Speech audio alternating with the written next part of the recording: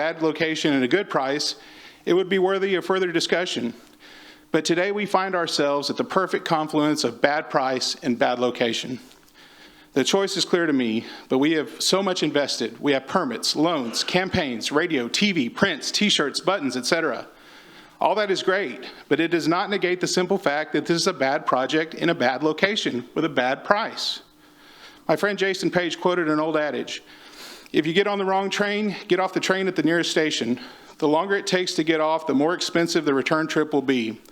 Well, like they say on Yellowstone, the time has come to take the Inner Harbor desalination plant to the train station. The choice is clear. Vote nay. Thank you. And I'm keeping tallies. Right now we've got 30 against, 4 for, 3 arrests, and 1 St. Denis Street. Thank you all. Okay. Thank you, Mr. Miller. Adam Rios. Adam Rios? Okay. Dan McQueen.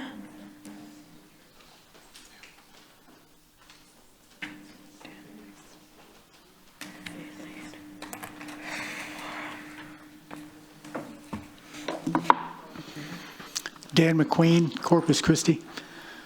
Mayor, council, staff, it's always a pleasure. And I look at you with such promise. I asked God, I said, God, can you give us one more and make it a Fab 6? Because y'all know what's right for the city. And I listened to one of our council people today he said, that's 1/3. The taxes, the interest is 1/3 of the budget of the water. And I'm thinking to myself, my God, he's starting to see the math. And I'm thinking to myself, maybe he's going to see the history of how we got here. The real estate deals that were done, and now big projects that people think at some point in time we're going to get tax dollars on it. And it's going to be a city that's got tax revenue from it. And I listened to Mark Minster, and he puts up the slides, and I'm watching you guys on council, and I'm saying they're not looking. They're not paying attention. They don't see the numbers. They're not asking those industries why they don't have the jobs. They're not impacting their water because they're not paying their share. Nobody's even questioning the industries, right? And so people know I'm in Austin to San Antonio, running for Chip Roy's seat in Congress, and that'll be my focus. And I love Corpus Christi. That's why I'm here with you people, because I know you're going to do the right thing. You know, I ask myself, I'm looking at the Texas Venture Festival. Corpus Christi's not on it, yet Del Rio is. Del Rio's looking at a plant to turn their, matter of fact, they just broke ground to turn their waste into water, okay? Another $250 million project, and they're moving forward. Del Rio is moving faster than Corpus Christi. Boy, does that hurt my gut, okay? It really does. And I'm hoping that at some point in time, some of you people start owning the history of how we got here. And my 4th novel is out. It didn't just happen. There was a 1, 2, and a 3, right? And by God, I hope you see a vision of where we need to be tomorrow. I asked you earlier, where will Corpus Christi be in 10 years or 20 years? What's your vision? Have you even talked about it? Do you have a solid vision on what's going to turn the economic model around, what's going to fix streets, what's going to do anything for the people? I talked about, you know, boys and girls clubs and stuff like that, but I don't see anybody doing anything in this city to promote our future. Have a blessed day. Thank you, Mr. McQueen. Aileen Trejo Chavez? Aileen? Oh.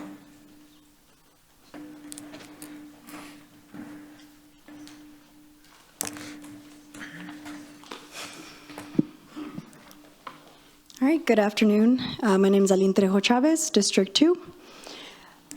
A lot of things have happened today. We have a lot of voices in opposition to the desalination plant. You all have the facts that you need to know. You, for many years, have spoken with experts regarding the potential effects that this plant could have in our bays. And from the beginning, it has been pretty clear to us as residents who is towing what line, who has been apprehensive, who's been asking questions on behalf of the people, and who has been covering for the industry. These things, they matter a great deal to me personally. As a resident of Corpus Christi, I love the city, I love the people who live here, and I'm committed, as my friend Chloe said earlier, to keep fighting for the city, and to keep fighting for the things that we deserve, and to keep fighting for the future that is so close to us. We just constantly face greed as an obstacle, but today could be different. Today could be a day where we see justice for the Hillcrest community. That's why I'm here speaking. I want that so bad. I want to see something good for that community. And in my future, if God allows, before I leave this earth, I want to see Hillcrest the way that it has been told to me by my elders. I think about that all the time, how beautiful it would be to fall in love in Hillcrest, to go clubbing in Hillcrest, to get a haircut in Hillcrest. And it fills me with rage and indignity to know that these things don't move some of you. They just go in one ear and out the other. And it's really obvious to us who's listening and who's not listening. And that's all I have to say. So please do what's right. Please give justice to Hillcrest, very small amount that we're asking, and they deserve so much more. And just know that no matter what happens, whether this is in favor of Hillcrest or not, we will continue to fight to better that community, because this is what I want for my future. I want to see these things in my lifetime. I want to see Hillcrest thrive again. Thank you. Thank you, Ms. Trejo Chavez. Arturo Lima? Is Arturo Lima here? No. Okay, Henry Williams? And then we'll have Carla Frank, Julian Hernandez, Alicia Matus.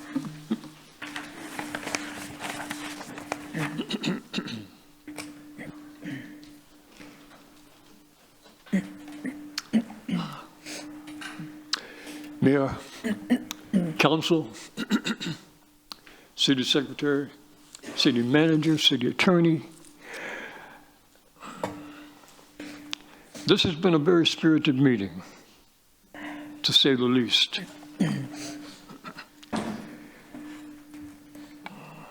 I want to read from the scriptures. Reverend Williams, can you please state your name and city? I'm sorry to interrupt, sir. Henry Williams, Corpus Christi, District 1.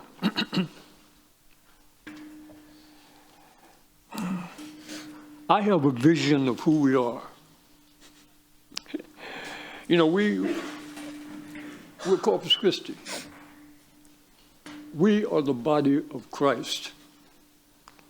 And it's important that we understand that we conduct ourselves accordingly.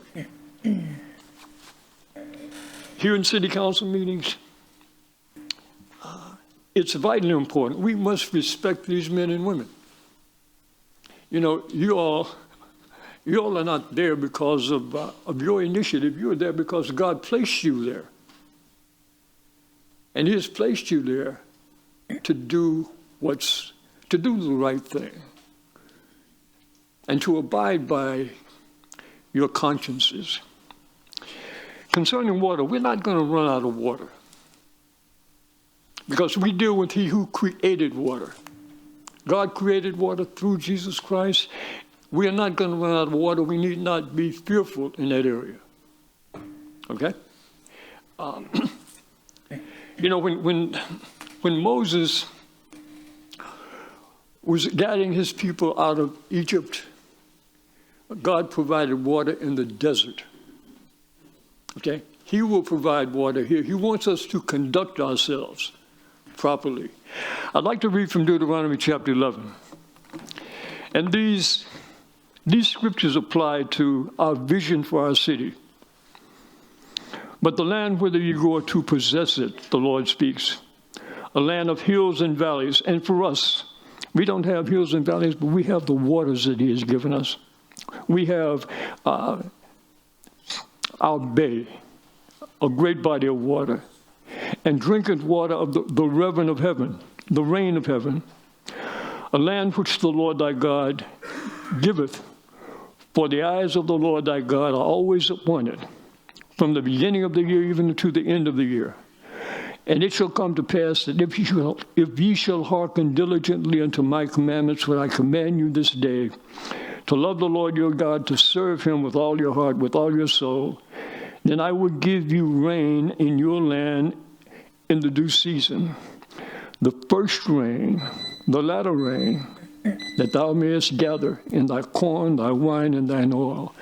And it speaks of how he will bless us, how he will bless our children. Thank you, Okay. Reverend Williams. And his blessing upon our city. Thank you. Thank you, sir. Carla Frank? Carla Frank? Oh, sorry. I didn't see you. Good evening, council members. My name is Carla Frank, and I'm a resident of District 5. The Reverend is going to be a hard act to follow.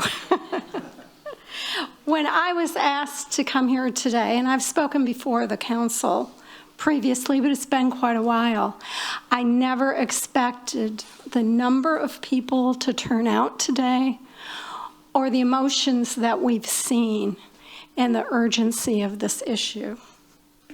I'm here today to talk about the water crisis in our city and desal.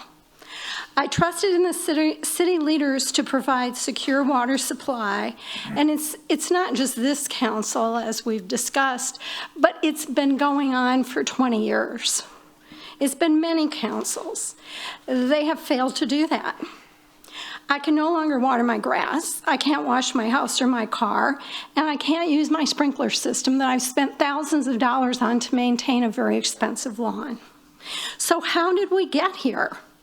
I am not the water police, and I do not dig deep into the city data regarding water, nor should I have to do that.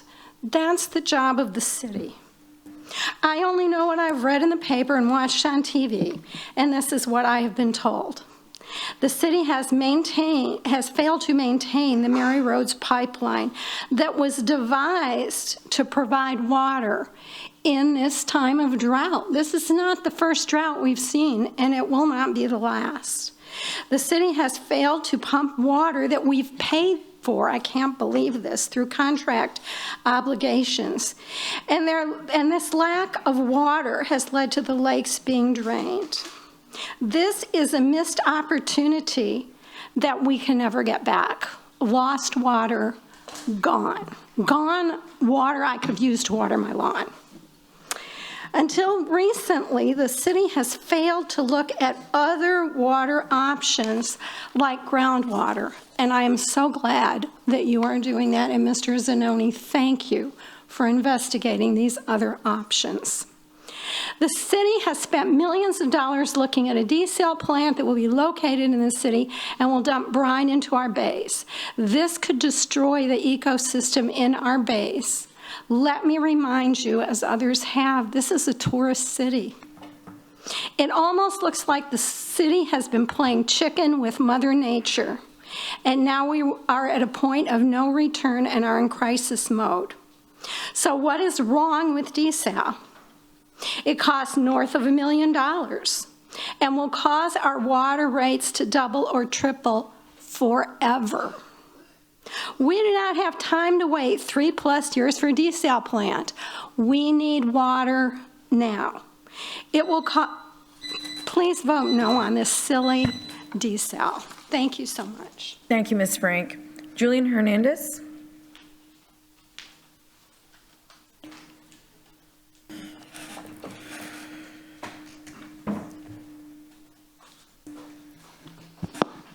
Julian Hernandez, District 3.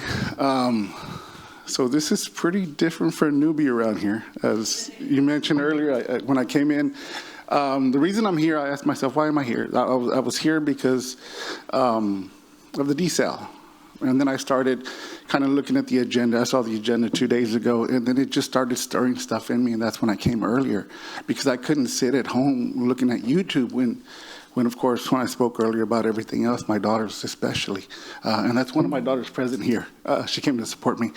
But my thing was, okay, the cost of it. You know, I worked a lot out of town, so I would get tidbits here and there. And then you hear everybody where it started from, and then where we're at now. You know, I worked in the utility field, the extra high voltage power line stuff, and have we looked at, yeah, we're Hurricane City here. What happens when they start building it, if they do, and then a hurricane comes and hits it? How much money are we out then? Do we have the maintenance, the papers I passed out earlier, the maintenance issues that I see with the city? You know, it was talked about the wastewater, but all the stuff that they're vacuuming out of the sewers is because we don't hold our contractors and people accountable. We don't have the people looking after it. The water gardens are a good example of that. How often is it shut down? I remember when it was this high when I was a kid. It might have been perception, but it was tall. Okay, the picture that I showed you there was an engineering design on the corner of SPID and Carroll Lane and one on Everhart. It was a stop signal that kind of cut across, if you still have those pictures, and I kind of drew it in there in red. So that was a design that we came up with, so if you ever got to that intersection, you would have to look down to look at the lights. A hazard, so they took them down. So we spent all that money on engineering that and put it into effect, and just to take it down. So what are we doing here with the price tag that much bigger? And I did write some notes. Last thing, the tariffs. In the utility, the field that I work in, tariffs have a big part in it. We're looking at this now. Okay, where is all that material coming from? Is it coming from the U.S.? More than likely not. Okay, that bill is only going to get bigger. So what are we looking at as far as to build it when we get done engineering it? And then where do we go from there? Then we invest more money just to lose it all. And are we willing to do that for one of my daughters over there, along with my other ones and my grandchildren? I vote no, not because that we don't need water, because yes, we need water, but there was a lot of educated people, more than I, that gave different plans, how we reached out to figure out a different opportunity than using the resources that we have here in town. Thank you. Thank you, Mr. Hernandez. Alicia Meites?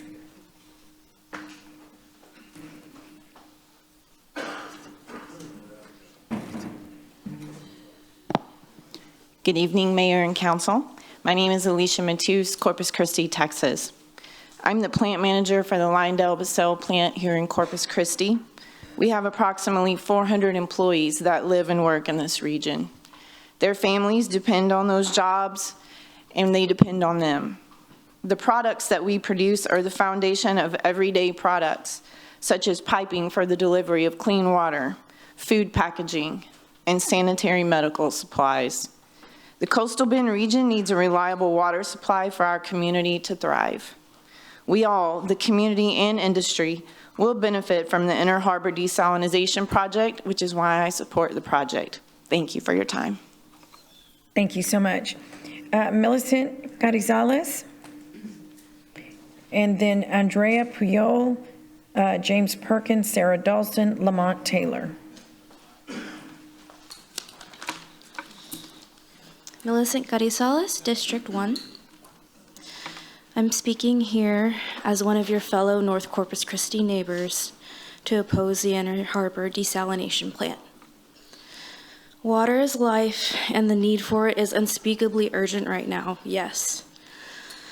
But as somebody whose family, my ancestors have been here in the Coastal Bend for many hundreds of years, working both the land and the waters we call home, I believe that the cost desal brings, not just financially, but environmentally and culturally, is too high. On account of the Hillcrest community, those whose life expectancies along Refinery Row in North Corpus is an average 15 years less than people in other parts of Corpus Christi due to heavy refinery pollution. It is morally corrupt to force my neighbors to bear yet another burden in the name of a false solution, mostly benefiting industry whose water usage will always far, far exceed that of the people, and the people who pay that cost not only with already strained pockets, but their bodies. I ask that the council will remember us in this decision. Thank you. Thank you, Ms. Carrizales. Andrea Puyol?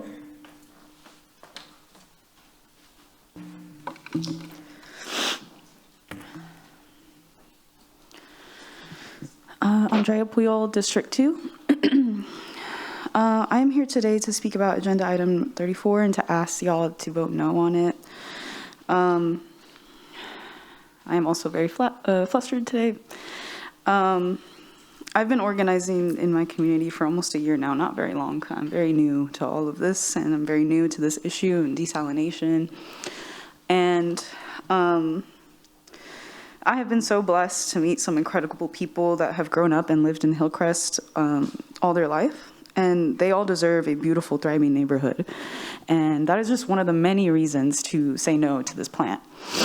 Not only for that neighborhood, but for the bay, for our water bills to not go up, for the price, which, like my friend Jake, I also don't care about. I really just care about my home. And I care about other people having a home, and a good one, and a livable one, with clean air, with clean water. I grew up in Alice, and then I eventually started coming to school here when I got older. And Corpus was always like the place to come. We would go to the beach a lot growing up. I would go with my mom a lot. When we started living in Corpus, my dad got into birding, and I would go with him. And to know that all of that will more than likely go away if this plant gets approved makes me so sad. I was talking to my mom about it yesterday, and I got emotional, and she was like, "Don't cry." And I so badly wanted to tell her, but it's hard to stand up to your Latina mothers. It takes strength to cry, and it takes strength to be vulnerable, and to come up here and to wear my heart on my sleeve and to ask y'all to listen to us. And on the same side of that, I don't think people are wrong for getting upset and for being disrespectful, because I think those people that have been organizing around this issue for nearly 10 years and bringing this up to y'all have been disrespected so much along the way. They've been ignored, they've been targeted online, and now y'all are actively silencing them here in the dais. And that is so sad and so pathetic, and I feel like some of y'all aren't even listening to me anymore. So where's the respect to us, to residents that deserve clean air, clean water, a livable home, and a thriving community? That's all I have to say. Thank you. Please vote no. Thank you, Ms. Puyol. James Perkins?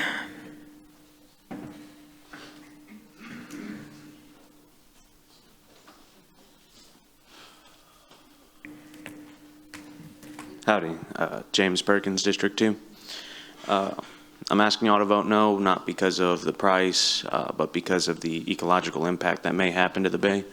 On top of that, I've mentioned it before, but I grew up over there on Navigation, and I got real bad asthma now because of that. And it's that kind of impact to the people around it, you know, and you know, there might be a buffer zone. There's like an acre of space between the refinery and the house that I grew up in, but that acre of space didn't really do nothing for the air pollution. That acre of space didn't really do nothing for the light pollution.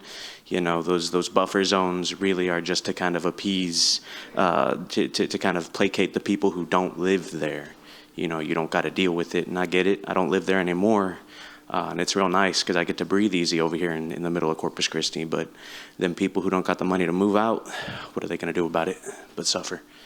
And it's not understand we want Corpus Christi to be a nice, thriving city, but for a nice, thriving city, you need a strong foundation. And a foundation built on industry, built on capital, is not a lasting foundation. Capital runs dry very quick. Capital goes by very quick. All these industry people coming up and saying, ooh, they make the products and they make what we need and they make what we want, it ain't gonna last. How many things you buy today nowadays that last for the next year? You know, you got to constantly replace all your devices. You got to constantly replace all your kitchen products. You got to constantly replace all this stuff. How many times your car break down, you replace the parts for it? Shoot, I only got 100,000 miles on mine. I already got to replace the transmission twice. What am I supposed to do about that? Rely on these products these industry people are putting me? It ain't just about us. It ain't just about Hillcrest, though those people have suffered a lot and continue to suffer. It ain't just about the bay and the animals that don't really get to come up here and say, hey, y'all are mucking up my place. You know, it's about the future of Corpus Christi. It's about down the line when they look back in the history books and they say, well, where did it all really go wrong? You don't want to be the ones in that little paragraph of text where they say, and this is why Corpus Christi is a ghost town. We got 300,000 people, nothing to do except for go to the beach, go fishing, you know, do those kayak tours, just get out of the house and get on that water. And with that desalination plant, no matter where you put it, you're done mucking up all the water. It ain't good. Vote no. It ain't good. 15 seconds, cool. If we're really worried about water, why don't we just kind of take the water we sold back from the industry? I know it's probably not a great option, but they ain't really using it to make good stuff. Thank you, Mr. Perkins. Sarah Dawson.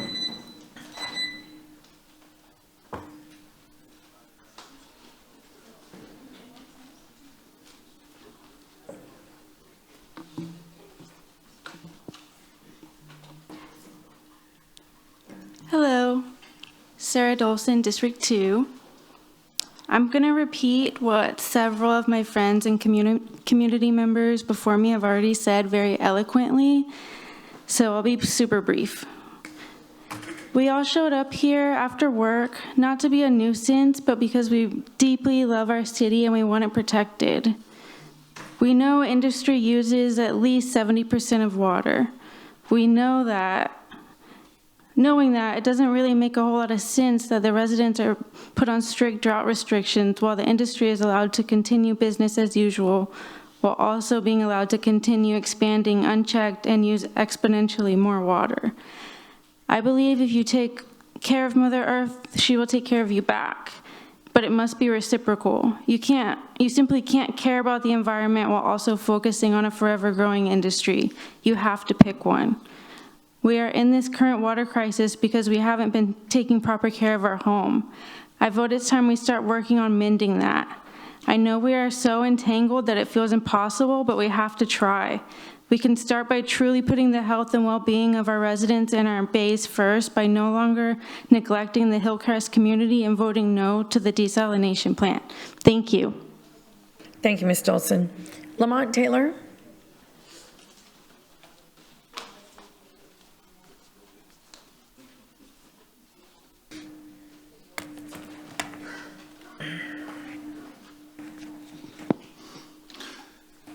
Good evening. Lamont Taylor, District 1, Corpus Christi.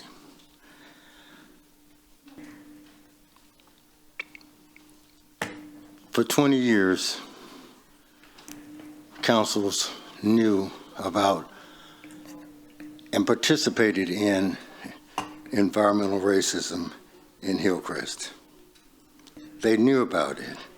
And you perpetuated the problem or kicked the can down the road like we didn't know. We didn't know. Some of you guys knew that this was happening over there. Some of you guys knew because you've been on the council for 8, 6, 4 years. So you knew what was going on over there. And voting for the encroachment of that neighborhood, providing opportunities for industries to continue to come in and pollute. And then I guess the straw that breaks the camel's back is that you come in and you want to put brine back in the inner harbor and then eventually destroy the bay. Okay, that's the social part of it. Now let's go to the financial part of it. From 200, 500, 7 to now $1.2 billion for only 30 MGD. 1.2 billion for 30 MG. Makes no sense economically. So vote no. Thank you, Mr. Taylor. Jen Gracia? Jen Gracia? Anna O'Reilly?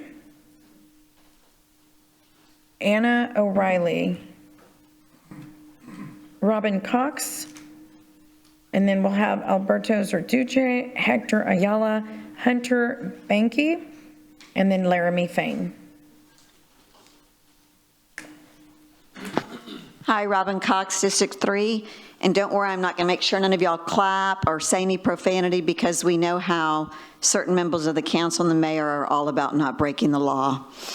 So I want to speak to you about, not desal at this moment, about last week at City Council when Rachel had the courage to get up and play a certain video. And I thought about bringing my phone up and acting like I was going to play something and see who was going to jump and run and hide in fear.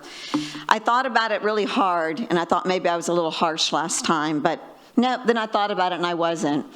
I thought about my dad, who was the brightest man and the smartest man, and how he raised me. And my dad always used to say, I'm not raising y'all to get into Harvard, I'm raising you to get to heaven. And one of those things was not to lie. Always tell the truth, and then you don't have to backpedal. It's not too late for some of you to come forward and tell the truth. And then I thought about when I tutor my students. Some of my students had a hard time with the word irony and what it meant. And I'm really quick on using analogies for that. Irony, I think all of you need to know the truth. Irony is when you commit a crime and the people that your citizens have to pay for it. Most of you don't know, if the council up here commits a crime, your tax money pays for their legal advice. How would you feel if you went into a store and you stole from Dillard's and Dillard's paid for it? Another quick analogy is if your spouse had an affair and you paid for the hotel room. It's kind of the same thing. I saw Eric Tushny sitting here the other day from the Chronica, and I thought, wonder which one of you is giving him a check to write a story in his way and to go to his way. It's not too late to do the right thing. Let your conscience do the right thing. If some of you have changed your mind about what you said in deposition, the main thing to do is don't lie, and then you won't have to backtrack or think about what you say. So I want to thank your time. I went ahead and contacted Taylor Sheridan to see if he could buy the story on this, but he sent me a thing back and said he just didn't believe it. It couldn't be this corrupt. We looked like today something out of a bad sitcom. I know we're all passionate right now, but I don't want to go to jail for any of this. I can't use the bathroom in public in front of everybody, and I know that's what it'd be in a jail cell. But I understand how some of you got so passionate and upset, because I see some of you on your phones looking at this stuff when we're here pouring our hearts out and saying what we believe in. Maybe you're looking at your phone thinking, I'm missing the next sale at Julian Gold. This is important stuff. So please do the right thing, and I thank you all, and I'm sorry y'all have to put up with some of the stuff y'all put up for, because I know some of you truly are here because you want to do the right thing. Thank you. Thank you, Ms. Cox. Jen, Jen, come on up. Jen Gracia. She was before, she wasn't here. Okay, sorry. Good evening, guys. Jen Gracia, District 2. I want to, y'all called me, but I was up there eating snacks on the 6th floor, just so anybody wants to know. Thank you to TCE for that.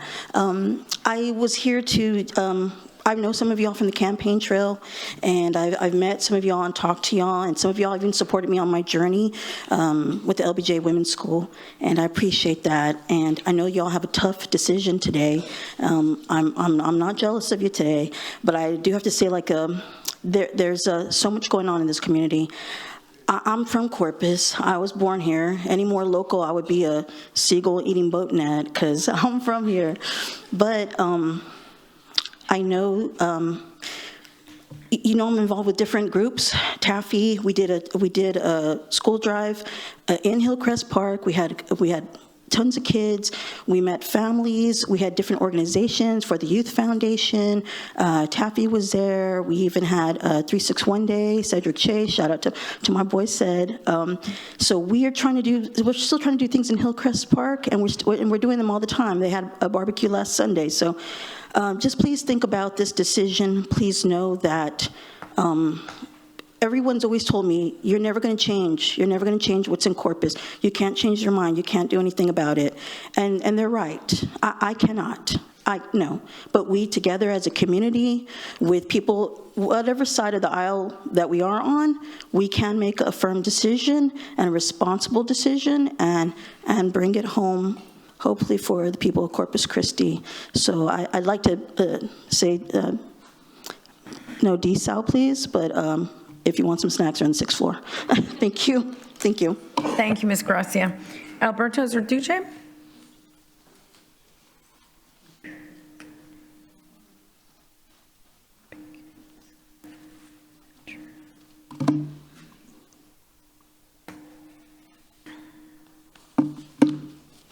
Sorry, wrong phone. Had to move it over.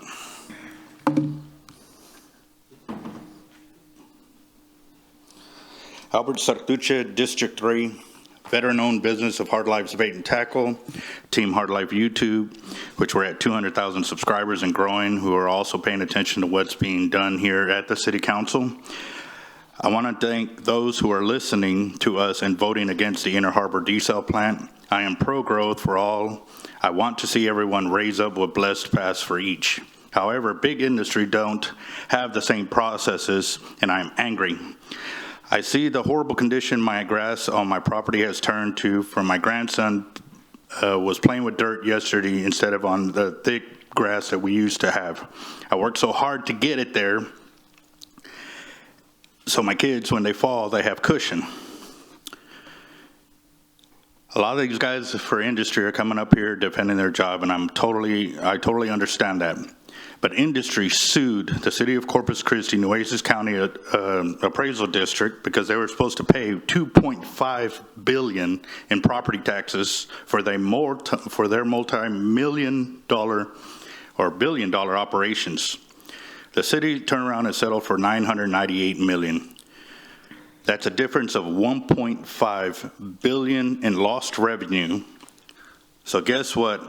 We all as residents and taxpayers are going to have to cover that difference to make up for where industry is coming in and using up the communities, which they drain the main resources of water, which the taxpayers, again, are forced to pay with their properties, livelihoods, and more to fill in those funding gaps. Why is this important? It is important because if they actually carried their portion of what it takes to carry this city, we wouldn't have the streets falling apart, crazy taxes, city taxes, light, property, and everything going up. Time to hold these multi-billion-dollar industries accountable as we are held accountable for everything they take from us. I submitted questions to the City Council in which I asked, what is the project cost 10, 20, 30 years down the road? With all these lawsuits and fixes and restoration of the plant, because the situations that happen in the Inner Harbor desal plant, what would be the real numbers on top of that $1.3 billion price tag y'all are forcing us to take in?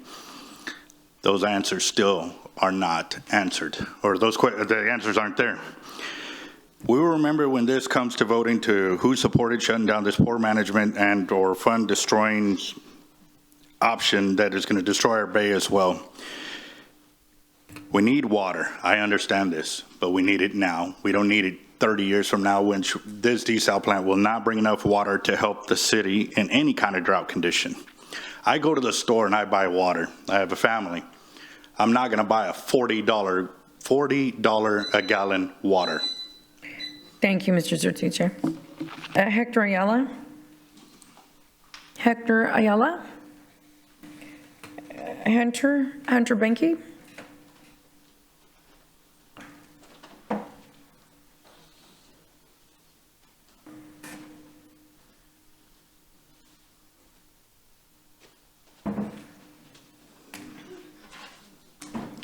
Good evening, City Council, staff, and Mayor. Get my cheaters on real quick. Hunter Benke from District 3. By the way, is there still a sale going on at Julian Gold's? Sorry. Back to progress here. For over 2 decades, Saltwater Fisheries Enhancement Association has been committed to the conservation and long-term preservation of our local fisheries.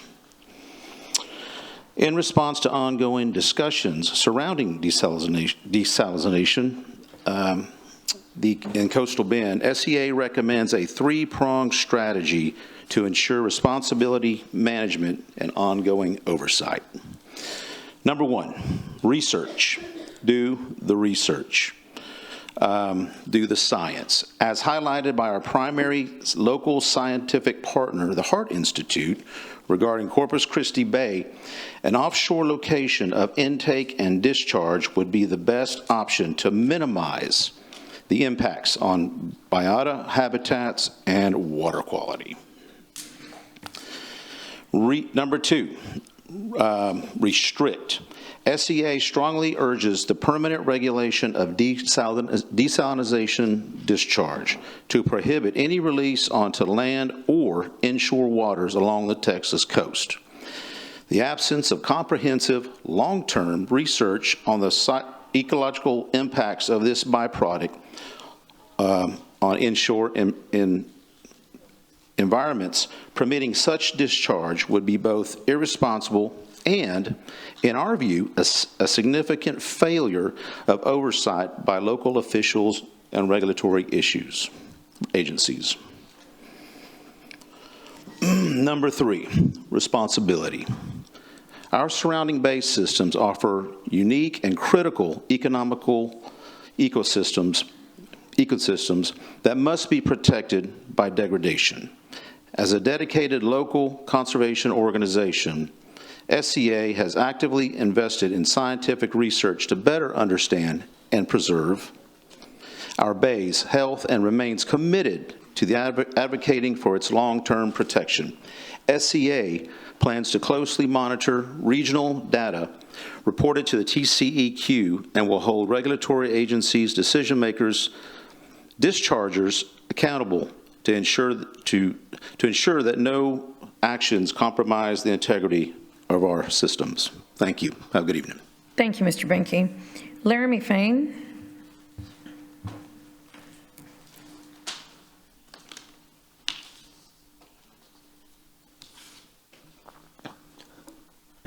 Laramie Fain, Corpus Christi, Texas.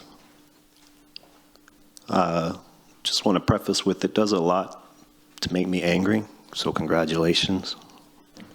In spite of that, I will not be boisterous, and I will do my best to read my statement in the spirit in which it was prepared. But I would like to say that if you're going to start arresting people for cussing at you, you should probably get out of politics. Now, you can trace the topic of desalination going back to 2014. It's over a decade of this fight. And you've only gotten this far because leadership, historically, has willfully clawed and crawled and ramrodded its way past public opinion, input, and outcry, past petitions, past warnings against environmental impacts, past warnings against insurmountable industrial expansion, and against clear evidence of environmental racism. The residents of Hillcrest have consistently and respectfully shown up since day one to say, no, thank you, we have had enough. And that alone should have been enough to put this to bed. That should have been it. 10 years of a voice that grows louder and louder each year to say enough is enough Stop prioritizing industry over people, because that is who this water is for. I know it, you know it, everyone in this room knows it. We come down here week after week in larger and larger numbers to try and speak sense and truth to you. But the money and the special interests always speak louder. And we get written off and disregarded and now arrested to the point that I genuinely do not believe that you care to listen to anyone outside of your spheres of influence. And the influence of industry is powerful, but I promise you that our willpower dwarfs that influence tenfold. And I don't want to be your enemy, and you don't want me for an enemy. I want to work together with you to make this place somewhere that we want to live and be for the good and the longevity of our home. I want to do that together. And you have an opportunity right here, right now, to course correct, to begin the process of rectifying injustice and corruption. So do you have the strength of character to do that? So for today, I will put my faith, my hope, and my trust in you, in the 9 of you. Don't let me down.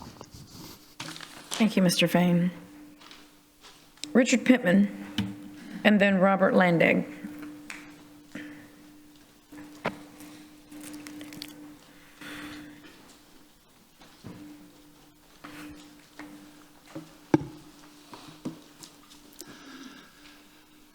Mayor, council members, my name is Richard Pittman, and I live in District 4. It's been a while since I've actually come before the city council, so I know several of you. So I came to Corpus Christi in 1970. I was a young man just graduating from college. I was leaving Lubbock, Texas. Just had a big tornado there. That was in May, and I came down here to Corpus Christi in August to Hurricane Celia. So I got to experience both of those in a couple of month period of time. I went to work for Central Power and Light Company as a young engineer. When I came to Corpus Christi had 204,000 people. And I'm talking about the people inside the city limits. I'm going to compare that to San Antonio. I'm going to compare that to Austin, Texas. So we had an uptown and a downtown that was thriving. We had shops, we had businesses. We had, of the 10 major accounting firms, 3 of them were located uptown.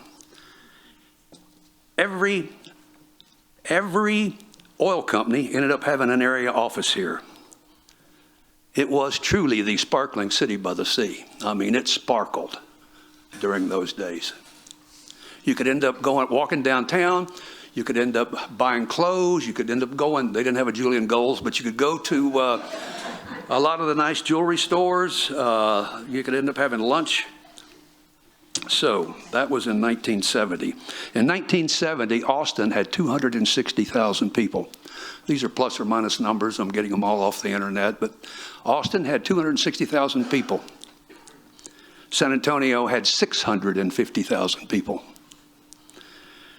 So I want to move ahead to today, 2025. Now Corpus has 317,000 people.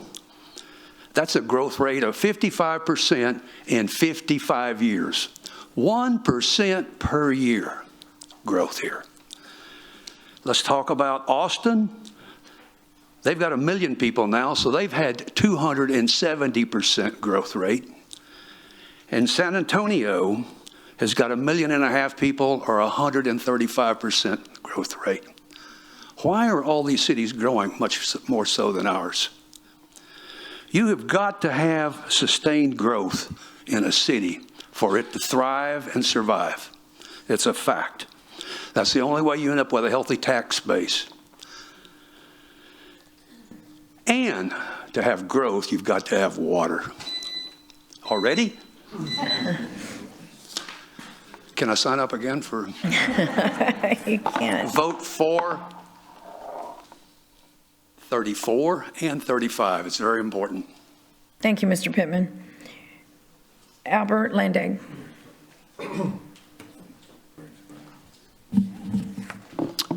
Good evening, Council, Mayor. Robert Landig, Corpus Christi. So by profession, I manage and work in large capital projects. I've done that for a couple of decades. And so I'm not going to make an emotional pitch to y'all, but I'm going to stick really to the just more technical project management side of this. Where we're at in this project right now, and actually before I even say that too, with the projects that I have, and this is the part where I really feel for you, if I had to go back and re-justify the project every couple of months, I can't imagine how I would get it done, because that's not how you deliver world-class projects, by revisiting your credits every couple of months, as well as the whole decision-making process. After you make it, you get to a go, no-go decision, and then you move. And that's how you deliver something on time, safely, and at your cost. So if we derail this thing now, we're going to lose tens of millions for the recycle, just from a base project management standpoint. All the drawings, all the engineering work that Keywood has put together so far, it's half-cooked. It's in the middle of what I would call the front-end design, feed process. Look it up on the internet. Front-end design, feed. This is a typical thing for large capital projects. So we're going to lose tens of millions if we recycle on that. Schedule. We will lose at least a year on this. A year that we do not have. I was up in the hill country with the family over the weekend. Coming back, Choke Canyon's almost gone. And so, and I've heard the comments around scare tactics and fear mongering, and there may be some of that going on. I'm not saying it's not, but we are going to be out of water very soon. And so I'm scared about it. I am. I've lived here for 6 years. This is my home. I've had family move down here. I want to stay here. But if we can't do this, I'm going to tell my boss, hey, transfer me out. I'm going to sell my house before the rest of these start crumbling down and people start moving, because it's going to come. So we talked about cost, schedule, reputation. Are other people going to work with us? Are we going to get more future growth, any investment here, if we can't deliver some basic utility things? And I get it. You know, there's a foundational thing here. Council members turn over every 2 years. It's hard to get long-term things done. But, oh, man, it's hard. Even if you were against this before, just look at what we're working with right now. A year lost, tens of millions. This thing, we've looked at the science. We've looked at the other parts of it. We've got to keep our reputation there. If we get to 60% on this thing, rebid it out if you don't like the cost. Look at it then. You'll have another go at it. Thank you. Appreciate it. Thank you, Mr. Landig. Judy Arnold. Judy Arnold. Susie Saldana. And then we'll have Becky Moeller, Eric Payne, James Klein, Elena Martinez. Susie Saldana, Corpus Christi, Texas. You know, I come before you today and I'm kind of really shocked. I've been attending city council meetings, believe it or not, for the past 60 years. And I've come here and there've been some emotional fights and some very rough things that are going, but never ever have I seen the disrespect shown during this meeting. During those 60 years, I've seen fights, I've seen arguments, but they were all done with respect. However, let me look at you, because the disrespect starts right there in that podium. I've seen it from you all here on the podium, but I see it more out in the open, in the community, where you don't only bash each other, you bash your staff. And it's a shame, because that perpetuates the people that are being the way they're acting. Yes, when you get up and talk about decorum and the fact that this is a place of business, it is, but you have to demonstrate that yourselves. You have to show that you can respect each other, and what you argue and what you fight about in there, That's what it is. You don't bring it out in the open. And unfortunately, you have. You have, because I've seen it. You've got staff that are leaving, and they're not leaving because they don't like their jobs or because they don't like the money they make. They're leaving because they're afraid of the emotional trauma and the political issues that are going on.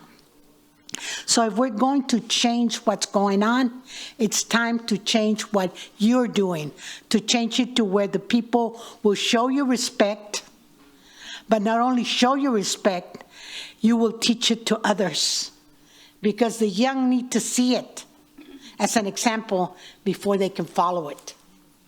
So I ask you, whatever decision you make, do it with dignity, do it with respect, and remember that all over the country they're watching us, and we're becoming a laughing stock, and I don't like it because I love Corpus Christi. That's why I'm still attending city council meetings, because I love this city and I want to see the best for it. But it starts up there where you are. God bless you. Thank you, Ms. Saldana. Becky Moeller.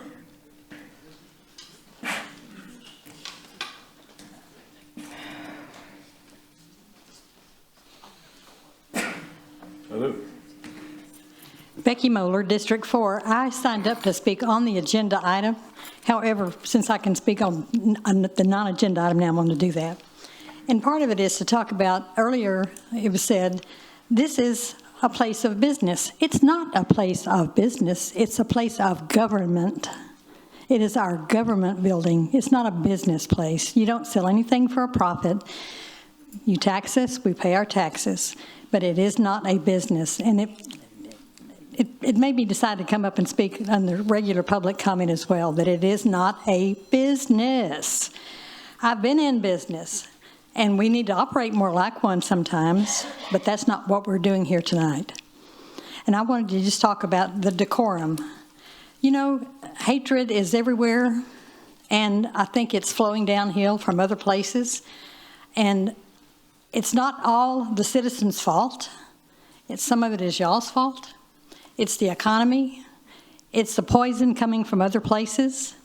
It's the redistricting that we've had to suffer through for 30 days. So remember, we're not all professional politicians. We are citizens. I'm a mother. I'm a grandmother. I'm a great-grandmother, and I care about my city. And today has not been pleasant for anyone, not you. I don't feel sorry for you. Y'all signed up for this. I feel sorry for the folks who are so emotional and so distressed about it. Thank you for letting me speak now too, Mayor. Thank you. Thank you, Ms. Mueller. Eric Payne.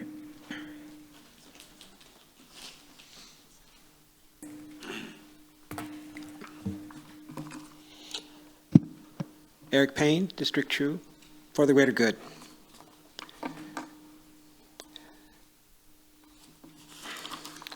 The desal project proposed will not benefit Corpus Christi. It's being leveraged, pushed upon us by outside businesses, interests, not members of the community, people who are leveraging anxiety about drought and economy and other real problems, but not offering a real solution. This is to be paid with on the taxpayer's dime, but the benefits will go out of Corpus largely, and whatever jobs, crumbs they're thrown to us are greatly outweighed by the damage it will cause. The damage to our water, our air, our soil, our economy, and it will be left to us to clean up. Those outside interests are not concerned with that. Corpus Christi must not become a sacrifice zone any more than it is. And the idea of growth is always out there and is used to justify projects like this. But this old, tired idea, I've lived long enough to see it is not a real thing. It doesn't redistrict, the wealth is created, but it doesn't go to it doesn't go out fairly or equitably. It's siphoned up to a small number of people at the top, and the damage is kicked down the can and left by these other people to clean up. $1 billion is obviously too much to spend on this project. $1 billion of Corpus Christi taxpayer money going to interests that are outside of Corpus Christi. People not invested in our country, people who can just easily pick up and move away. We should be investing this money in our infrastructure, libraries, revitalizing damaged communities, utilities, things like that.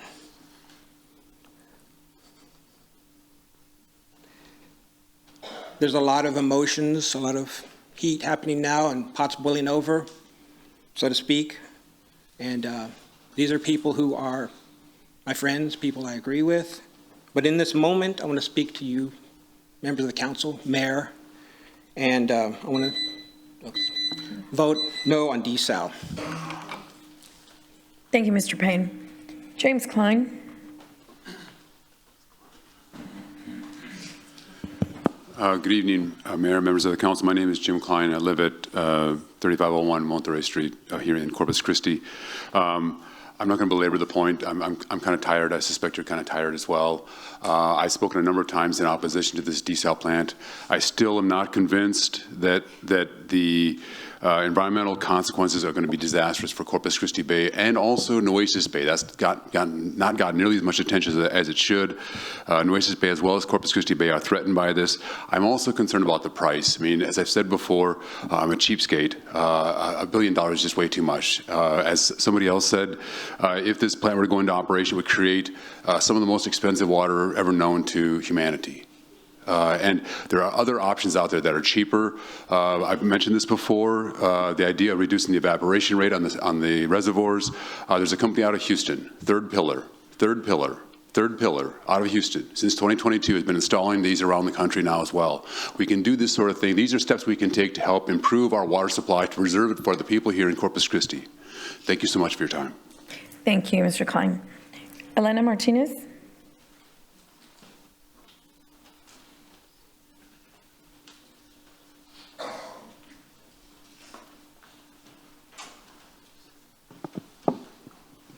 Good evening, Elena Martinez, Corpus Christi, Texas, District 4. I have talked about desalination before. I've talked numbers, I've made reference to the ecosystem, and today I want to talk about people, because we are here to do the business of the people. We have these beautiful historic homes downtown that we work so hard to preserve. We have a historical cemetery just a few blocks from here. We have a monument to Selena that someone put a life jacket on during Hurricane Harvey. Corpus Christians are proud of our history, but can we really claim that as we continue to incrementally destroy the historical Hillcrest neighborhood? Why is that history less important? It's not. And the more I learn about people from Hillcrest, the more I wish I'd known sooner, and the more I mourn a neighborhood I never got to experience. Please do not write off or disregard the people who got loud and boisterous, or even the ones who got arrested. Imagine how passionate and concerned and frustrated you would have to be willing to be arrested to make your point. The council talks about respect and decorum, but the citizens feel so disrespected, they no longer feel the need to be respectful, and can you blame them? According to an article published by Forbes in 2021, discussing 3 separate studies, there's a link between people who cuss and use profanity and honesty. People who cuss are statistically more honest, not to mention the First Amendment implications. By the way, last week, Councilman Roy was quoted and made a statement that he didn't say that. Well, I was going to look it up, but someone beat me to it, and there is a TikTok showing he did in fact say, "What are you going to do, get buried?"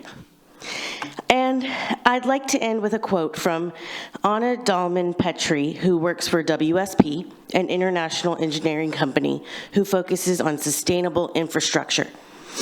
"Water is life. a resource that people are prepared to start wars for. It goes through a cycle. Nothing disappears. It is always there in all sorts of places and in many different qualities. Therefore, we need to borrow water wisely in order to be able to return it in a condition that can be reused. Thank you. Thank you, Ms. Martinez. Carl Krull.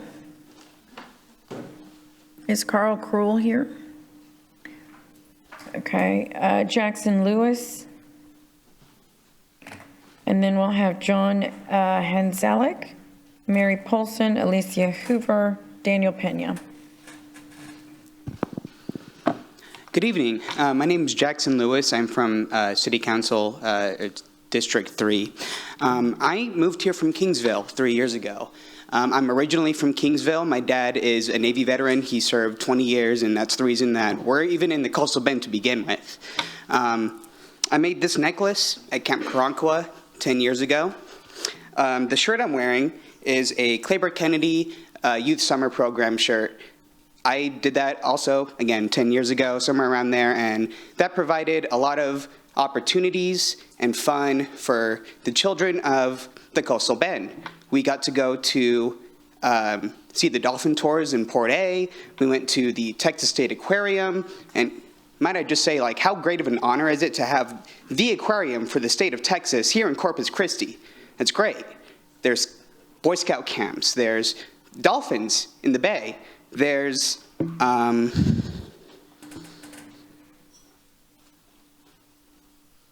National Seashore.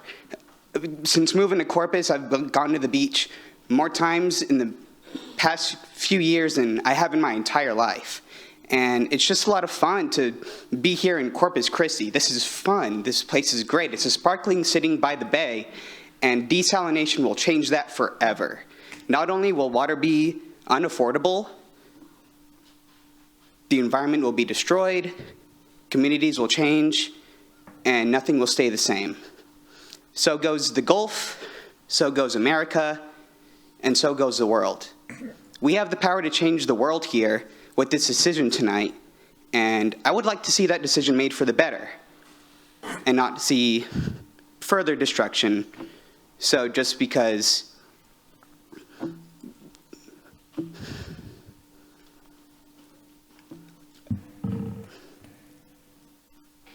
of corporate greed, I mean, there have been more eloquent speakers here tonight, and there will continue to be more eloquent speakers after me, and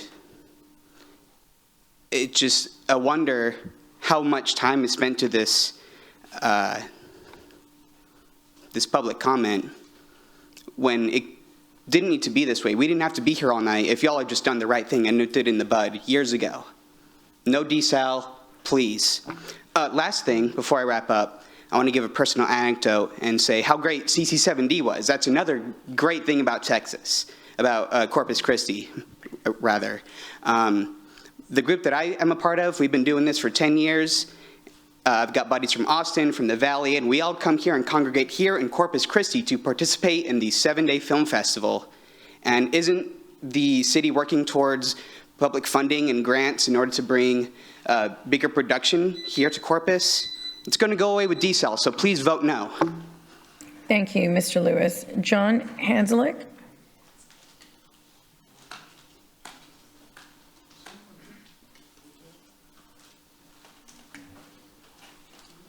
Hello, John Hanzalek, District 5. Mayor, council people, I appreciate your time. I'm a local business owner in the area. I'm pro-desal. Obviously, that's how I feed my family. That's how my people take care of their family. Industry is key in this area. My father was an operator at Valero. That's how I was brought up. It's a good living, you know. That's what Corpus Christi has to offer. If you're not a doctor or lawyer, the way I see it, doing something for industry in this area is really where it's at. And I just kind of urge y'all to move forward with the project. Y'all already invested money into it. Let's get it to 60%. And if you don't like it, then it can get requoted. I think it's important. And obviously, there's a lot more support for against than for right now. I don't feel like that properly represents the city, for I don't run across that in my circles. Almost no one I know is against it. So I have a theory on why that's represented the way it is here, but I'll keep that to myself, and that's all I got. I just urge y'all to do the right thing and vote accordingly. Thank you. Thank you, Mr. Hanslick. Mary Polson?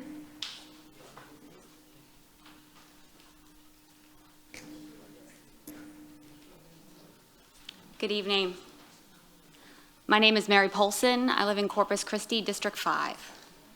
I'm here as a representative of GCGV, Gulf Coast Growth Ventures. It's a manufacturing facility that's located in Gregory, Texas, that supports around 600 direct jobs and produces materials that are used for medical supplies, packaging, preservation, textiles, and more. We support the city of Corpus Christi's Inner Harbor Desal Water Treatment Project, as well as the city's efforts to vet and pursue other potential water supply projects to protect our region. As a high-volume water user, GCGV has implemented significant projects at our own facility to reduce our own water use, which have already gotten significantly lower since the original permitted amount through designed engineering as we were building the facility. We've also lent our expertise to the city on engineering improvements to the Mary Roads pipeline and have offered to provide support on cost engineering for the Inner Harbor project. Much has been said in this chamber about industrial district agreements. We currently pay approximately $25 million in taxes each year to the community in which we operate.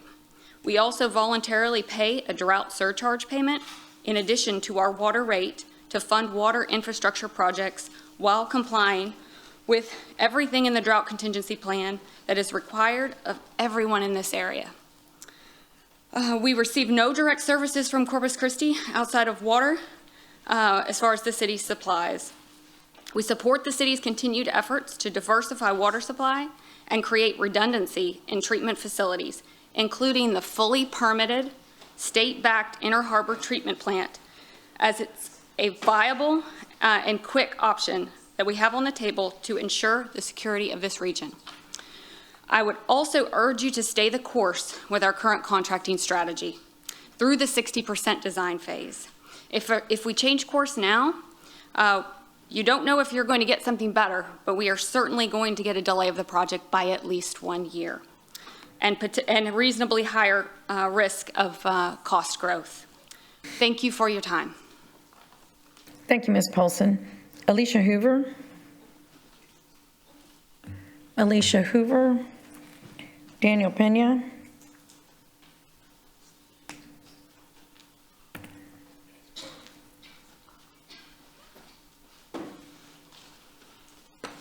Hi. I'm Daniel Pena from District 1, lifelong residents of Corpus. This is off topic from the desal. Again, I know I brought it up last week. This is over the city ordinance for section 319.5, the appliance connections for propane for our food trucks. I'm not going to let it go. I didn't get to finish last time, so I'm going to finish with the law that's on record. That Texas Natural Resources Code 113.054, effect on other law. I'm going to read for you verbatim the rule for what's in the book. It says, for section preempt and supersede any ordinance, order, or rule adopted by a political subdivision of the state relating to any aspect or phase of the liquefied petroleum gas industry. A political subdivision may petition the commissioner's executive director, which never happened, for permission to promulgate more prescriptive rules and standards only if political subdivision can prove that more effective rules, substandards enhance public safety.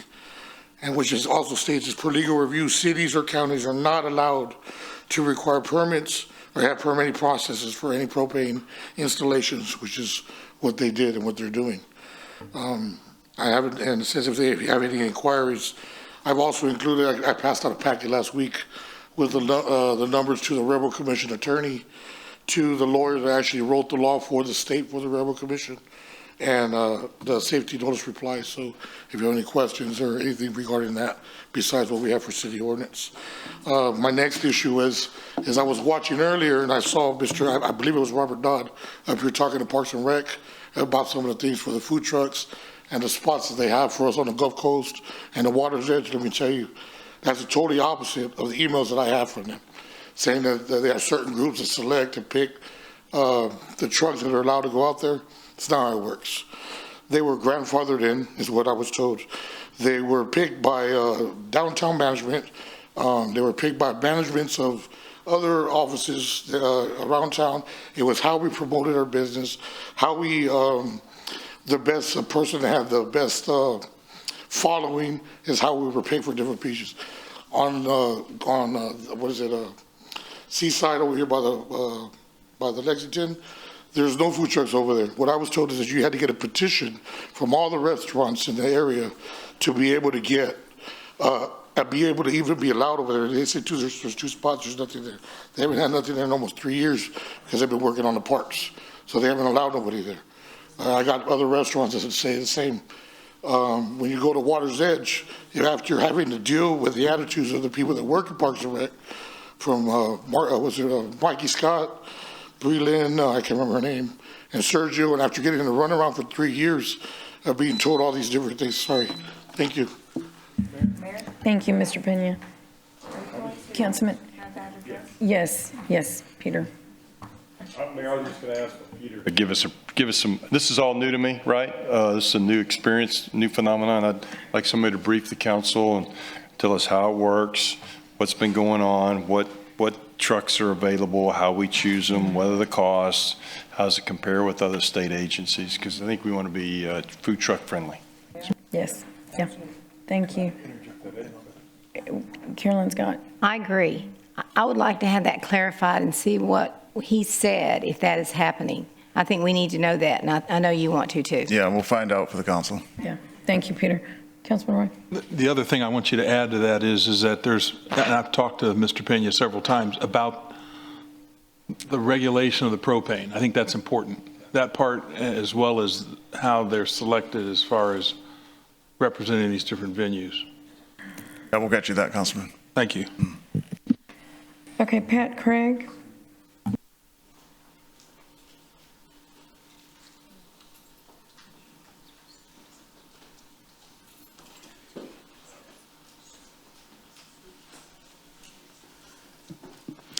Good evening, Pat Craig from District 5.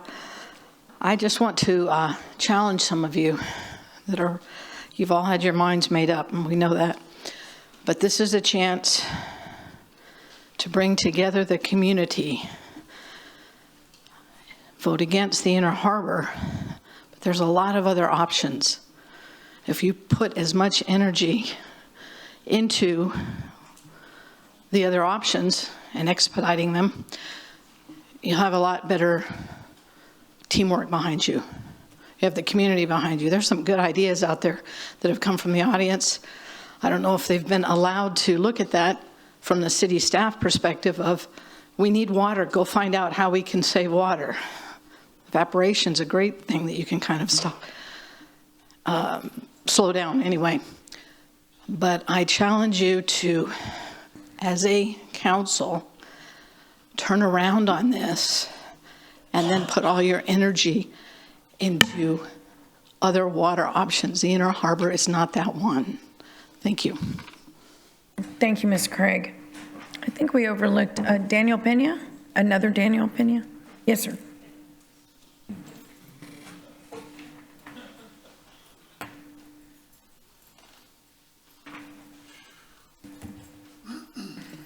Daniel Pena, Corpus Christi, Hillcrest. I'm asking you to vote no. Simple as that. There's some figures that stay stuck in my head. Apologize about that. But do some simple math with me. 100 MGD, and we're going to call it 60% that the refinery, not industry. You guys are really doing bad by doing that. You're making them our enemies. They come up here, act like we're physically attacking them or we're saying something about it. You know, that's something that's your doing. Anyway, minus the 60, you got 40 left, okay? So it's real simple.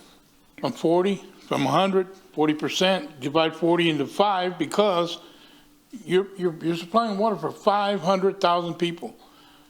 And you do the math on that, 300,000 people, that represents 24 million gallons. And the outside source, another 16, okay? So The problem with it is real simple. You're going to put a plant that, first of all, staff has said that 25, it's gone from 25 to 20 to 25 to 35. The number always changing on the seawater, the desal. And so I don't know where we're at with that. So anyway, the point is that staff has stated that even if they put that thing into operation tomorrow, it's not going to help at all. Nothing. Absolutely nothing. Okay? So what I'm saying is at the end of the day, 24%, that's what the city of Corpus Christi, the residents spend. That's what they use. 24 million gallons. But you're asking us to foot the bill 100%. We foot the bill on 24% that we use. Based on 100, I'm just using, I'm trying to make round numbers for you, but at the same time, they're accurate. 100 million, and we represent 40 as a city, but you represent also other municipalities, so that breaks it down. And so all I'm asking you to do is vote no, because it doesn't make sense. We're having to pay, and we use 24% of the water. That's simple as they can get. There's other figures that I know we're not supposed to direct it at nobody, but you guys been in the media. I don't know if you realize that when you talk, people are listening. Biggest figure in my head is 30 billion, not million, but 30 billion gallons of water. And guess what? Put that right now. Get 30 billion gallons and put it in the reservoir and see where we'd be. Check our numbers. Please do the math. Thank you, Mr. Pena. Susan Upshaw.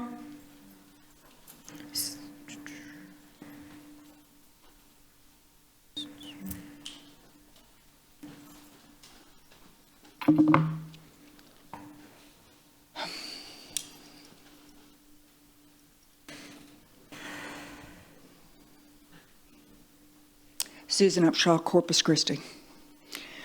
I'm here to talk to you about 25-1383. Know what that is? You voted on it today. It's charging for reclaimed water. You demand respect, but you are disrespectful to your citizens. I came earlier this summer to thank you for the success of you giving away the reclaimed water that you've been dumping into the bay so citizens could keep their trees alive. It was up to the citizens to go get their own trucks, their own totes, their own trailers. And they did. You have 500 people that have applied for permits. You average 30 trucks a day that show up to 5 hours to wait in line to get water. They're helping themselves, they're helping their neighbors, they're doing what they can. We're losing, in my neighborhood, oak trees that are 60 years old. We're losing mesquite trees. I am very frustrated. You voted on this and you didn't get a single public comment. That's why I'm here tonight. You know why? Because I started getting phone calls from friends that were watching the city council meeting. And they called me and they said you went and you talked to them because they said they were going to charge. And I said, I was assured they were not going to charge us for it, that they appreciated what the citizens were doing to maintain this community, to maintain their homes, to maintain their landscaping. And then it's on the agenda. The reason you didn't get public comment is because nobody knew.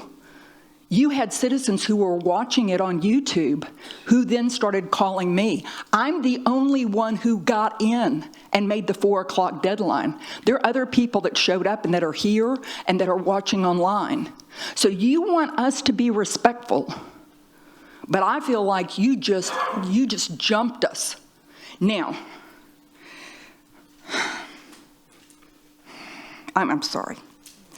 In the spring, a trip for me was 660 gallons. It was 2 totes. It does 1 tree. I have 6 trees, okay? So that, for me, means that I have to get 2 trips now because of the heat so that I do not lose my mature trees. Most of my neighbors have 2 mature oak trees. To replace an oak tree, okay, is $5,000. So when you cut this off where people cannot, I'll submit it to you. If you want us to be respectful, you must be respectful to us and be honest. Thank you, Ms. Upshaw. Wilson Strain.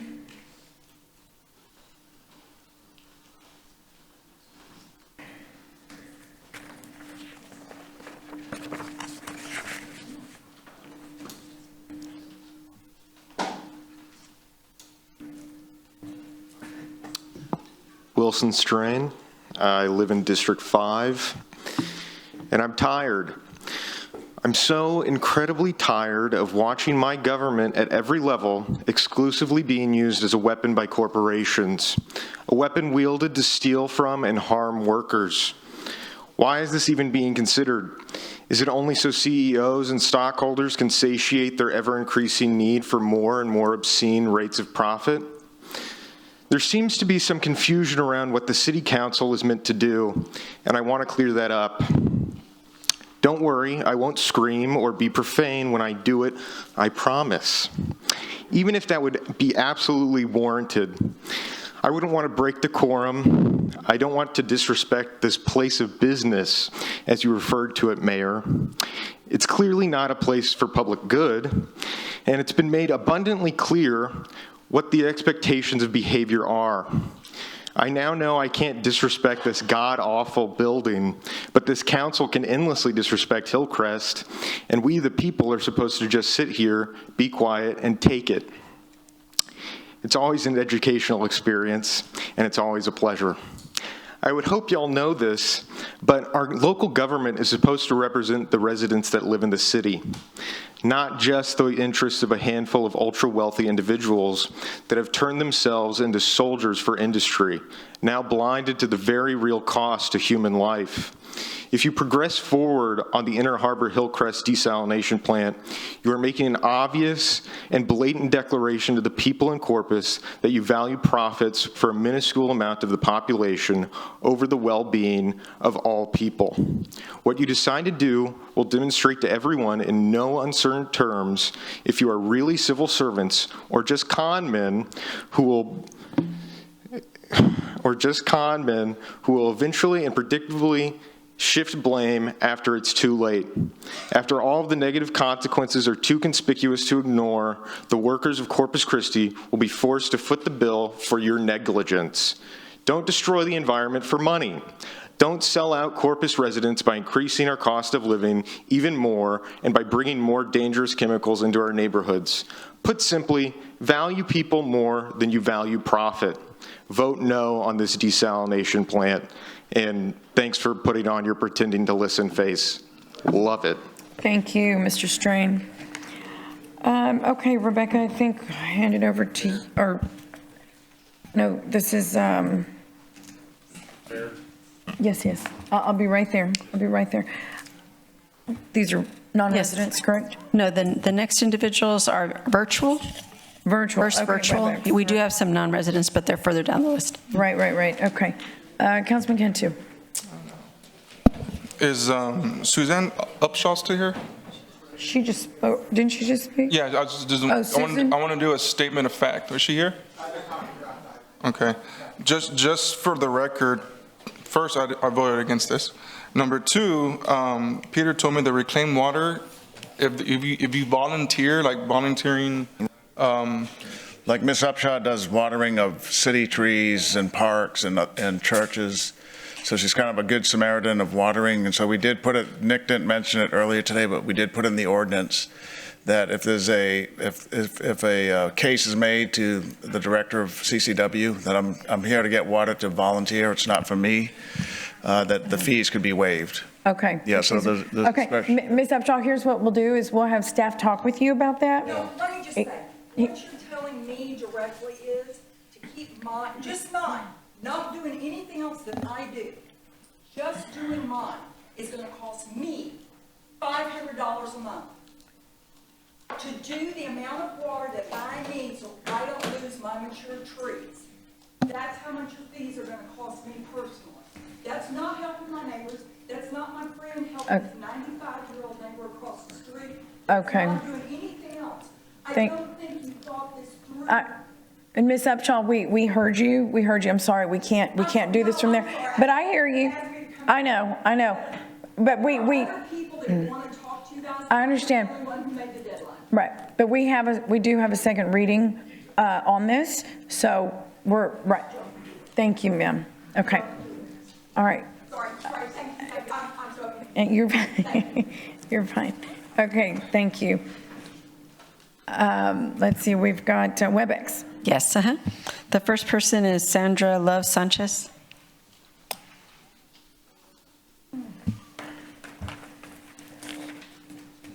Ms. Sanchez? Yeah. Hello?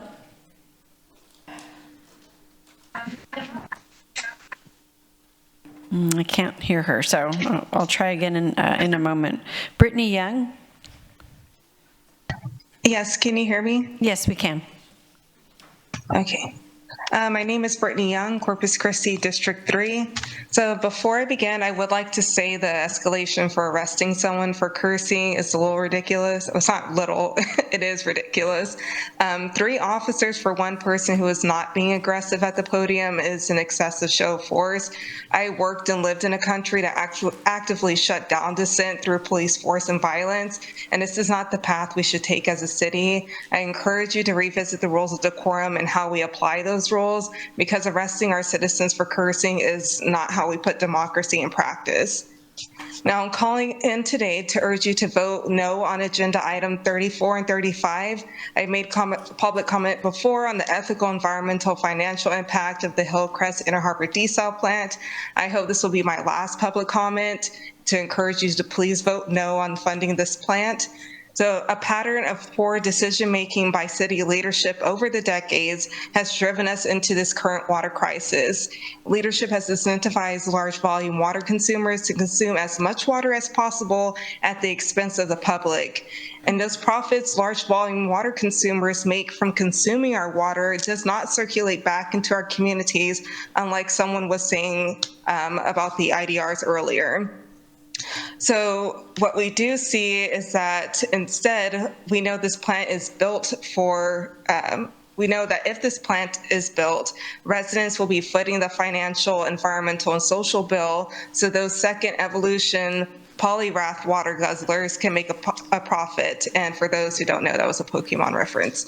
Anyways, making a bullish move to approve funding for this plant is actively engaging in the pattern of poor decision-making that got us into this situation. Since the city refuses to conduct a far-field model, then I hope at least it will conduct a realistic far-field view of what state they will lead the city in for future generations to come if this plant is built. Thank you. Thank you, Ms. Young. Christina English? Yes. All right, Ms. English, go ahead. Christina English, Corpus Christi, District 1.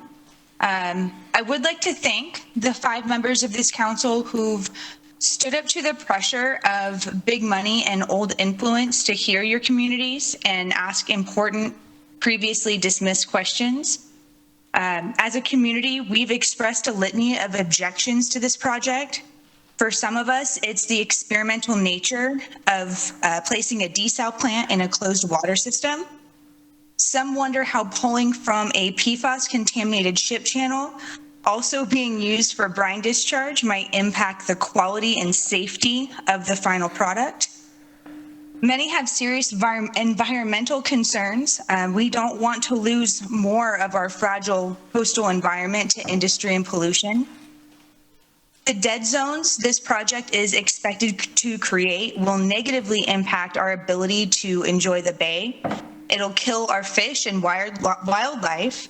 And in the process, it'll do irreparable harm to the large portion of our local economy that relies on fishing and tourism. it also robs from future generations what we've already had the privilege to enjoy.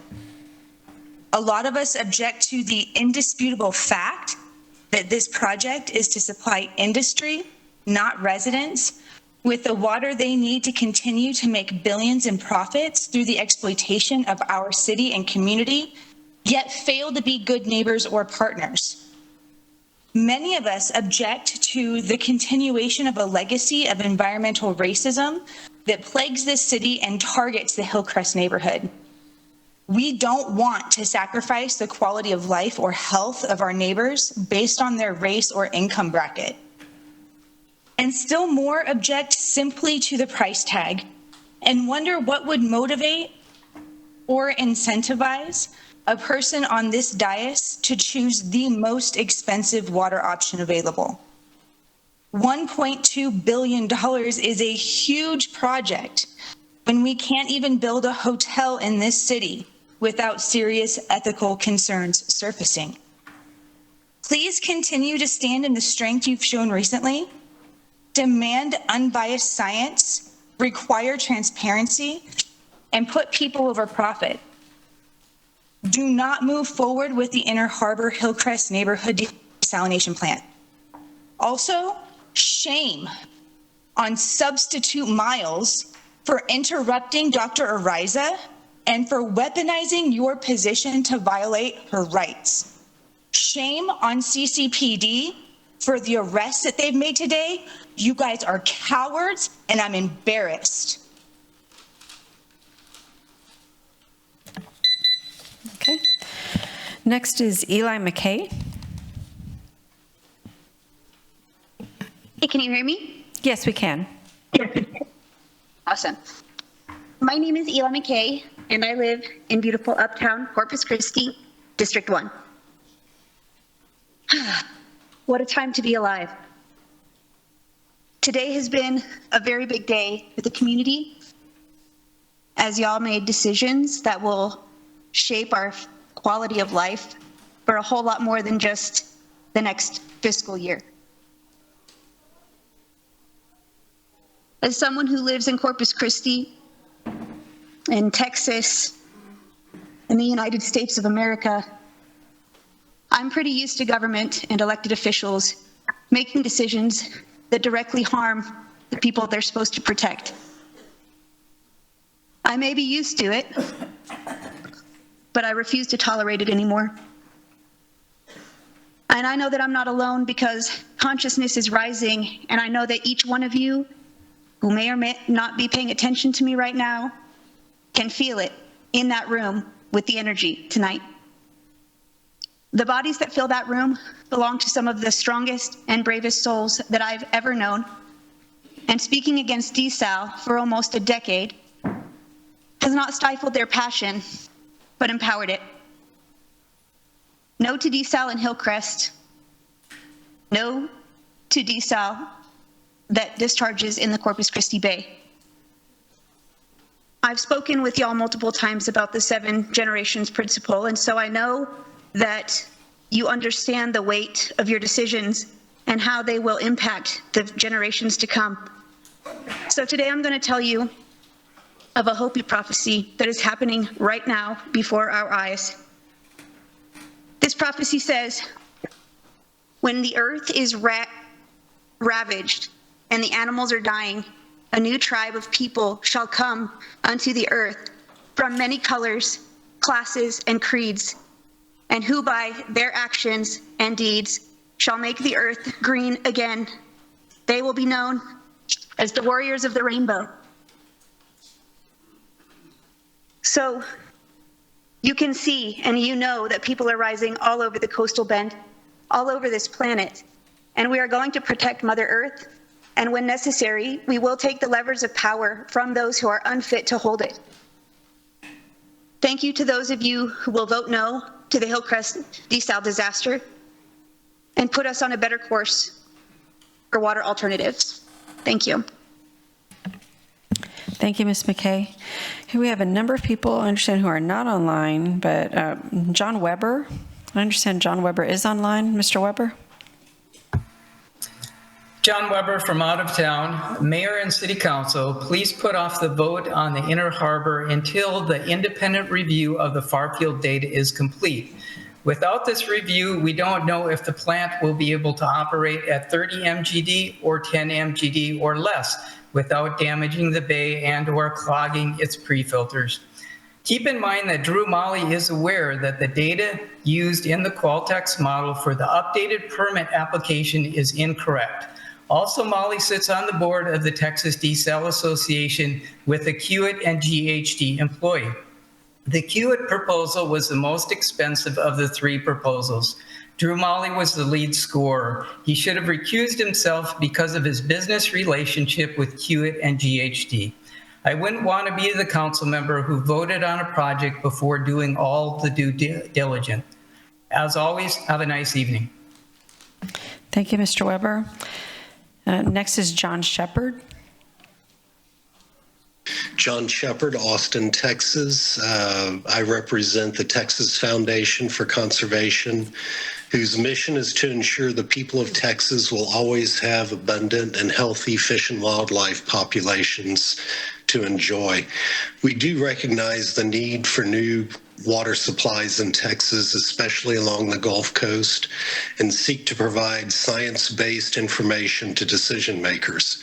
In the case of the Inner Harbor desal plant, we've engaged a research scientist from the University of Florida, whose specialty is the study of estuary and coastal hydrodynamics, to provide an objective and unbiased assessment of the modeling associated with the permitting for the Inner Harbor project. If the information is made available, he will also review the data associated with GHD's modeling that was presented to Council on July 15th, 2025.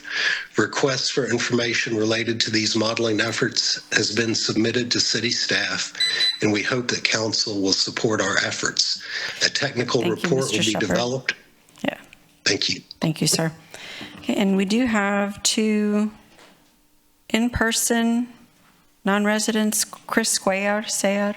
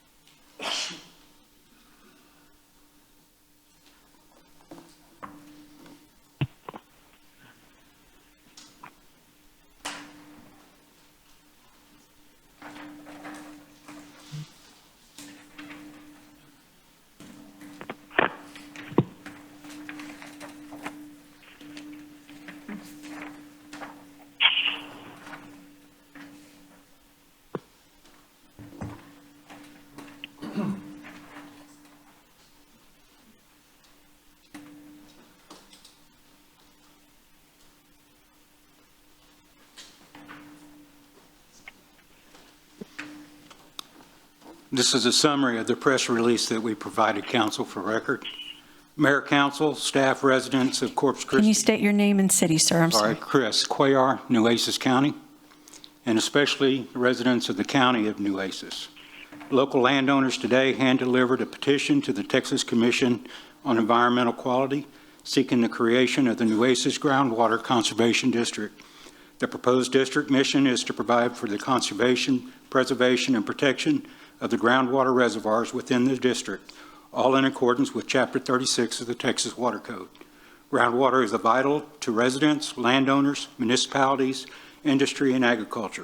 The petition emphasizes the need for locally based management to protect private property rights while ensuring long-term availability for future generations.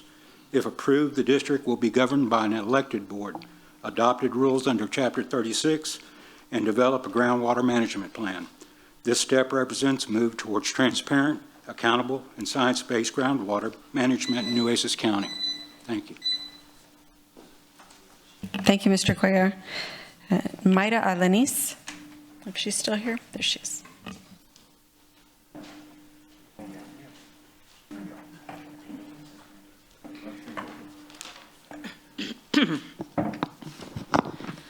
Myra Alanis, Rock Island, Texas. To the council members who trusted their instincts and asked the tough questions, thank you. Your concerns about this desalination project were right. This plan is too expensive and gives little back. If desalination is truly critical for industry, they should build and fund their own facility. Instead, they want the CC Water to shoulder the cost and the risks while they secure cheap water contracts and guaranteed access to multiple uninterruptible water sources. The project mirrors how industry operates in our community. When water rates or property assessments increase, they often sue and settle favorable to themselves, leaving the community to cover shortfalls from the lost revenues. This project is a win for industry and stakeholders, not for the community. Families will face higher water bills, which means less money spent on local restaurants, shops, and small businesses. Higher utility bills don't grow an economy, they choke it. Please vote no. Thank you, Ms. Alanis. And I understand there's one more person on the phone. Is Sandra Love Sanchez, is that you? Yes, ma'am, I'm here. I'm sorry?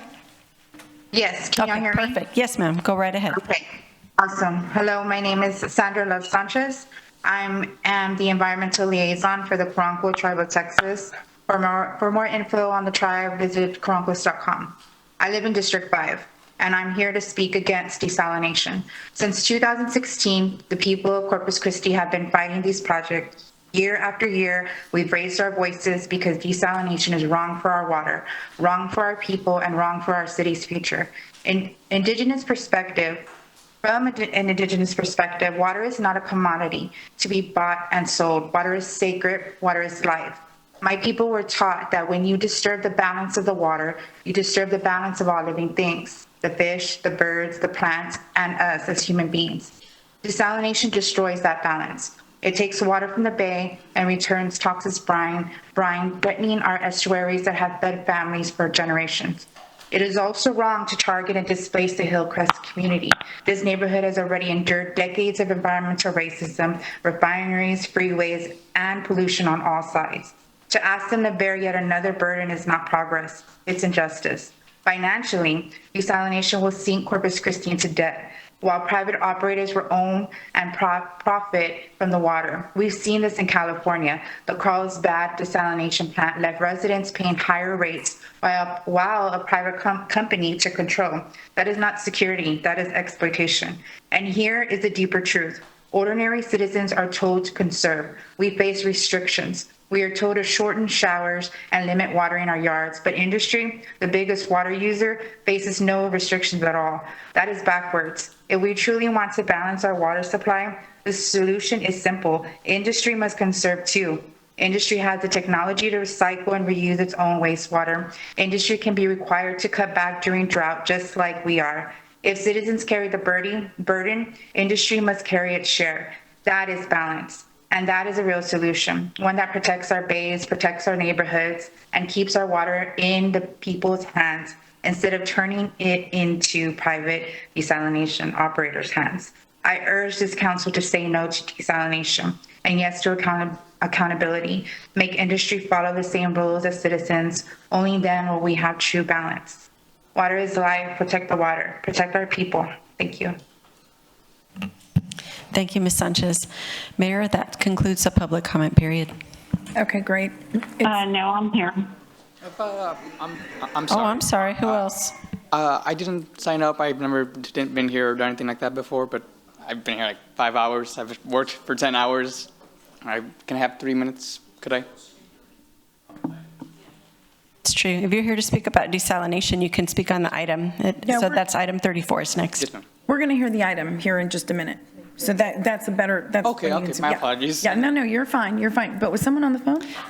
Okay, so is there anyone else on the phone? I am on the line. I signed up. Ma'am? Yes, I signed up. Okay, what's your name, ma'am? Amanda Guetta. Oh, okay. Go ahead, ma'am. Okay, Amanda Guetta, District 5. First of all, I want to say thank you to each of you that are on the dais for the diocese for the time that you commit to the city. Some of you are truly in it for the community and your constituents, and others are in it for what you can benefit for yourself. Served does miracles, and he can change hearts, and he can remove greed from people's hearts. I am not against desal. What I am against is the price, the location, and the citizens getting stuck with the bill, and we are the ones with the most restrictions. If we run out of water, I guarantee you that industry will not have a problem packing up and leaving. They will leave us with no water and a huge bill. And if you vote to go through with this. Today, on the first reading on the budget, it appears that we, the citizens, are going to receive rate hikes. I found it really odd that when some council members were against some of these raises and were asking rate hikes and were asking questions, the staff was ready with a chart on services that we would lose along with jobs that would be lost. These are the same staff members that I have seen come so unprepared that when they are asked questions by some council members, usually respond with, we don't have those answers, but we can get back to you. I always wonder, do they do this on purpose because they don't want the truth on public record because we know these meetings are recorded? But today, when it came to cutting 80-something jobs in the water department, they came prepared with their list. This municipality, the citizens of Corpus Christi, should be your #1 priority. And this water is not for us, the people, it is for industry. They should build their own desal and leave our water sources alone. I am asking that you vote no for the desal. Thank you. Okay, thank you, Ms. Guerra. Okay, Mayor, I think that concludes public comment period. Okay, great, thank you. It's 9:08. We're going to take a very quick recess and then come back and do the two items. I'm sorry, sir? We're going to come right back, and then we'll have the 2 items, and people can speak on the items as well. Thank you. We'll be right back.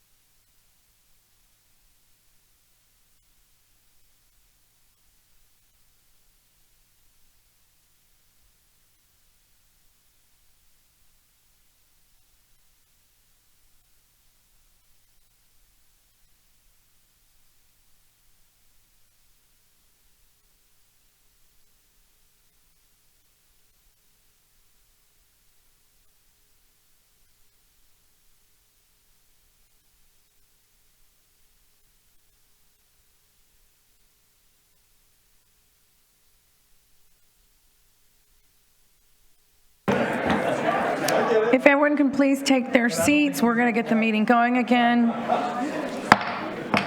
We're going to go ahead and reconvene the meeting. And we are on section L, individual consideration items number 34 and number 35. Item number 34 is a motion on amendment number 5 to the design build contract with Kiewit Infrastructure South Company. Okay, I'm Brett Van Hazel. I'm the Program Management Office Director for the Inner Harbor Project. So just a quick reminder, this item was previously brought to Council on July 29th to approve amendment number 5, but Council voted to postpone this decision until we were able to receive some responses from the Texas Water Development Board, which we received the first set of responses on August 8th. And then again, we had some follow-up responses that we received on August 29th. So in addition to postponing decision on this amendment, we were also directed by this council to suspend work on the project. So starting on August 1st, a notification was sent out to Kiewit and Freeze Nichols to stop work until August 26th, which was the intended date for the council presentation, and then we pushed this back to today so that we could get the responses. So just want to give you a quick recap. So this item is to approve amendment number 5 to Kiewit in the amount of $50 million, and that's a not to exceed amount for the design. And that will take us from a 10% design, which is where we currently sit, to a 60% design with a detailed guaranteed maximum price. So just a quick recap.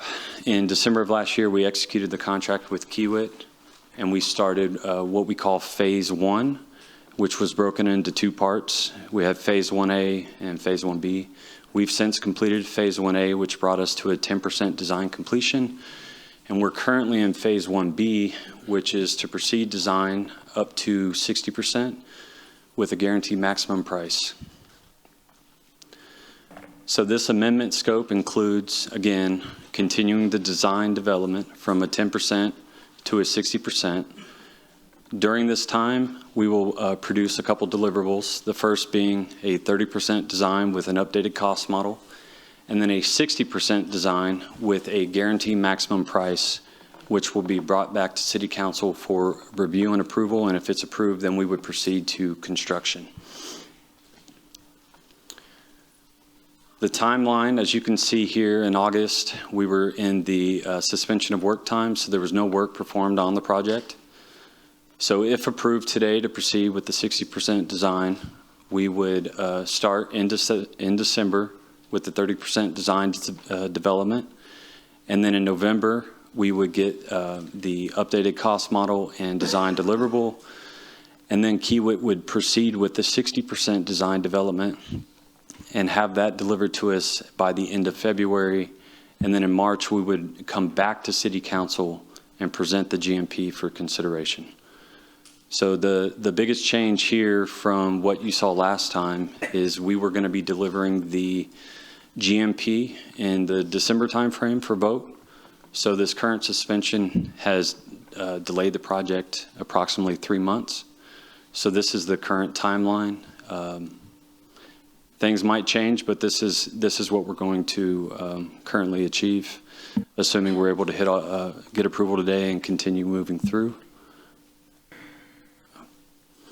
Now, alternatively, we could decide not to pursue amendment number 5 and no further design development on the project. And if we choose to do that, there's a couple next steps. First of which being we would issue termination letters to both Freeze Nichols and Kiewit. We would work with the Texas Water Development Board to determine the liabilities that we have. We currently have capital expenses that we've already paid to Kiewit as well as Freeze Nichols. We have principal interest that we're going to have to pay over the next 10 years. We also have to evaluate the voluntary drought surcharge, as that currently is being used to pay down some of the debt for this project. We have spin down requirements with the IRS, We don't fully understand the implications if we don't proceed with the project, so we're going to be working with them to better understand that and determine the impact to the city. And then lastly, we also need to send out notifications of our intent not to proceed with any future bond drawdowns, which we do have that as item 35 on today's agenda. So we'll have to review that as well. So that is the presentation. Do you have any questions? Council? Any questions?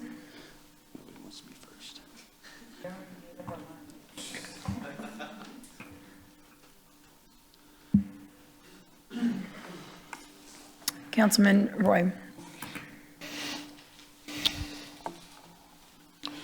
I have a question, and part of it, I've got a couple questions, but number one, can you tell me right now, is anybody here from Kiewit? We have a couple Kiewit members that are from the Ingleside office. We don't have any of our technical team that have been working on the project. They're honoring the suspension. They didn't want to come in for this meeting, but they're fully engaged. They're ready to continue participating. But they did some of the local team members here to represent Kiewit today. Yeah, I think part of the reason why we're in this suspension is because there are some questions. At least I have some questions. I'm hoping my other council members have questions. So that being said, we do have somebody here from Freese and Nichols. That's correct. Right? So let me ask my first question. I have heard, and I need a clarification on this, that we went through two presentations. One presentation lasted probably about 45 minutes to an hour, in which we were basically walked through the design build, and we were told that when you go through this process, when you're at the 10% phase, the cost is a certain amount, and as you get further on, 30 and 60, then they hone in on the price. But I have heard this repeatedly from staff, and Peter, I'm going to direct this question to you right now in the absence of Kiewit. Have you heard this before, that basically the minimum cost is $1.2 billion? Have you been instructed, or has anybody told you at this point in time that the minimum cost for this project is $1.2 billion? I haven't heard it said that way, Councilman. The 10% design, if you want to call it design, estimate is $1.2 billion. The 10% design. Right. The facility being 10% design. Okay. Which, so Kiewit gave us a price of $1.2 billion. Okay, I'm going to direct my question to Drew. Drew, can you tell me? Because what I've heard from several people, and I've heard it from the community, and I've heard it from some staff, that the minimum cost that this is going to cost is $1.2 billion. That's the minimum. And that our hopes in terms of maybe being at 900 million or whatever the case is that's not the case. And if Freese and Nichols is here, I'd like them to speak to that too. Councilman, what I would tell you is I have not heard that. I have not heard that 1.2 billion is the minimum. What I do know is that at 10% design, you really don't have a lot of information to really fully understand what the cost of this project is going to be. When you talk to some of the other experts, and I'll just give you an example, some of the big companies that do massive capital projects around the world, I'm talking about companies like Exxon and Oxy and these big companies, they'll tell you that you really have to get to 60% design before you really have cost certainty.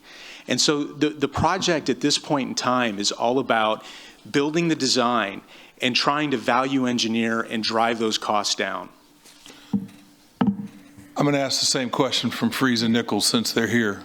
If they could make comment, if they're aware that the minimum cost, because what I've heard that everywhere, that, okay, we're not going to, the minimum cost is 1.2 billion. No, the 1.2 is not the floor. It's just a point in a range. And if you picture that chart that's been shown, it's a range that tapers more and more narrow. 1.2 billion is a point in the range. It's not a floor. Because what I think would be a shame is that if we went and got to the 60% design, and then all of a sudden somebody goes, okay, well, sorry guys, but the cost is 1.2 billion. And that's the minimum, because everything that we were told, and we've had 2 presentations on this, is that the cost is supposed to go down based on, or we'll have a more truer cost as we go into the design. Is that correct? As you continue design, you get more cost certainty. So right now, you don't know everything, but as you continue, you go out to the market, you get more design completed, you get cost certainty. But when you take a look at your graph and everything that you showed, and you showed that spike, it went and it elevated and then it went back down. I'm asking you, is that a true projection of what you think that is how this project is going to come to fruition? I think with every project, you will have ups and downs in certain areas based on the design. So you're going to get smarter as you go. So some areas where you're going to carry a number that's maybe a little bit lower, it might go up, and other areas where you're a little bit higher, it might come down. But as Drew was mentioning earlier, we're going to continue through the process working on value engineering ideas, optimizing the design, and finding ways to drive the costs down. So that's part of that process. And if we get to the 60%, if we get to the point where we're at 60%, we actually have the option at that point in time that we could, if for whatever reason we don't have confidence in Kiewit, and I tell you right now, I'm not happy with the fact that they're not here. I understand what you're saying, and I understand that you're saying because they were standing down because they were told to stand down, but you would think the amount of money that we paid them year to date and the things that they've done, that they would show up here at this council and be able to answer some questions. So that hasn't happened, but I'm just telling you right now, if that's the case, at least in my eyes, if we get to that 60%, if this council decides to go forward and we get to that 60%, that I personally think that, you know what, there's a difference. I would consider taking this out for some other bid. That is an option that we could take if we got to the 60% design and we did not like the price. Because it might not mean a lot to some people, but if we come in, let's just say hypothetically we're at 900 million. And that brings me to my other question. I've only got a minute left. Sorry to cut you off, but can you give us a summation? I don't care who does it out of the 3, but how did we go from 220 million to 1.2 billion? I need to understand how we tracked from that point in time. I know that maybe when we were giving the 220 million that we didn't consider the wastewater facility, but can you give us an idea of why the cost went from 220 million to 1.2 billion? I think that's one of the number one questions that I hear from people when I'm walking down the street or I'm at the store. How did we get to 1.2 billion? Yes, sir, I think I can do that. So starting with an example that we've gone through before, hard bid project at Owen Stevens, right, which, and I think we'd agree a hard bid project really is a true test of the market. You bid a project for improvements at Owen Stevens that came in around 50 million, but there was only one bidder, so that was not awarded. You went out for bid again about a year later. Again, this was in 2023, and that bid came in at close to 90 million. So there's a true test of the market for a less complex water infrastructure project. It almost doubled. So the 223 was based on a 20 MGD facility. The market almost doubled over the same time period, which gets you close to about 450, 500 million. And then you're adding 50% capacity. So we've heard a lot of math today. We'll go through that one more time. 220 times 2, because what we've seen in the industry is about a doubling, which is wild, gets you to about 450, and then a 50% increase on top of that because of the capacity. We've also learned a lot to get from the 757 to where we are today in the 1.2 billion. We've learned a lot about the conditions for the intake and the discharge. Those are all going to be done trenchless, which means that has to be done with tunneling and trenchless technologies for the pipe installation. That's pretty expensive. We've also learned a lot on the technology. We've got a technology provider, Aquatech, that's provided the capital costs. We've got a more firm number there. So as you get smarter, you refine things. But and you know, I mentioned a point in the range, right? 224 for 20 MGD was within the range, that 757 is and that 1.2 is. And I know that sounds like a contradiction, but I would encourage you, when there's an apparent contradiction, to seek understanding. And it's all in that cone. You know, I've got 23 seconds.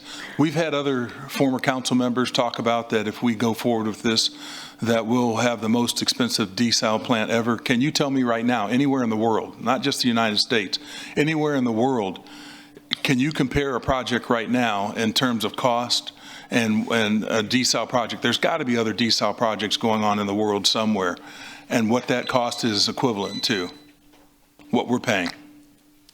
We can do that for you, and I've done that for the team. We've got a buildup on a lot of costs. I will say it's really difficult, I've said this for 10 years, to find apples to apples in the desal industry. You can point to Carlsbad. Carlsbad didn't have to build an intake, which is a huge expense. And then last year, they had to build an intake for $200 million. So people like to look at the original capital cost for Carlsbad. It's not apples to apples. They also don't have the level of pretreatment that you're planning. Huge expense, but your pretreatment gives you reliability and water quality. Tampa Bay, same thing. People point to the capital cost for Tampa Bay. They didn't have to build an intake, and their pretreatment was dramatically insufficient, which is why people point to the fact that that Tampa Bay had issues. We are learning from those things, okay? We're not reinventing the wheel here. This is a plant that's based on lessons learned from around the globe. We can do the cost build up on other plants. It's hard to come up with that apples to apples. I've got another round where I can answer questions or ask some additional questions, but the only thing that concerns me a little bit about that is that I don't think we're the city that we want to be experimented on. You know what I mean? In terms of, you're saying you're learning a lot. No, we've learned a lot. Okay. We've learned a lot. This is not experimental.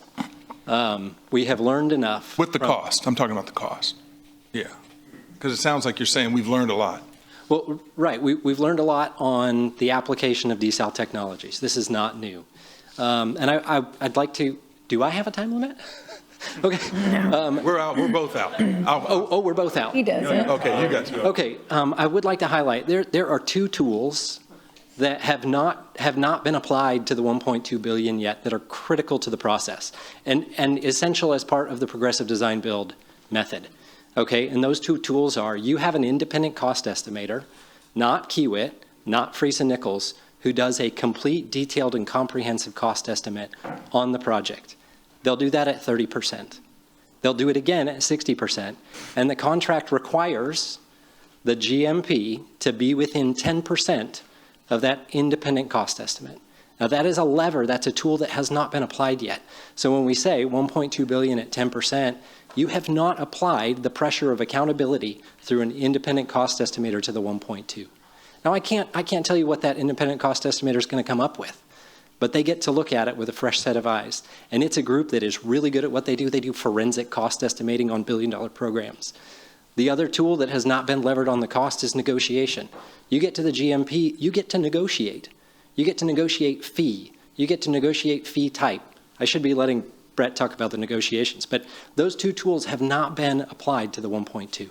It's a number in a range. We don't know what it's going to be. And Brett, if you want to talk about the negotiation, because I do think the ICE and the negotiation are two tools that have not been applied and won't be until we get to 30% and 60%.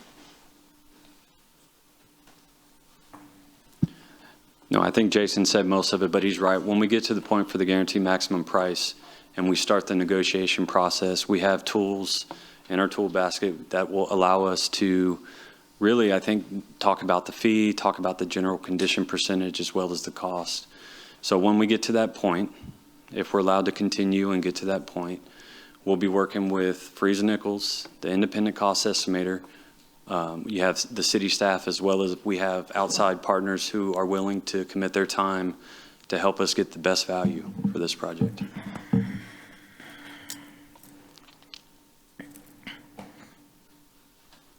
Thank you. No, you're good. Okay. Councilman Scott. All right, so Mayor, I want to couch this conversation on a greater scale because I think it's all relevant, right? So if we didn't have any time constraints on Inner Harbor, we could we'll put it off 5 years, although I think we have some tax issues, which maybe Victor can help us with. But I will tell you, I had a chance to talk to Kiewit. Hope that's okay. I think they're not working.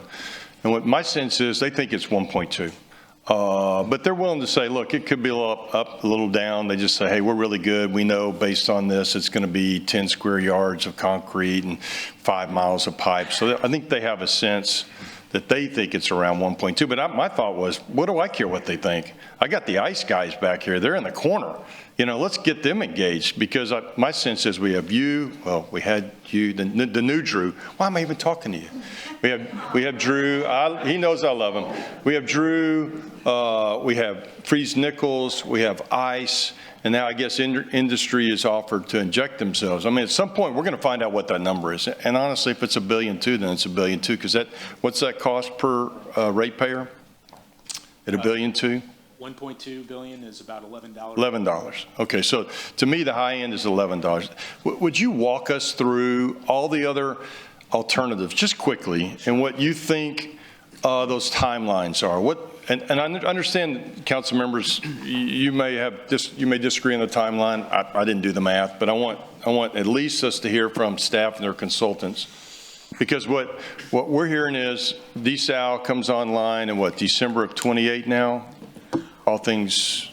Well, it's probably the fall of 28. Okay. We're expecting June of 28, and so with this bit of a delay, you know, it's going to push some things back. But you know, I will just speak a little bit from the standpoint that we're really working hard on a lot of other projects.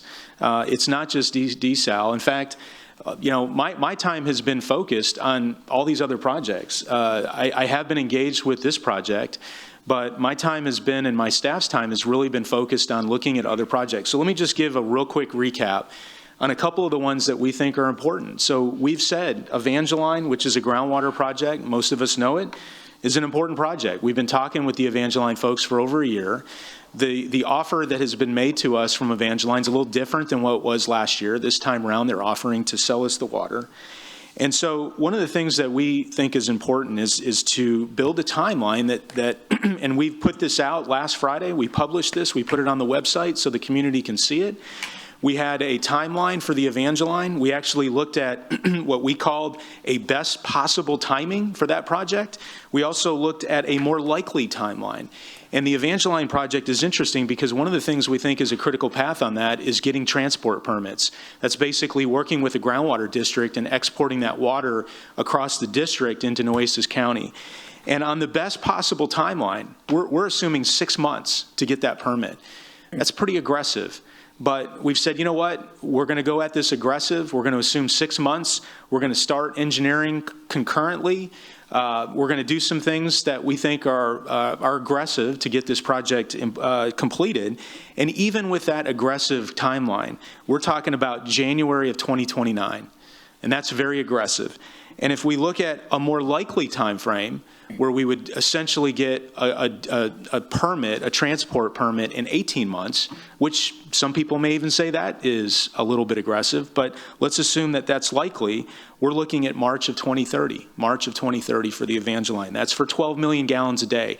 Now, if you add the 24 million gallons a day, which is also an offering on that project, it may move the time clock out a little bit, but there's some things that you can do when you add more water that you can kind of scale up, and you're not moving the project timeline out a lot. And so that's where we're at. Now, the other thing that I think is important is we've done, I think, a great job in trying to identify some water supplies that are real quick for us, like the Nueces River, the Nueces County Groundwater Project.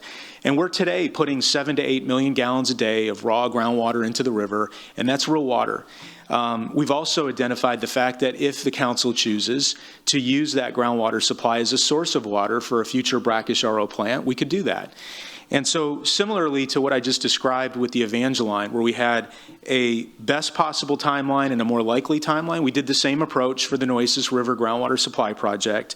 And what we're looking at is it's a little bit of an improvement over the Evangeline, not a lot. So we'd be looking at the fall of 2028, best case, and more likely case would be December of 29. So I think one of the things I want to just reiterate is that, you know, these projects, I don't care what project, they take time to develop them. It takes time to go through the engineering process. It takes time to negotiate and get these contracts set up. And then, of course, one of the biggest things is just the lead time on construction equipment. I mean, we're seeing it on this Inner Harbor project, just transformers, getting the electrical equipment takes a long time. And it's going to be electrically intensive in terms of these other groundwater supply projects because we have to bring in electrical equipment to power the wells and the pumps and the other equipment that's required to get the water to where it needs to go. So, I say that those are the two big projects that I think have, to me, they have a ton of viability. And then, of course, I could go down the laundry list. There's a number of other projects that we're looking at. We all know the South Texas Water Authority project. We've got a CC Polymers project that we're looking at. What about the reuse project, though? So the reuse project is another one. So we're talking about bringing wastewater effluent from some of our larger wastewater treatment plants and conveying that effluent to other locations like the Nueces River, or even delivering some of that effluent to some customers that would like that effluent and could use it. So, is there a timeline on the? Well, so we're going to find out more about that. There's a presentation next week, but again, there has to be a permit, especially if you go to the Nueces River with effluent. We're going to have a permit to do that. And then there's another option where you could deliver the effluent to some customers, more than likely industrial customers who may want or need some of that. And so there's coordination that's going to happen, and those things take time to do. Got it. And we're talking to up the Inner Harbor, CC Polymer too, right? Yes, and that's a more recent development. It's a project that we've been talking to them. We have some help looking at this project. So. But again, these projects take time. Thanks, Drew. So also, so how much water we're hoping to get out of the Nueces River with our 3-year permit, our temporary bed and banks permit? So the temporary bed and bank permit that we secured a couple weeks ago is there's 2 well fields that we're developing. So there's an eastern well field. That well field is permitted for 16 million gallons a day. We are likely to produce about 11 from that well field. And then the western? And the western well field is being developed as we speak. We are working on a permit. We'd have to get a second permit to discharge that western well field into the Nueces River. And we are looking at about 17 million gallons a day as a sustained water. We have a hydrogeologist who has looked at the lithology and the stratigraphy of that water aquifer. And so 17 million gallons a day is and we published this on the website Friday, so it's out there for the community and the public to see. And so we believe that is another raw water supply of groundwater that could be used productively to the river in the short term, and then ultimately, if we wanted to use it as a long-term solution, to bring it to a future brackish RO plant. Got it. But I appreciate that. I mean, there's a lot of people that are interested, and I think they want to know that we're not just sitting around doing one thing. But you're saying that 28 MGD is what we think we can produce through a short-term permit for 3 years. Correct. So one thing that does get a little bit confusing on this, so the 11 MGD, the 11 million gallons a day on the eastern well field, that's sort of a short-term and a long-term supply. On the western well field, there's a range there. Our hydrogeologist has confirmed that about 17 million gallons a day is a long-term. There may be an ability to increase that. We're still working on that number. And so more work is yet to be determined on that. And using your 10 percentile rainwater, how much do we need to get to the fall of 28? So the answer to that question is 38 million gallons a day is the key. If we can get 38 million gallons a day of groundwater into the river, that essentially buys us enough time to where if we had a project like Inner Harbor, that would allow us to avoid any type of curtailment, assuming that we continue to have this really difficult drought that is not producing rain, and we have a Mary Roads pipeline that continues to deliver water to us successfully. So what we're hearing tonight, and what you put this in your report, 28 MGD, we need to get to 38 MGD. We get 38 MGD in the river. That ties us over to the fall of 2028, which would be if we do the Inner Harbor, that's when we think it would come online based on the current Kiewit plan. Correct. Okay.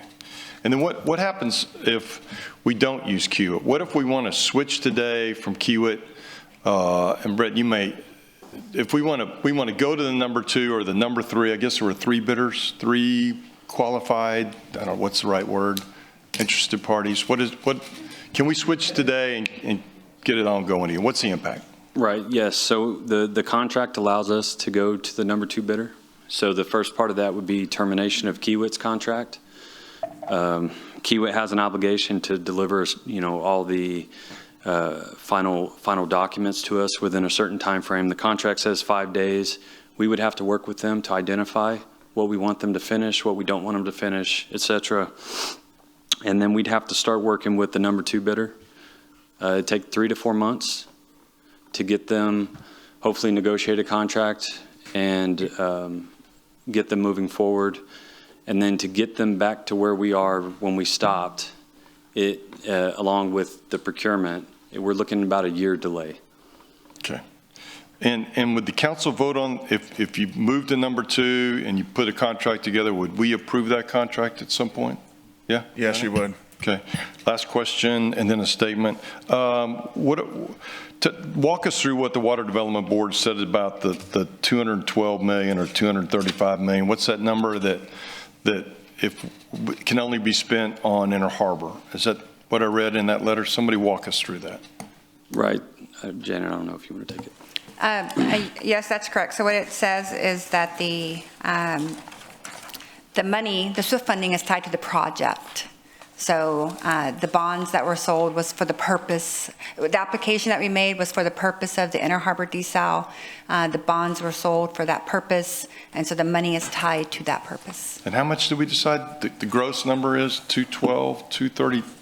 There's different numbers in the letter. I think it's 235, 222, 235,225,000 is what. So I guess for those in the audience, so that's either has to be spent on Inner Harbor, and we could use a different contractor. By the way, when we would switch to number 2, it would be the same procurement process? No, what we would do is it's a progressive process. So state law allows us, since we are negotiating a design contract at this point, we have not moved into the construction phase. We can end the contract negotiations with the number 1 and go to the next ranked firm. But that would still be a progressive design build process. Right. So we would still use our same contract because it's a negotiated contract. So if we go to number 2, we're still locked into the progressive design build. Correct, because it was a progressive design build procurement process. Got it. I have one. By the way, I don't think anybody knows it here, but in 1993, 95, there were 5 people, I don't know, 10 people that put together the Mary Roads pipeline, and one of those guys was sitting in the back tonight. I was hoping he'd still be here. George Finley. George Finley chaired the Nueces River Authority, and he was one of 3 or 4 people that put that project together that provided the water we have today. And I was hoping he would still be here so we could all recognize George, because that was a decision made, 35 years ago that we certainly appreciate today. I think that's all. Oh, by the way, I do think, right, Kiewit wants to stay on the job. That's right. That was my sense. Thank you, sir. Thank you, ma'am. Councilman Cantu. Thank you, Mayor. Quick question, Mayor. Can we do 3 times on this item? I was gonna. It's 1.2 billion, just saying. Yeah. Okay, just want to make sure. So we could talk 3 times. First of all, I want to thank CCPD and CCFD for being here. Thank you guys for coming. And Drew, thank you for your service, man. We're going to miss you for sure. I'm really disappointed that Kiewit's not here today. I know somebody from Ingleside's here, but their leadership team is not here. It's kind of disappointing. This is a lot of money, and they're not here to answer our questions. So just want to throw that out there.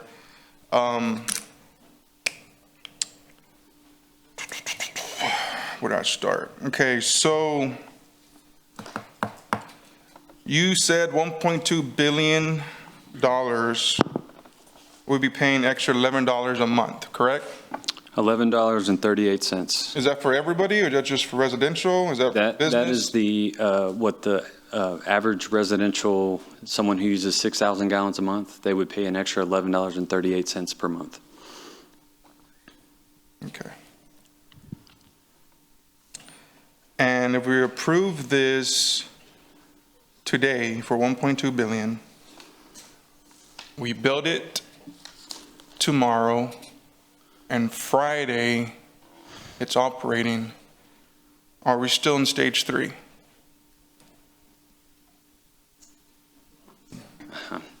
Drew, did you?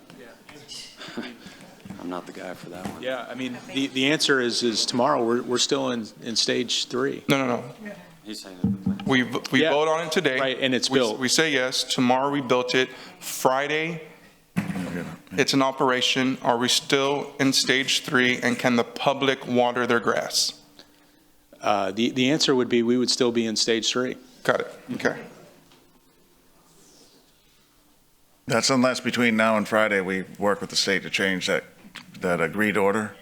That bases everything on the western reservoirs, but that's something like Councilwoman Paxton and I are talking about. And for Councilman Everroy's question earlier about the $1.2 billion, the question, Councilman, that you were asking is true.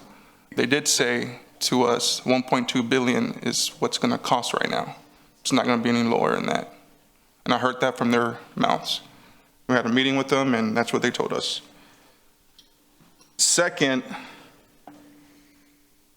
I don't think Hewitt really wants this job. I don't think they want to do 60% and us give the plans to someone else and fire them.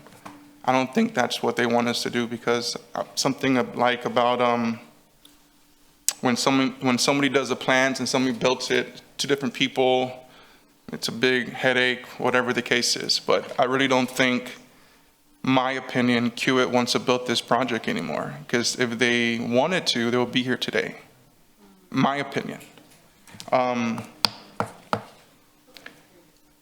am for desal, 110%. I think that's a new water source. I think we need it. I just have a hard time of where it's located at and the price tag. I think if the refineries would have stepped up and say, hey, you know what, we're going to help you pay for this, it'll be a lot of help to us, because we have loans up to $757 million, but we don't have the rest of the money. You know, and how are we going to go and build something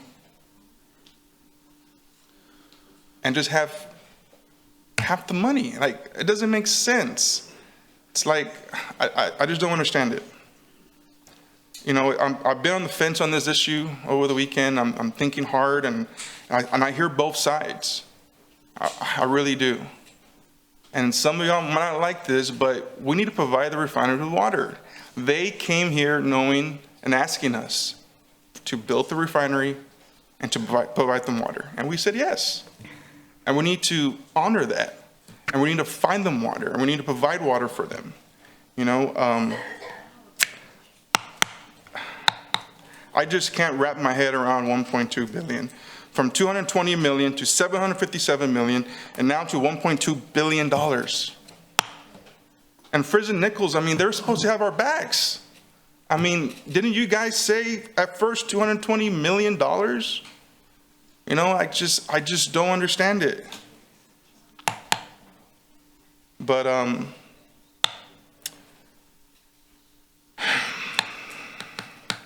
and whoever decided to get a design build, I really think they screwed up. I mean, they could charge where they want to charge at 30, 40, 60%, you know? But I hold my thoughts for my second round. Thanks. Councilwoman Vaughn. Okay. Drew, you said 1138 for the ratepayers. Right. Is that the first year? That's the first year. So then the next year it's going to go up, right? Yeah. So there's some escalation that happens over time. One of the things I think is important, because we've talked a bit about this in some of the water supply updates that we have, because we're talking about some other different types of projects, right? So there's one that we hear a little bit about called P3s, right, where you have a take or pay. Yeah. Very different. Those projects, the debt is not part of the equation the way it is on this. But there are some exchanges, so there's some trade-offs when you do a take or pay. And I think one of the things that's important to note on a take or pay is that you're paying for the water. I say we're paying for the water, whether or not we take it or not. And the debt that we're paying for a take or pay, it's debt from somebody else. So we're paying somebody else's debt. And so over 30 years, the escalation on their debt, we pay 100%. So over time, the cost of water from a take or pay project of that sort goes up more than it would for a project like what we're talking about, where we're taking out our own debt to pay for that, because our own debt doesn't escalate in terms of CPI over time. And I get that, because we just talked about that wastewater and water rates earlier because of debt. But I know it's going to go up every year. It's not just, everybody keeps saying it's 1138. No, it's more than that, because it's going to continue to escalate. And we know that it's going to cost $32 million for operation and maintenance. If we get in there and the electricity bill goes higher, we're going to have to pay more for that too. Appreciate you being honest. Thank you for that. Evangeline, I think you said it was going to go online 2030? Right. So one of the things that we did was we had a third party. Well, I shouldn't say a third party. We had our engineer of record look at the timeline and built it out. And so the timeline that we've shared on Friday is basically, we had two different timelines. So the best possible timeline that we have is January of 29. And that's assuming that we get a transport permit for that project in 6 months. A more likely time frame, we think 6 months is probably a little bit faster than what is possible. And so the more likely timeline that we have is spring of 2030. Okay, I'm going to disagree with you a little bit here.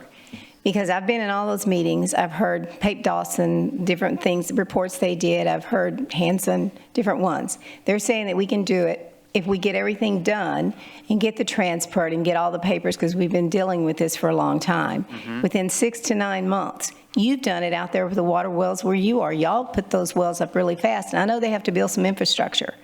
Hey, I'm an oil field person. You can do it in that length of time. There's not a doubt in my mind you can do it. So I think it can, I'm just going to disagree with you. I think it can come on earlier than that. I think that 6 to 9 months after we get everything done is possible. Just, we're going to disagree. Okay.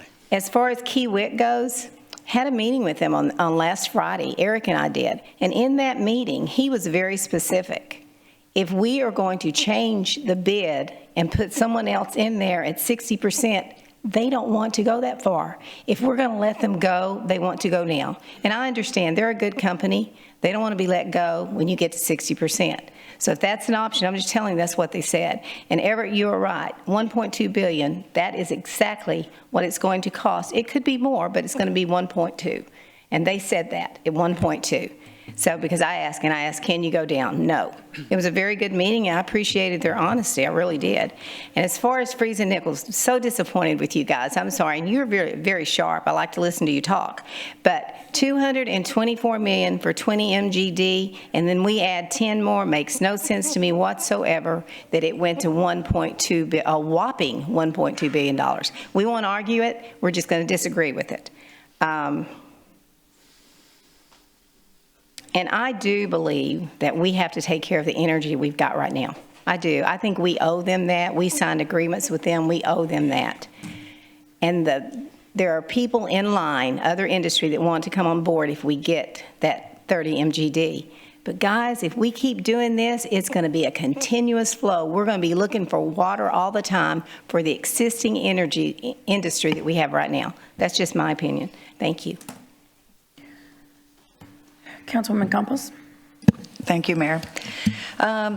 You're exactly right, Councilwoman Vaughn. we will never catch up. It's always going to be this kind of rat, cheese kind of thing going on. From the get-go, as most people know, and I was never in support of this desalination, simply for the same reason. It's been said, I don't know how many times, for I don't know how many years now, that, we've had public comment that I've been here, that it is the most costliest. And not even 10%, and it's gone up like, 5 times? And that's only at 10%. So no, that's just common sense. That's not practical. But I do want to mention something that Councilman Scott said about Mr. Finley, because I did see him, and I just happened to text his wife, and I said, where does George stand on the Inner Harbor? And just so you know, he is against it. So, he was, I guess, heading the Mary Roads pipeline back then, but even him, he realizes that this is not a good plan. So I appreciate his wife Phyllis letting us know. And she also wanted to say what great commenters. They don't come here very often, so they were very, very pleased with the commenters. I also just want to mention about the police. We had very passionate people here, and I believe it was over the top to escort Dr. Isabel Araiza and take her in. That's what happened. I believe in freedom of speech, and it may not be the way I speak, but someone reminded me how we had a person come in with a, 1-foot knife, come in through security up to here with his knife, and he did not get even arrested. So, this is what you call double standards. So, again, I just want to say I am thankful for the police, but again, I think that should not have happened. I believe in freedom of speech, and yeah, maybe, have been escorted out. That happened to me, but to be arrested was uncalled for. The other thing I just want to say is that for me, this part of the Inner Harbor has always been just, a lot of people feel like they've gotten a lot of pressure. I don't get, yes, I get the emails from the people saying that I need to support this, but it really started with just Jim and I being the only voices here saying that this was not the way to get the water. And I am so grateful for the voices of Councilwoman Vaughn and the new council members here, Councilman Paxson and Councilman Cantu, and just for listening and looking at the facts. Here, they make you think like you're crazy because you're the only one that's thinking this way. But for me, it was easy, and I hope that that the facts have been presented and we have, heard. And I'm ready to vote against this. So I'm just waiting for the rest of my council members to speak. But everyone knows how I feel about this, and I thank you very much for the work that you've been doing. And it is very disappointing to not have Kiewit here. I would have stayed until the end. You don't know what's going to happen, but what does that say? I guess that's all for now. Councilman Barrera. What does, I saw Victor back then, Mr. Quiroga, and anybody can answer this, but what does defeasance do to our bond rating? You can come up. Yeah, he's coming. Yeah.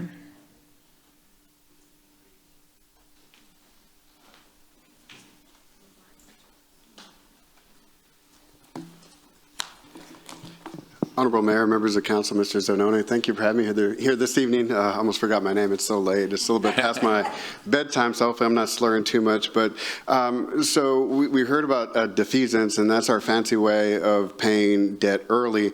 But it's not like an easy step where you're just going to return the money. There is a financial structuring and a legal process that you have to do, and that's a council decision that you have to make at a later time.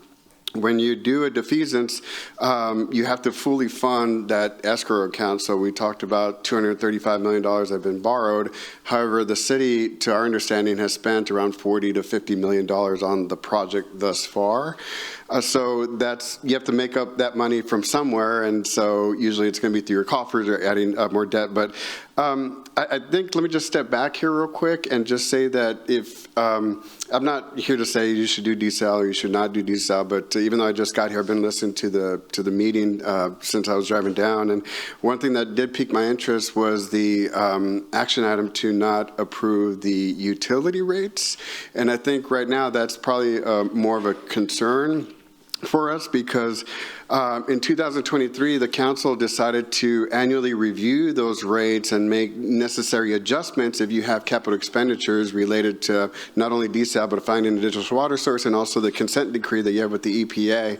And so when those decisions are not made or delayed, I think it raised some concerns for rating agencies. So I think even before you talk about whether you do desal or not, or you do a defeasance or not, I think already there's decisions that have been made that are alerting rating agencies and potentially bond investors about, is the city of Corpus Christi worth investing in? And I was here last Thursday, and I thought y'all had enough of me already, but I'm back. And I told you then that I'm the only consultant here that has a fiduciary responsibility to you under federal regulation. And part of that is I have to tell you things like that, the inaction or action that you take has an impact to the system.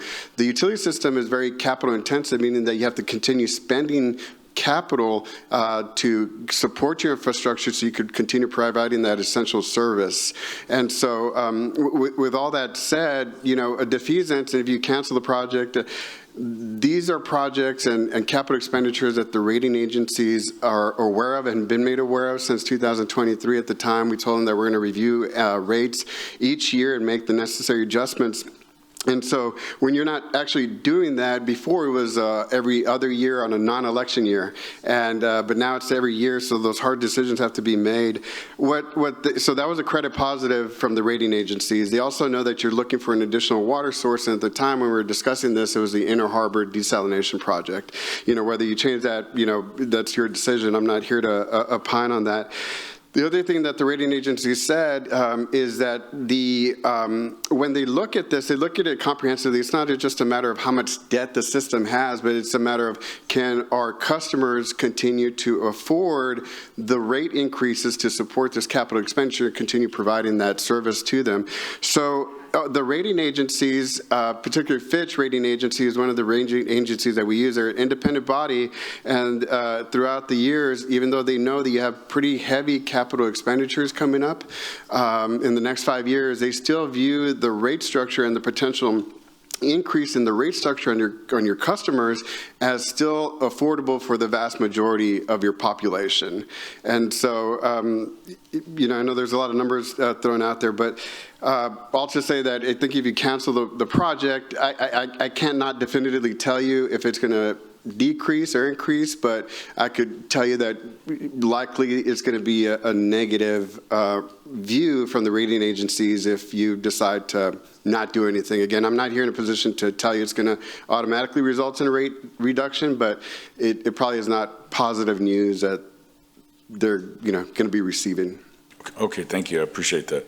you're dancing again, but you still landed the plane. Well, yeah, I can't do it. I guess long story short, I can't tell you if you're going to get a rating decrease, but based on my 25 years experience and based off of the discussions we've had with the rating agencies and what they wrote up about Corpus Christi, they recognize these capital expenditures are coming up and need to come up. You still need to provide that service, whether it's this route or another route.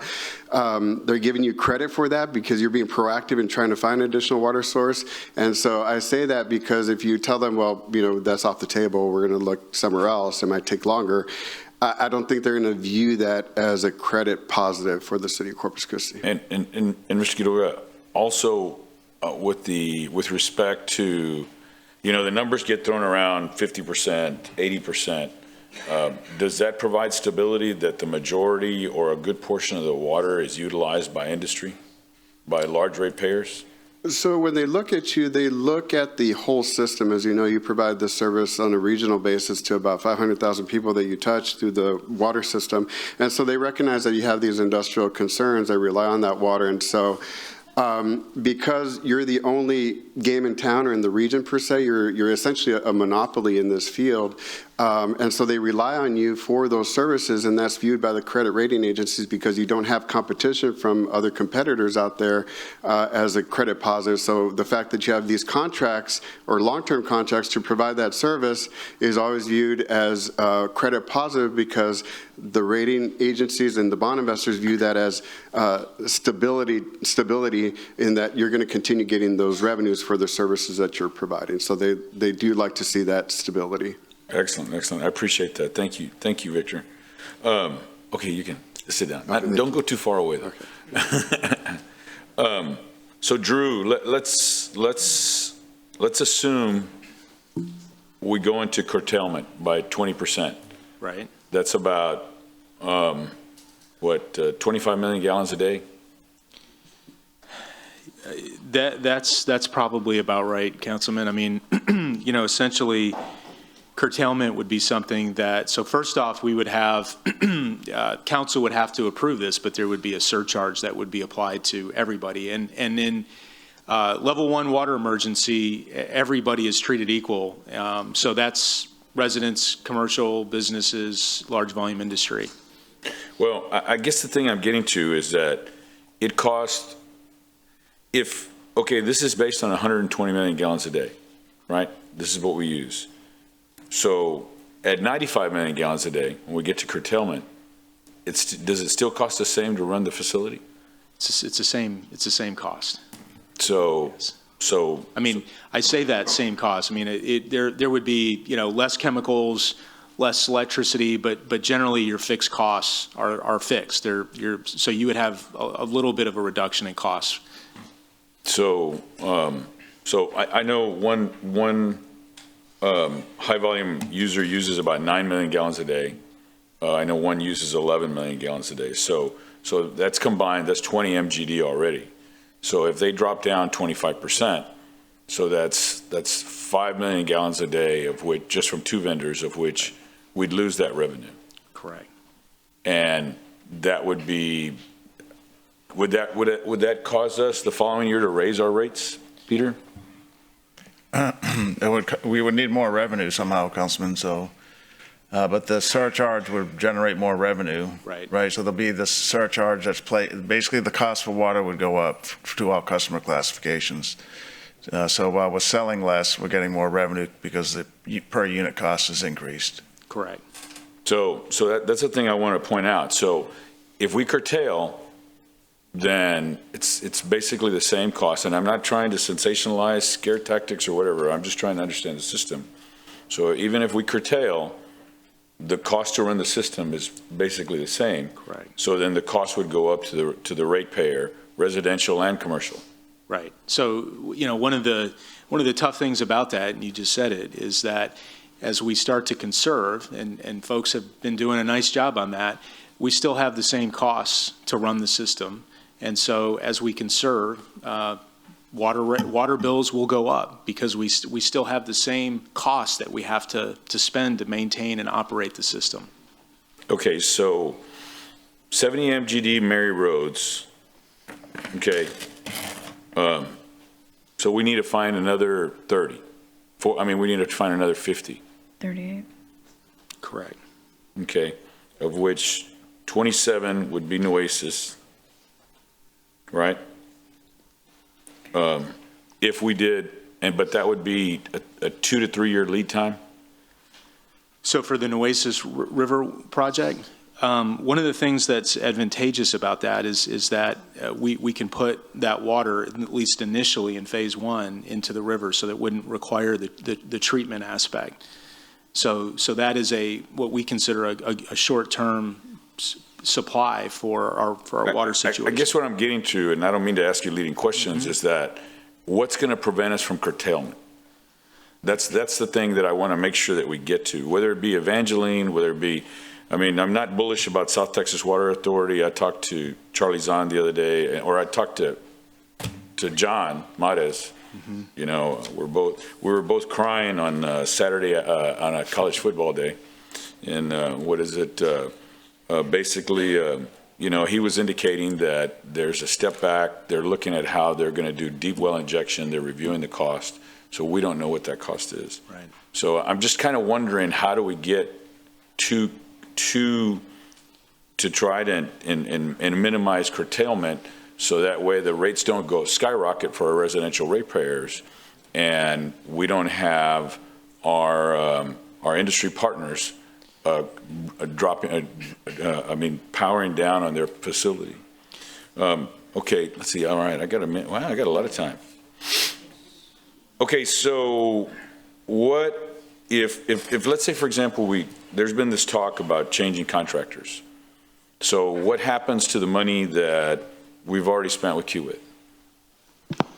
So it'd be the money we spent with Kiewit and Freeze and Nichols. So all that would be sunk costs. So if we go to the number 2 bidder, all the money that we've spent to date with them, we'd end up having to redo all that work with the number 2. So we would have roughly $50 million of spent money that we would end up having to spend again. And you said that would delay the project another year? We're estimating about a year between negotiation, getting the new contractor on board, and then redoing phase 1A and getting back to this point in phase 1B where we are currently. Okay. And one of the reasons that, you know, I supported this progressive design bill is because of all the amount of eyes and the level of transparency. Because we have obviously Kiewit, we're going to have the independent contract estimator, we're going to have now we're going to have industry partners. Did Kiewit facilitate the building of Exxon? As I understand it, Councilman, they were a big part of the build out of the GCGV facility up in Gregory. Yes, sir. So they have that relationship there, so that way if they were to come in and look at it.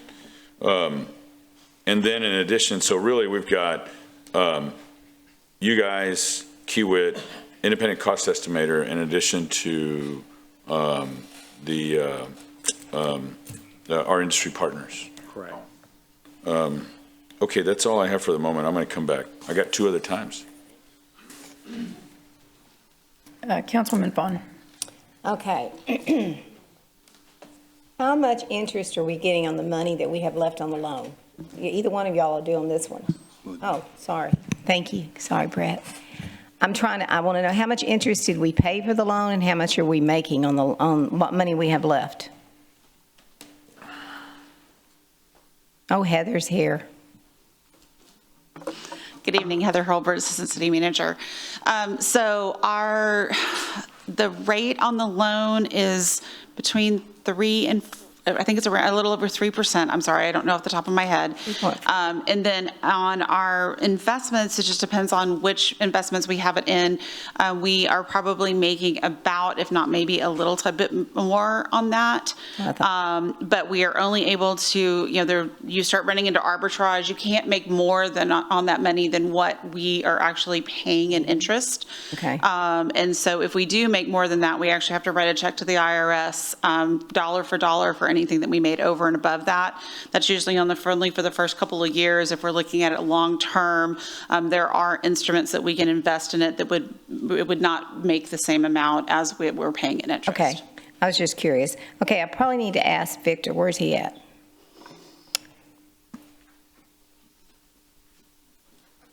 Are you sharp right now? You know where you're at? Oh, yeah. Just making sure. Yes, thank you. Okay, we don't have the money to do the desal. So we lack probably, I don't know what the amount is, around 500 million left maybe, that we don't have. Any suggestions? Oh, goodness, it's, Yeah. yeah, that's a tough question. Because you can't go doing something with a maybe. No, that's exactly right. What happened initially when and this preceded me because I've been was engaged with the city 2 years ago, but so the desal was already up and running and going through the water board. So initially when it was at a lower cost, that was approved, and then when the cost increased, that was approved in a separate round from the Texas Water Development Board for additional funding. I suspect that your engineers and your staff would say we need to ask the Texas Water Development Board for additional loans and or grants to help support the completion of this project.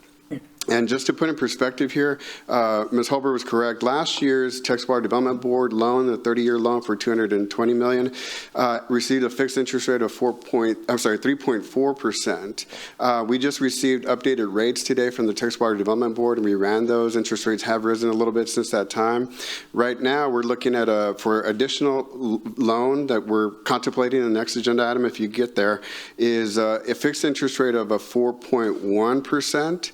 If we were to go by ourselves and borrow this money without selling it at a subsidized interest rate to the Texas Water Development Board, we we wouldn't get a 4.1% interest rate over 30 years. We're probably looking at 70 basis points higher, which is about 4.8, which may not sound like a lot, but when you're looking at $210 million over 30 years, that interest cost difference that the state is subsidizing, it's about $32 million over the life of the loan. So those are just some of the factors we have to consider. So I would suspect that your staff and the engineers would say, let's go back to the water board and ask for additional Well, I kind of figured that. I was hoping you had something better than that, because we're not assured we're going to get that. They've made that pretty clear, because there's going to be a lot of people competing for it. So that's still not we don't know. Yes, I can't speak for them. I want to explain I want to understand the $220 million. So you cannot pay it off early? So what is typical with municipal bonds when we're selling long-term debt like this is a 30-year loan. It's same as a mortgage in that it's debt and we owe this debt back. However, it's different because as a municipal entity, we get the benefit of issuing what we call tax-exempt bonds. And so if I was to go and get a mortgage, a 30-year mortgage, I think I read today, it's about 6.5% interest rate. Well, I just told you that your 30-year, $210 million loan is probably going to be at a 4.1% interest rate. So that's the benefit of the tax exemption, and also the fact that the state is subsidizing some of that as well. So the federal government does not like tax exempt bonds, and they don't like municipalities issuing that, and they don't like that because whoever buys these bonds, they're going to get federal tax-free income on that investment that they made, so they don't have to pay federal taxes. Because of that, the IRS does not like tax-exempt bonds, and whenever they're writing these tax reforms, there's always a concern that they're going to take that away, because in the IRS or the federal government's eyes, that's lost revenue that should go to their coffers. So it's a highly regulated municipal security, and so what's traditional with these type of investors is that if you're going to issue a long-term bond, a 30-year bond, what is common to get the best interest rate on that long-term financing is that the first 10 years are what we call non-callable, meaning that we cannot touch those bonds in the first 10 years. After that would be the call date, and at that point you could pay off bonds without any type of penalty, without having to set up an escrow agreement like you would have to with a defeasance if you're trying to call those bonds before that call date. So it is very common for the first 10 years for all municipal bonds, not just the Texas Water Development Board, for them to be non-callable during that period. So you wouldn't have to pay them, but you'd have to pay the interest every year. Yes, ma'am. Exactly. Okay. Somebody's making some money off this interest. You're saying the government's giving it to us, blah, blah, blah, blah. No, they're making money off this interest, because you're going to have to pay it, because they're not going to let you do it. I mean, you're going to pay off at the end of 10 years, but that 10 years, you're going to pay it. You're going to pay the interest. So. Yeah, so we would owe the water board, and then the water board sold those bonds to municipal bond investors out there. And so the bond investor is not the Texas Water Development Board, it's the end investors out there in the country. And so, because the bond agreements, and that's a standard feature of the first 10 years are not callable, whether you decide to move forward or you're taking a long time to spend the money, you still owe the principal and interest in the first 10 years. So we'll pay it every year. Yes. Regardless. And it gets really complicated when you talk about defeasances and setting up an escrow and everything like that. So the bond attorney is here to help me out if necessary. That's a concern. Okay, thank you. Okay. And, Okay, so, and Peter, you had indicated this before. For any of these other projects, I mean, whether Evangeline be, I mean, it's 170 million to begin with, or 169 million. 169 for the water rights. Purchase of water rights, and then for any other infrastructure, I mean, I've heard anywhere from 200 to 600 million. Right. Well, that's not a Texas Water Development Board project. We can't utilize these funds, so we're going to issue revenue bonds. Right. At that revenue bonds. At the 4.8%. Correct. Well, that's the Texas Water Development Board rate. So our rate. No, he said it was 7 basis points. He said it was 4.1. Okay, that's right. Okay, right. So 4.8% if we issued it today. So 4.8. That's the resource that we have. Let's say, for example, on the brackish water RO for the Nueces County river wells. Except for the grant, right? Yes. Yeah, with whatever the grant doesn't cover. Which was at 30 million. True. But the difference is going to be financed through revenue bonds. Correct. Funded through the utility, through the rate payments. So Evangeline, or the only other option is if we do the South Texas Water Authority, which they've got to figure it all out. Is it's a take or pay contract, and there's a CPI set for the whole entire 30 years. And that would be paid for with the rates as well. Okay, so that's going to be paid for the rates. So my point is the difference between 750 and 1.2. Regardless of what the situation is, we're going to issue revenue bonds if we aren't able to get the funding from the. Correct. Yeah, if we can't get any grant funding or other funding from industry, that type of thing, yes, we'd issue revenue bonds. Which we would do anyway for the Nueces Riverwell project or Evangeline. Correct. Okay, so there is a source to be able to find the funds to be able to do that. I just want to make that clear.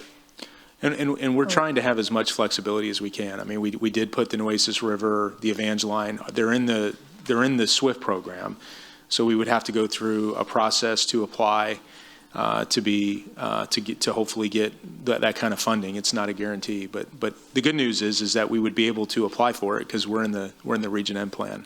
I'm kind of reluctant, and this is just my speculation. You know, I mean, there's all this about if I were Kiewit, I wouldn't want to do this, or I think what they're doing, but it's my speculation.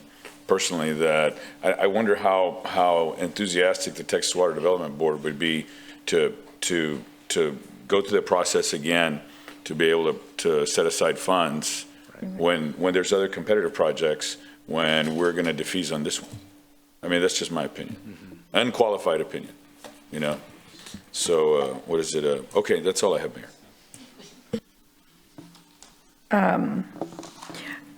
First of all, just quickly, Peter, you'd brought up having a conversation regarding how our drought restrictions were determined. And I think that's a conversation we had a year ago, actually next week, a year ago, about how we, if it was regulatory or if it needed a legislative fix about bringing in all of our, so I'm glad you brought that up because it's something that we had brought up again a year ago.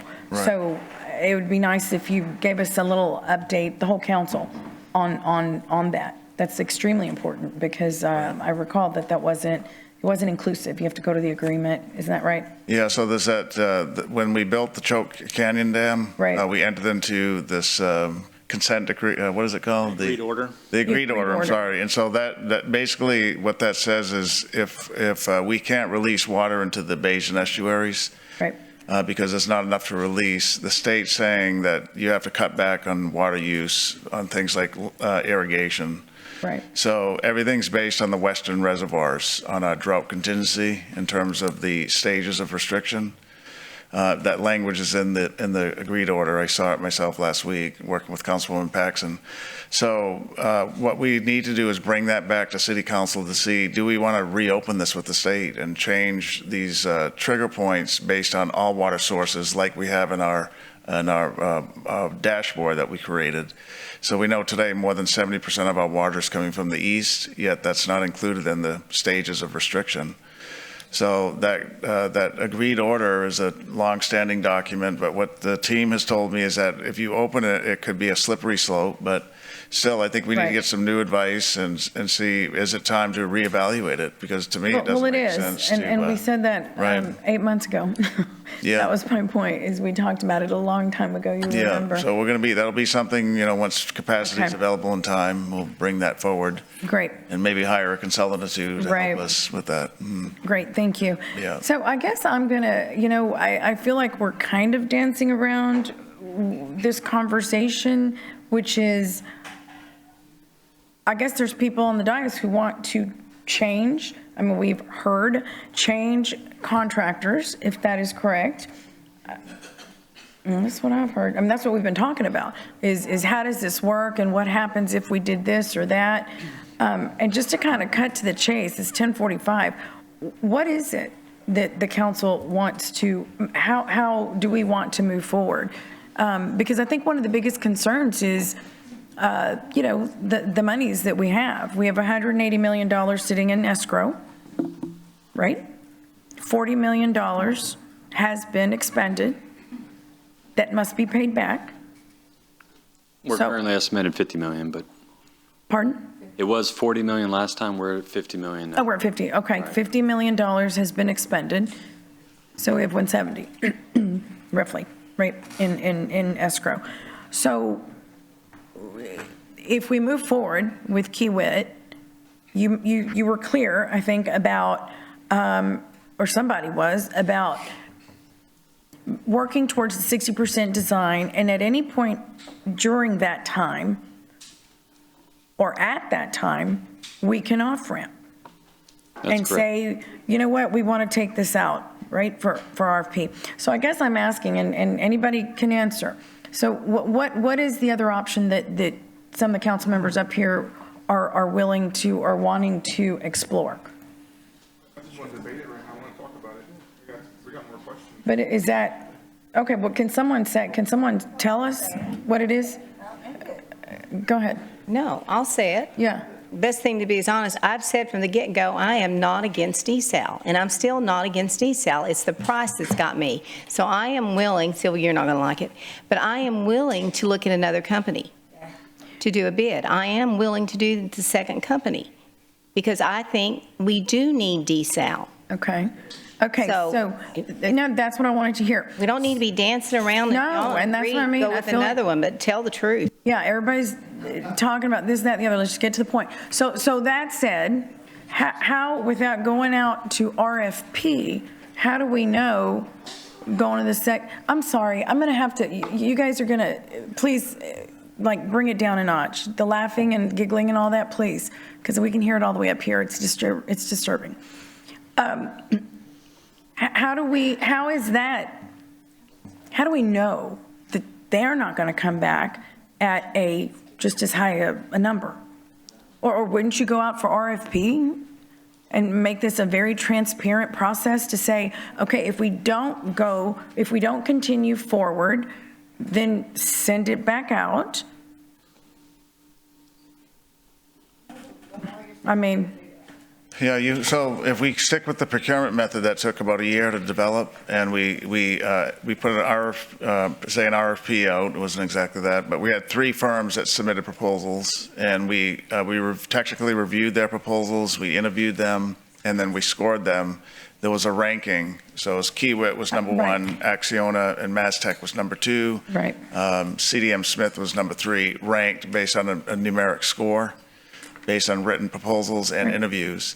So I think what the council is saying is if we want to not continue with Kiewit today, terminate their contract, under this procurement process that's still in place, we can legally go to the second ranked firm and start negotiating with them on a contract that Brett estimated would take about 3 months to bring forward. Somewhere along those lines, we would start to get intelligence about what their price might be. And so the hope is that it would come in less than the Kiewit price. So what if it doesn't come in less? Then the council would have to decide what to do next. Either terminate that one or say, well, we're going to go forward with it anyway, so. Okay, so we have no idea, so we'd just be looking to see maybe. And if it does, it does. If it doesn't, we're back to square one. And that would take a year? It would take about 3 to 4 months to have a legal contract, and then I don't know how much time. It would be a year to get back to the 10% level to have. Okay, and again, what does that do, Victor? Victor? So that means the 50 million would be gone by the wayside? Yeah. All right, so what does that mean for us as a city? What's the ramification of that? Of going with another contractor, and we don't know, it could work out or not, and I guess that's neither here or there at this point, but we're going to write off $50 million, and the taxpayers can pay for that, right? Or where does that, pardon? The ratepayers. The ratepayer, sorry, not tax, the ratepayer. Okay. And then what does that do to the city? I mean, so that's basically just an additional $50 million that you have to come up with. If those expenses, from my understanding, have to be re-incurred, then you'll have to get that from somewhere, and the likely source is going to be the escrow account that you currently have with the Texas Water Development Board. The one thing that I can opine on is it's just, I guess financial information is that, as you know, continued delays, cost escalations are going to continue to go, and inflation as well. So that's the other factor that the engineers and your team would have to identify and plan for if there's a continued delay. But in terms of the bonds that you have out there, that's still part of the project, and from our understanding, it would still proceed. But I'm assuming that Texas Water Development Board is going to want to know the direction you're going to, whether you're going with Kiewit or anybody else. But that's the limit of my expertise. I'll hand it over to. But so what about the next item? What is it, 210 million? Yes. Right. So what happens with that? So we would recommend, if you pick the number, if you continue with Kiewit, we recommend taking that second installment out. If you pick the number 2 firm, we still recommend that you take that second installment out. Is there a time frame of having that you have to spend, where you have to spend that money? Right, so the action today, so if you continue with the project, you would take the action to negotiate the financing agreement with the Texas Water Development Board. So the timing of that selling of the bonds, you would discuss with the Texas Water Development Board. Today, the action is just to enter into the negotiations, I believe, with the Texas Water Development Board on the financing agreement. But isn't there a time frame of which once the bonds are sold, yes, you have a time frame to spend it, and that's why you would ask the Texas Water Development Board not to sell this year and wait next year, depending on the status of the project. Yeah, and so just to clarify, there is a deadline that the Water Board has imposed for all folks that are borrowing monies from the SWIFT program, and that is September 5th, to let them know if you want to be included in this fall's bond sale by the Texas Water Development Board for your portion of that financing. So $210 million, we have to let them know by September 5th whether we want to be included in this round of financing that the state is going to incur under the scope of this program. And so if you go ahead and move forward and you delay it, then that's when the fees start accruing. But that's the hard deadline that you're looking at, is September 5th, to let the Water Board know that you've approved as a council the financing resolution to move forward, and you want to be included in this next funding cycle. Okay, all right. Thank you. Councilwoman Paxson. Thank you, Mayor. Is it possible to pull up the slide deck for the alternative water supply presentation? I think it was item 7 from last week, August 26th. AV control could probably get that. It may take a few minutes, Councilwoman. I would have said it, and then they could have kept talking, but I didn't get to have my mic on, so.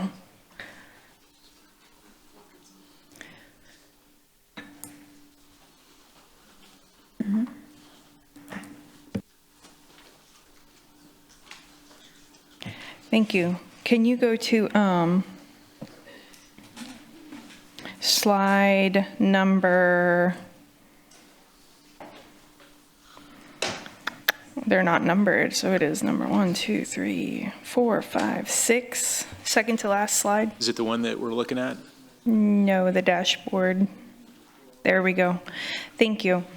So we had this presentation last week, and it was a really great presentation. I commended the whole team because it was, I thought, very linear representation of the work that's been done thus far. It was a great collection of our projects, the efforts of the department, of our city manager, of, you know, everything we've worked on. And in this graph, it identifies with an orange and a yellow mark eastern well supplies and western well supplies, both belonging to the Nueces River wells. It demonstrates that those western wells are online as of this summer, presently, which we continue to watch, and even in our update that we received, as you noted, on Friday, we have number 5, 6, 7, and 8, which are supposed to be done by the end of last week, and that we could go up to potentially 16 million gallons a day from what we call that eastern well supply. That's the first collection of wells, if you will. So according to this supply, or this chart that we reviewed last week, and the water supply update that's in our packets for today, we're already receiving that first portion of water in our water supply. Now, on this image in front of us, in October of 2025, which is in 6 weeks, maybe less than that, we are anticipating the yellow line starts, that western well supply. So Drew, on the far right in the blue boxes, you explain that there's two definitions of all of these wells, a phase 1 and a phase 2. We don't want subsidence. We were just given this letter that they're looking at ways to make sure we protect the groundwater. Totally on board. However, we have a permit for 3 years for these, and that's a pretty high number of gallons of water that we can take from both the east and the west under this short-term permit. Last week, we also said if we needed to, we could extend that permit by one more round of 3 years. So according to this chart, we should see what looks like a little bit below 15 million gallons a day on the far right to a little bit, I'll call it 40, between 30 and 45, that should be in our supply by summer of 2026. That's going off of phase 1. That's that high volume but short amount of time. So fast forward on this chart. We're saying that we have now avoided curtailment all the way to summer, May of 2029. I'm saying this really clear because I know we have commercial customers, I know we have industry members that are in the audience here today, and I want to send that message that we are working hard because we're going to avoid curtailment and we are going to supply water. So according to this chart, we all agreed upon it. We all commended it. We've already pushed that curtailment.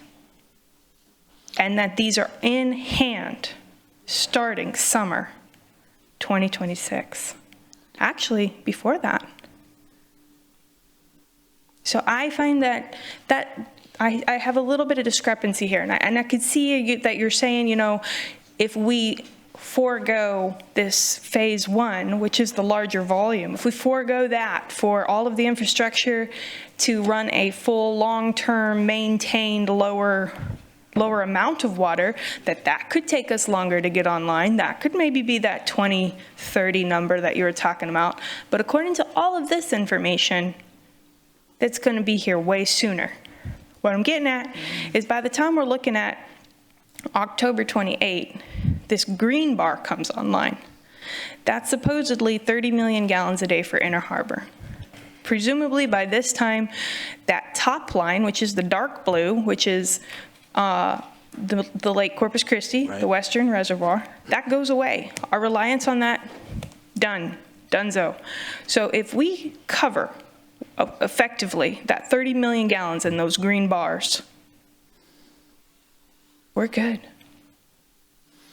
You said it better than I did. I apologize, it's 11 o'clock. It wasn't very political of me. But if I understand this whole graph, that's our goal.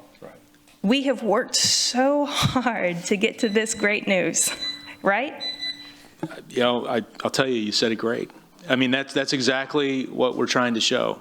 And what we're trying to show is that it takes more than just one project to avoid curtailment. But those other two are in hand. We just got to choose. What's that 30 million gallon piece? And like Mark Scott said, and Roland said, wow, did I just agree with Roland? Hi, Roland.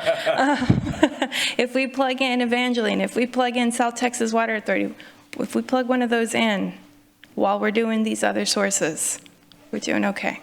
I think the message that you just summarized is good. I think that the question that we have some disagreement on, it's the question on the timeline. Well, the timeline is where we're trying to figure it out. And I think one of the things that we've said is that we do the best we can with trying to speculate. One of the things that's hard is that it's hard to speculate when you don't have permits. And so that's really the fundamental question. So if we have permits in hand, there's a lot more predictability in terms of what it looks like on the timeline. And but I applaud your ability to walk through that and really highlight what we were trying to show. Well, Drew, I applaud all of your work because you've helped us get to this point, and I want to make sure that we really clearly articulate those efforts because they have gotten us here. You've worked really hard. You've gotten us permits very quickly. A member of our Senator Adam Hinojosa's office is here. I think a lot of people from the state down wants to work with us and make this possible. You've spelled it out really nicely. Thank you, Drew. Thank you. Councilman Campos. Thank you, Mayor. Okay, so it's funny that you just said about the permits because evidently we've been working without the permits all this time until what, August the 3rd? You know, we used $40–50 million of water rate money towards this project that we didn't even have actually permitted. So I think there's a lot that we can do without being permitted. I mean, we started the wells before we actually received the final permit. So I feel that I'm listening to Councilman or Councilwoman Paxson about back to that level, the 30 MGD from the harbor, from the inner harbor. But in reality, we can get there using these other projects, especially, I would assume, we haven't even discussed the saving of the water that we do have in the reservoir. Because that's the other thing. I think we need to seal what we have, whatever little water we have, we need to protect it. And we're not doing that at all. I know you're going to be gone, but I hope whoever, the staff is listening. But even, okay, so now it looks like things are changing here. But one of the other things is the far-field model. I mean, oh my God, I can't believe we're still here. I thought we were going to kill it, but okay, we're here. I think there's still a lot more done. We haven't. We've been avoiding the ecological, the environmental impact, and it's something that we really do need to consider. So I know that we also received, at least John Weber, actually called and sent us the information about making sure that we get the far field model done I mean, at this time now, at least that, can we get that done so that we can make sure that whatever is being promoted or recommended, that we actually have the science to back it up, because that has not been there. Can we get an independent, far-field model before we go any further? Is that even possible? I think that would be a council decision to make. So we suspended all work on the far-field model and the report on July 29th. So if we're approved to continue, we're going to continue with the modeling with GHD, and we'll produce the report that we said we would, and we will share it with council when the report's complete. Well, they're not sharing it, because we've been asking for it. We don't have the report yet, Councilwoman. And that was part of the plan, and that's what we had mentioned back in July, is that we need to work on it because we're not done with the modeling exercise.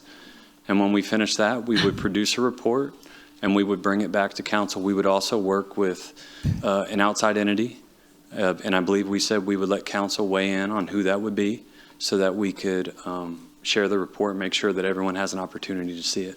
Did we or did we not pay for that report already?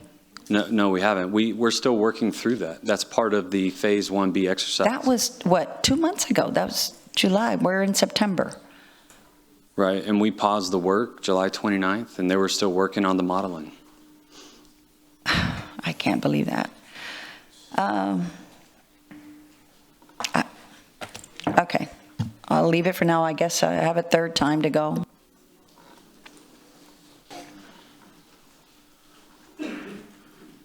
Councilman Hernandez. Okay, Mayor, to answer your question, this is the recommendation, right? This is my opinion on this whole process. Obviously, $1.2 billion is too much, and it's always been the situation. We had struggled today with approving a rate that was, 9 and 12% increases, and it was voted down. Okay, so I can't imagine what the future council is going to be when the rates have to double. Okay, based on what this costs. There's a to Victor's point, there's an actual practical cost, but then there's a political cost, and no one on council is going to want to say, "Yep, I'm going to double rates, and I'm going to vote for it gladly." It's not going to happen. Okay, it's just reality. Because I would hate to be that council that has their hands tied, that has to write that check that we made the IOU for. Okay, because that's the challenge. And when you borrow that money, you have to pay it. Am I wrong, Victor? Once you borrow it, you have to pay for it. That's the problem we have right now. Our largest expense in the water department is debt. Okay.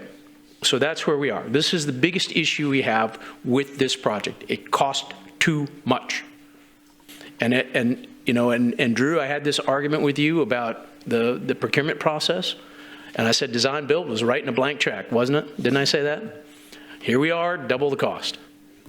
Okay, I'm not going to limit the past. Okay, but this is where we're at. Okay, so my thought on this is we're going to stop this.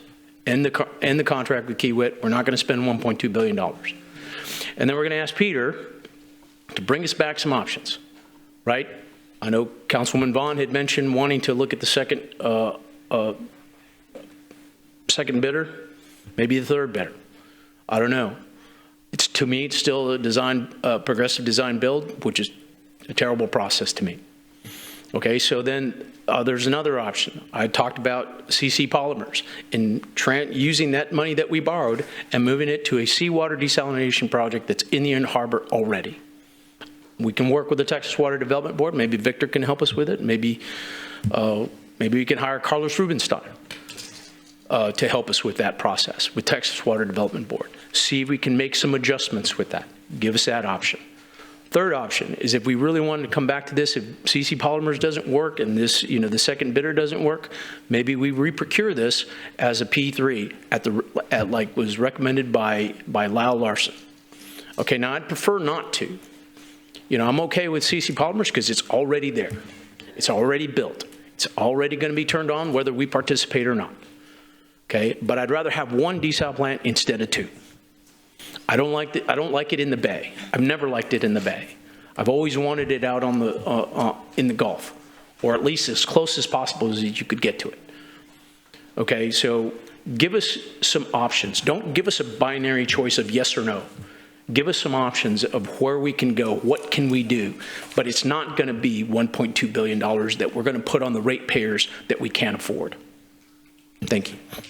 Councilperson, can I address some of your comments?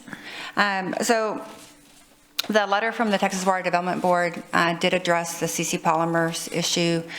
The location of the Inner Harbor is cited by the permits. So, it's longitude and latitude. It's in the Region N plan and the state plan. So the CC Polymers, the money can't be used for CC Polymers. It's not at that specific site, and it's not in the plan. As far as Texas, the P3, I did some research. In 2013, the City Council adopted Chapter 2269 of the Government Code.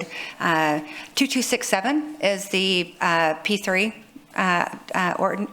laws, and it requires the same type of process. In order for the city to enter into a P3 arrangement, we have to develop guidelines in accordance with Chapter 2267, and City Council has to adopt that.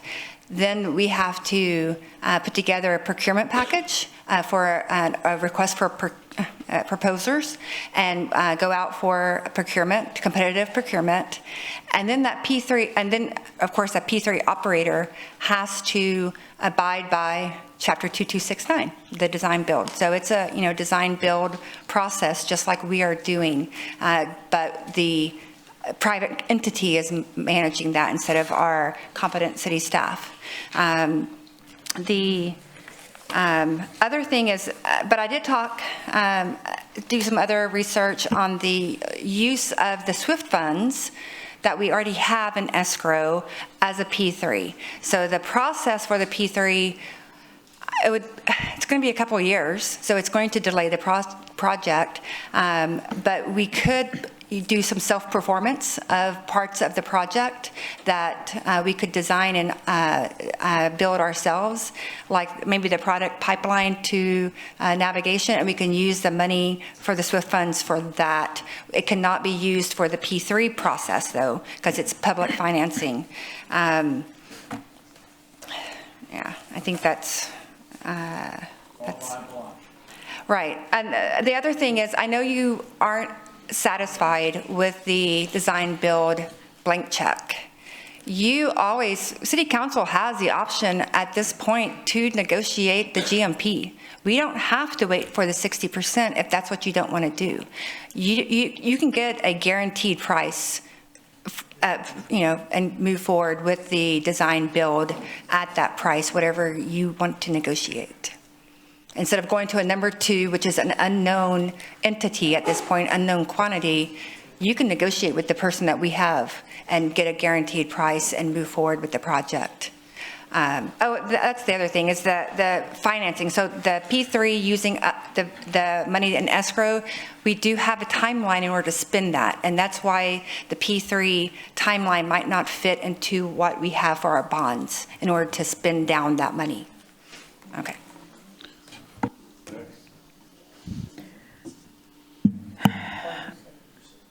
Councilwoman Vaughn.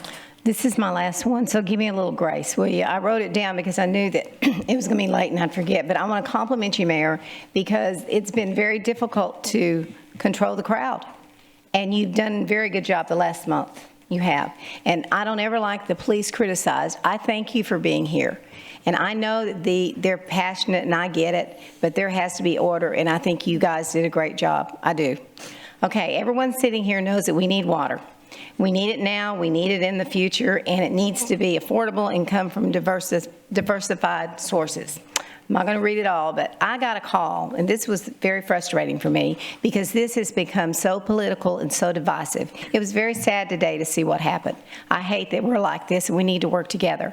But I got a call last Friday at 5 o'clock from Robert Black, the governor's chief of staff. He told me I should be a leader and vote yes on desal. And then he said that if I didn't, Corpus Christi would receive no future state funding. That's wrong.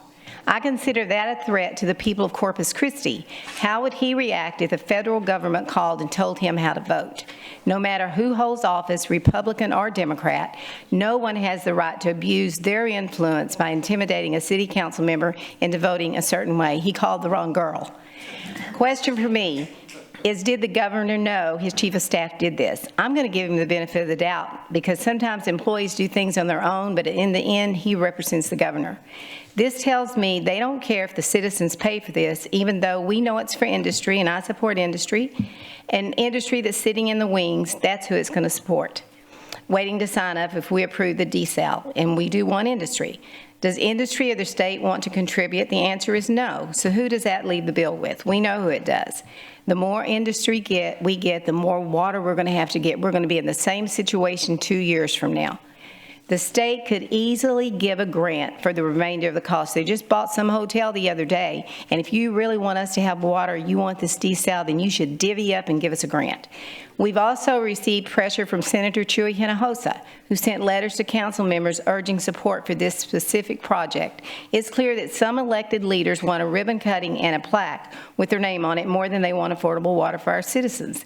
Leadership is not about bowing to pressure. Leadership is about serving the people with honesty, humility, and stewardship. We got another letter from Don Buckingham. Wonder why.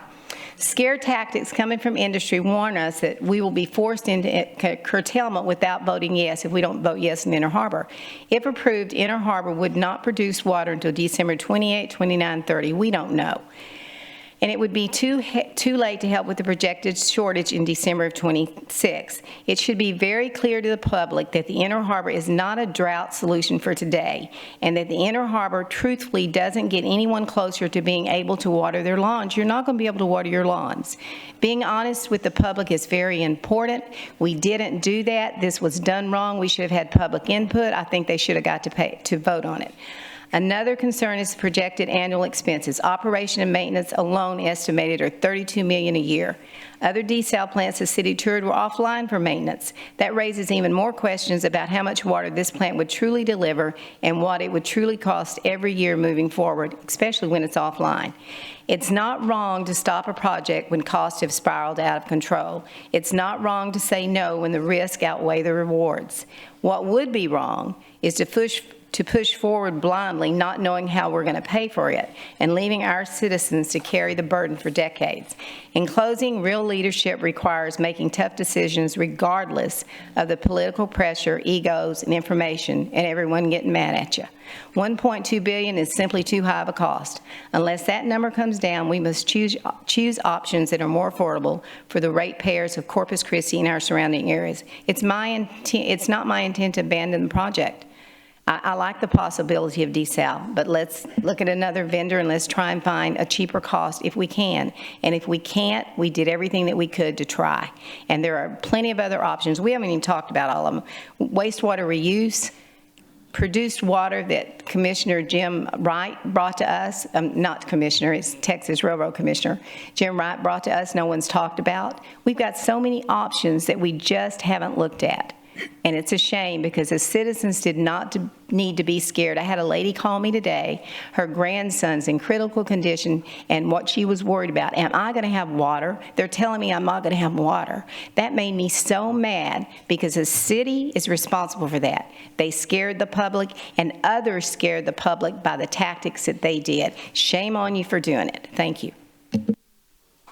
Councilman Roy. Yeah, I just want to go back and to my earlier comment. You know, one of the things that being on this council and talking and attending the presentations that we got that talked about the process and how this process, as it moved along, was supposed to be defined better until we got to the guaranteed maximum price. And so, but that's an indicator that I asked staff, I asked Freeze and Nichols, and I asked the city manager today. I said, what about the, 1.2 billion? No, we haven't heard that. But my other council members here, I've got 3 council members that succinctly heard that and were told that the minimum it's going to be is 1.2 billion. So that's a tough thing to deal with, because all along I kept thinking I've got to put my faith in the process, but it's clear that that process is not right, that process is broken, because I've got 3 council members that have had direct conversations saying that we're going to be at 1.2 billion. But the other thing I want to talk about is that earlier you mentioned that if we come up with an alternative, if let's just say, and again, I'm very disappointed with not Friesen Nichols, but Kiewit not being here, because I think they could have answered these questions directly. And I think city staff should have encouraged them to be here.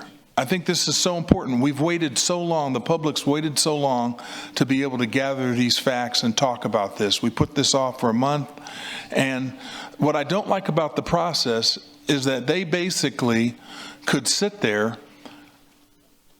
and time is important. We all know that nothing becomes cheaper with time. It gets more expensive.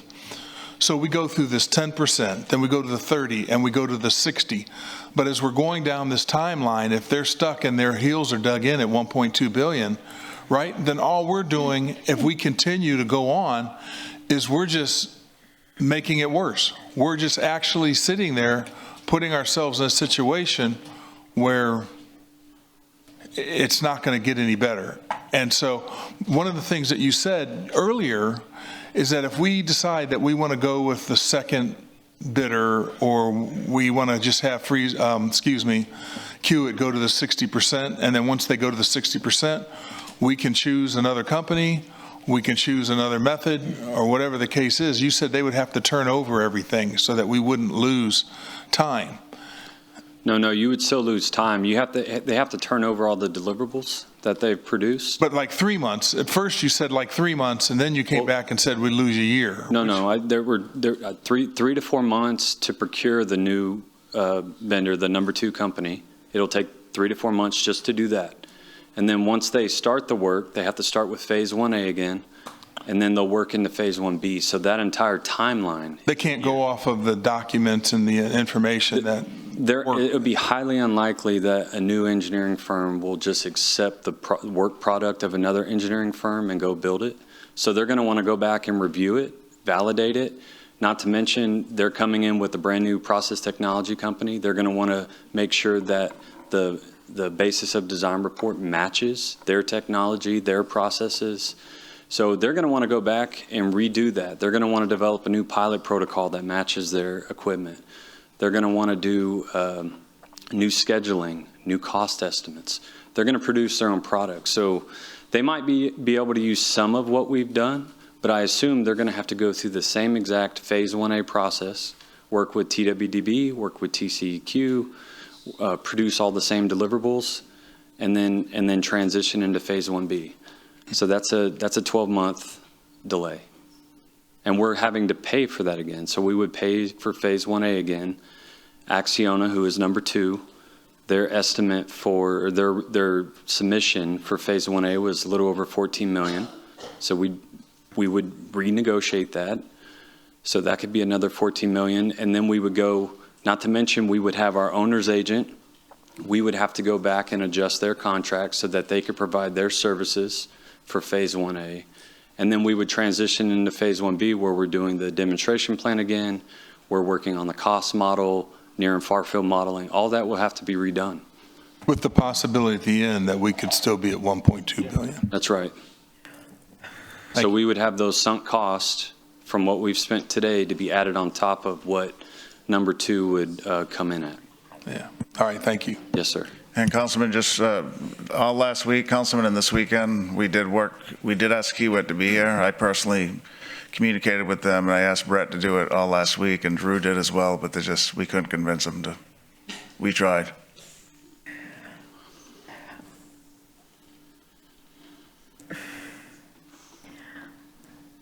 Councilman Cantu.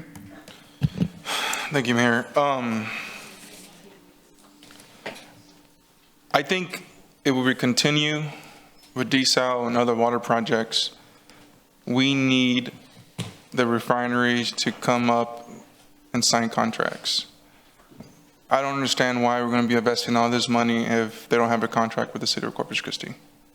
And we need to work on that as soon as possible because we need to find water if this project doesn't pass tonight.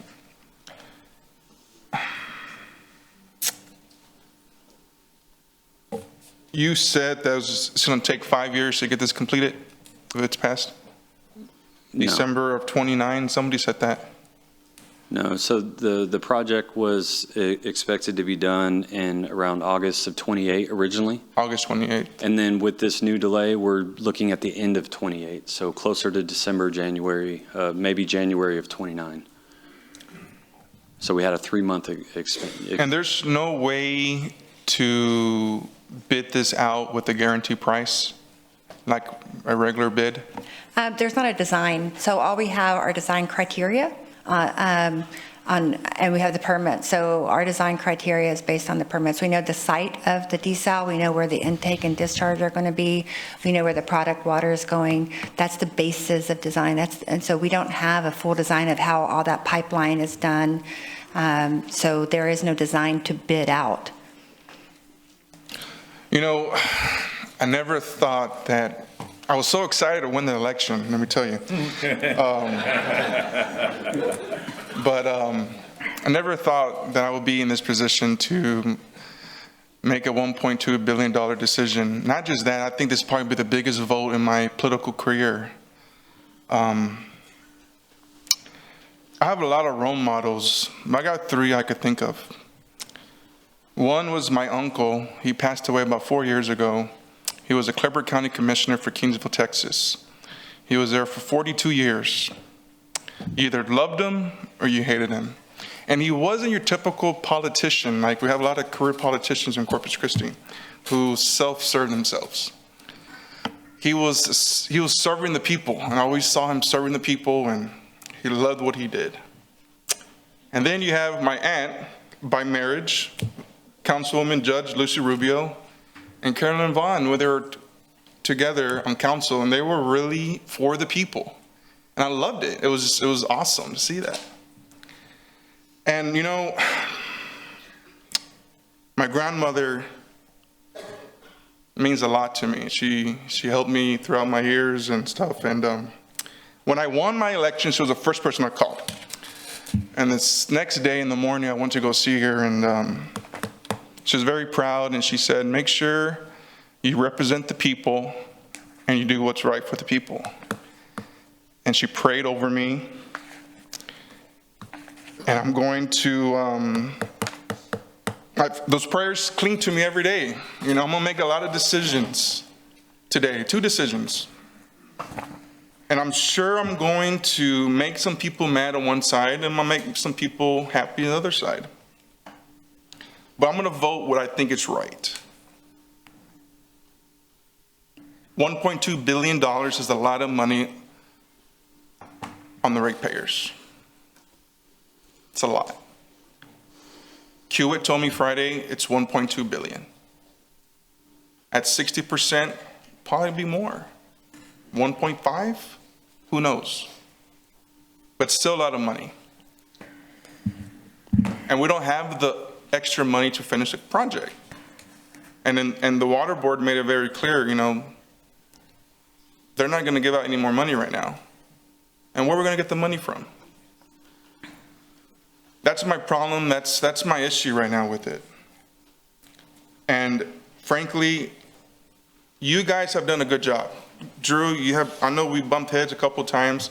Everybody blames me for you quitting, and I don't think that's the case. But I just feel that we need to find other water projects to get the refineries water.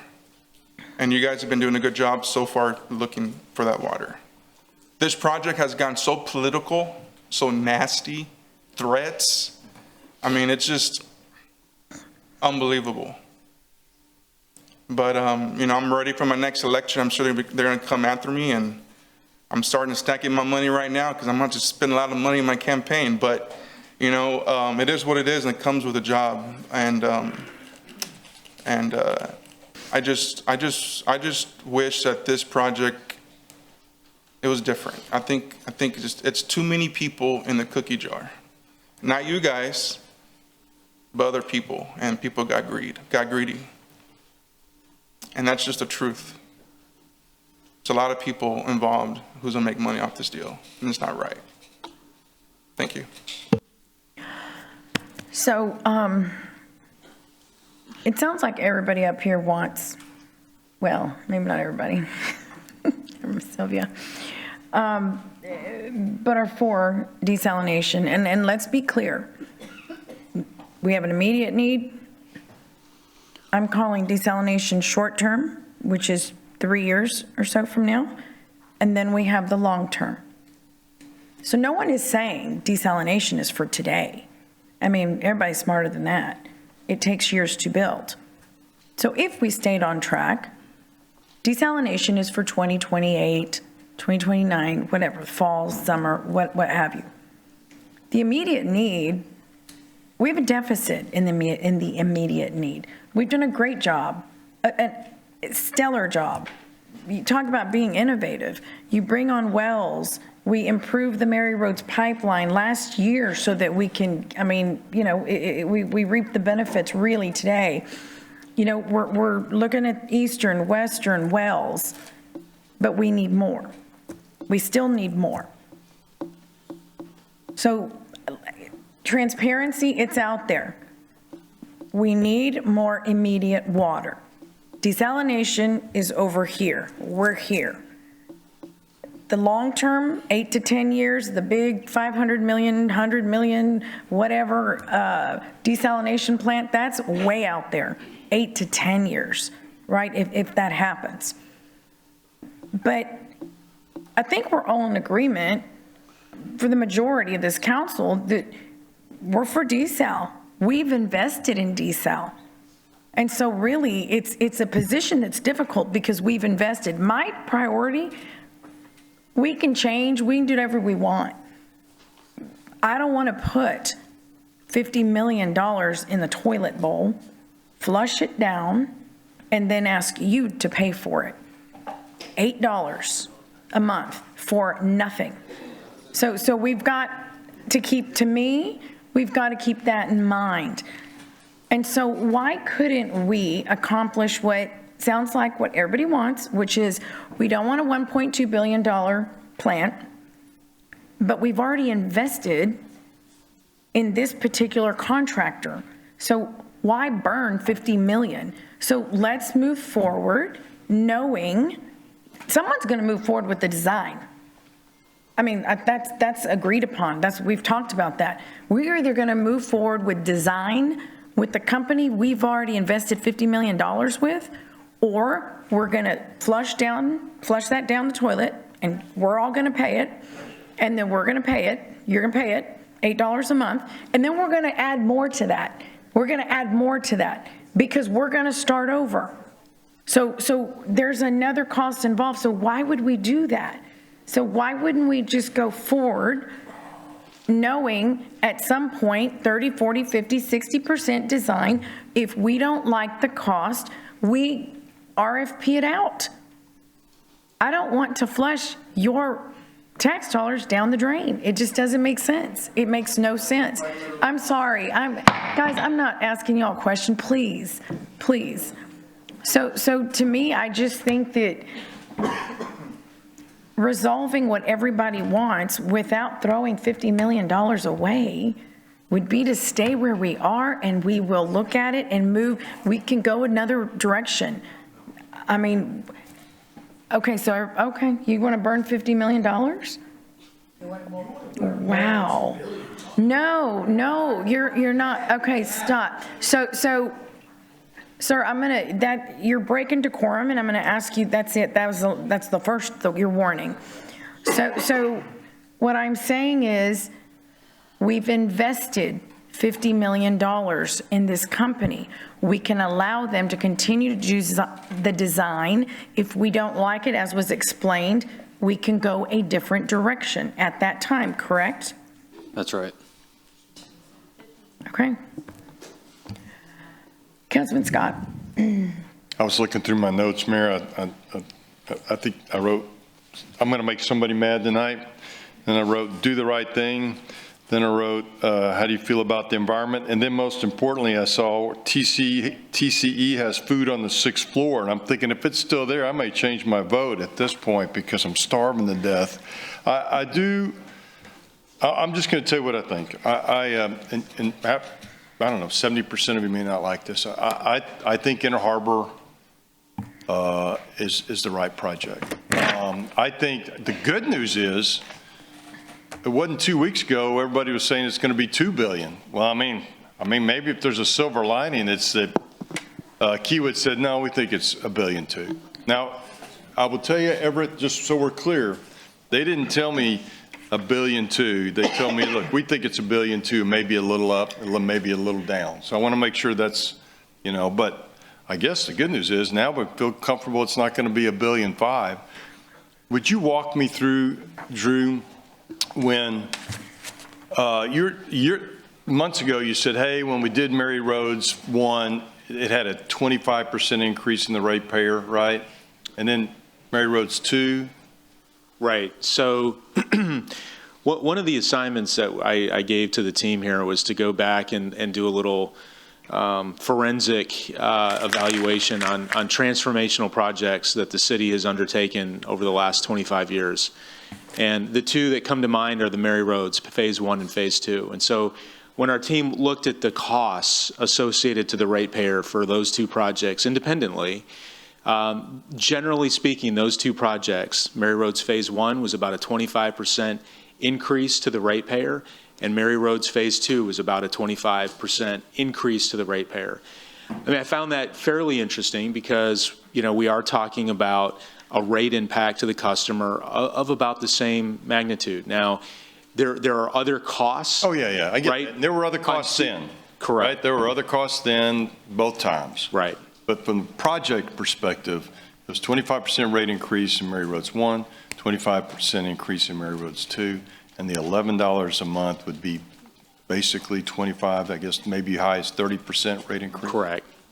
So it's not in the realm, it's not outside what we have done in the past. I can't count to $1.2 billion, so I don't want anybody to think that I'm being flippant about $1.2 billion. But what concerns me is, and Victor, can you come up here? Let me just fix. So if we don't do Inner Harbor, we're gonna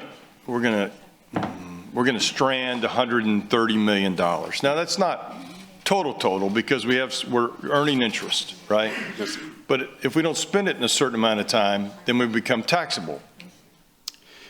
Yes. So you're making 2%. I don't know, maybe you're making 3%. But if it's a 1% hickey on the tax side, then you've lost that off the top. So it's still a lot of money.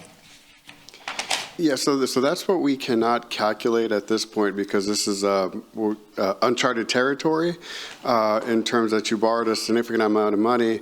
I talked earlier about tax-exempt bonds being regulated by the IRS. One of their rules is that they want you to spend the money in a reasonable amount of time, and to them, that's within a 3-year period where you're spending most of it. Of course, delays happen for whatever reason or another, but that is when you get into a situation where you don't want to be negotiating with the IRS. One of the risks is that they convert this tax-exempt bond to taxable. The complexity with respect to this financing is that this financing, we didn't go directly to the bondholders that are holding it. We're going through the Texas Water Development Board. So that's another bureaucracy that we have to visit with about how, what happens if we, damage the Texas Water Development Board's 2024 financing that we're currently have in possession of. So that I can't answer, but the bond attorney is here, but there could be federal tax implications and possibly state implications, but I just don't know what that is because this is uncharted territory. Well, I do think it's bad public policy to not fulfill a debt obligation to the Texas Water Development Board. I think generally the rate impact would be about $8 a month for 10 years for nothing. So I'm compelled, and we weren't here when we started all this, but we're here now, and I think it's you're right, it's the biggest decision we'll probably make. But I don't want to walk away from that $230 million debt obligation. I just think that's bad public policy, and I don't want to saddle the ratepayer. And incidentally, Drew, is that rate obligation is paid by the whole system if we don't do Inner Harbor? Right. Or So that $8 a month calculation worked with our financial office, but it was based on the $40 million of sunk costs plus the $70 million of interest payments associated with defeasing the debt. And that is applied to the inside city limit customers based on PUC rules. So inside city limit customers would be burdened with that penalty, if you will, over 10 years. Ouch. And our industry on a contract, is the contract with the South Texas Water Authority, or, I mean, is it a take or pay with South Texas Water Authority or no? No, South Texas Water Authority is not a take or pay contract. Right, but their customers, industry. Yes. South Texas Water Authority. I think he's referring to Sanpat Water Authority. Oh, right? I'm so sorry. Sanpat Water Authority. Yeah, Sanpat Water for Authority. weeks. Sorry. Sanpat has take or pay contracts with their customers. And actually, South Texas Water Authority does as well. Oh, really? Yes, sir. So, I mean, I think there are some take or pay contracts embedded in there. They're just through our partners. All right, here's my thought. One of my favorite poems ends with, the end of our journey will to arrive at the place we started and to know it for the first time. It's a T.S. Eliot poem. I think we spent a lot of energy, but we've learned a lot, right? I know more today than I did when we paused. But I do think it's not popular with everybody. I know it's expensive, but it's drought-proof. It provides a second treatment facility. Kiewit is a U.S.-owned entity with a local presence. I think they're employee-owned. I think there are lots of eyes looking over their shoulders, including City of Corpus Christi, Freeze Nichols, ICE, and hopefully industry if we do move forward. I think the project is fully vetted. I think it's fully permitted. I do think a lot of citizens support it. I'm certainly not the majority of people in this room. I do think it creates the greatest certainty to a long-term, reliable, drought-proof water supply. If it were me, I would move forward to 60. I would work with the Texas Water Development Board. I would reach out to our U.S. congressman, and I would talk about the IDA. And I'd like to stop there. Can we have a quick conversation about the IDA? So and I think some of these people have talked about this, but we have significant industrial district agreements coming on in 2033. And if you kind of walk us through that, and how much money we're talking about. Sure. So we've got 3 different industries that'll be coming online in 2032. Starting, it is Cheniere, Gulf Coast Growth Ventures, and ArcelorMittal, which was formerly voestalpine. And so the city did enter into 380 agreements with them back in 2015, 16, 17 in there. That was for them to go ahead and build out their facilities. And then in exchange for that investment, the city then said that you entered into an agreement that they would not start paying any type of pilot until fiscal year 2032. And then they would need to enter into industrial district agreement, I think, by 2035. So with that, based off of estimated values of what investment has already happened and what we feel like that investment is with depreciation and things along that line, starting in 2032, we can expect to receive an additional $20 million in the pilot payments, moving up to almost $40 million in 2033, and then reaching about $58 million in 2034. So those could vacillate just a little bit, just depending on what their total investment is by that point in time. But it is significant money that would be coming into the system, into the city, actually.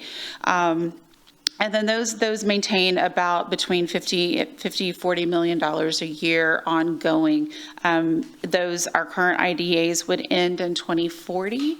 And then assuming any type of renewal on those industrial district agreements, that could take us in a further time period.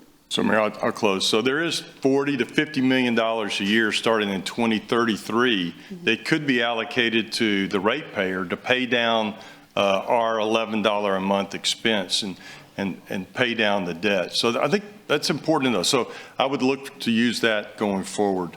Mayor, the last thing I would tell you is that I'm concerned about going from Kiewit to the second place because we'd have to eat $50 million. It adds 12 months, and adds 12 months of interest as we wait. So that's why I'm not excited about moving from Kiewit. Thank you, Mayor. Councilwoman Paxson.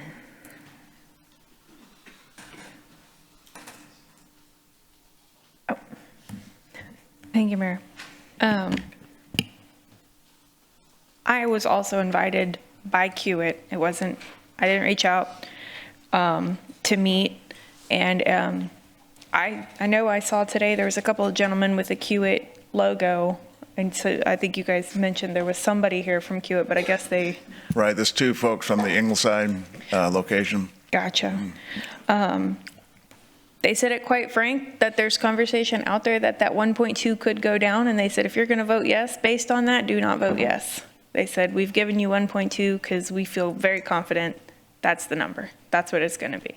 My concern, of course, there's been a lot of conversation about negotiating a not to exceed price right now, guaranteed maximum price right now.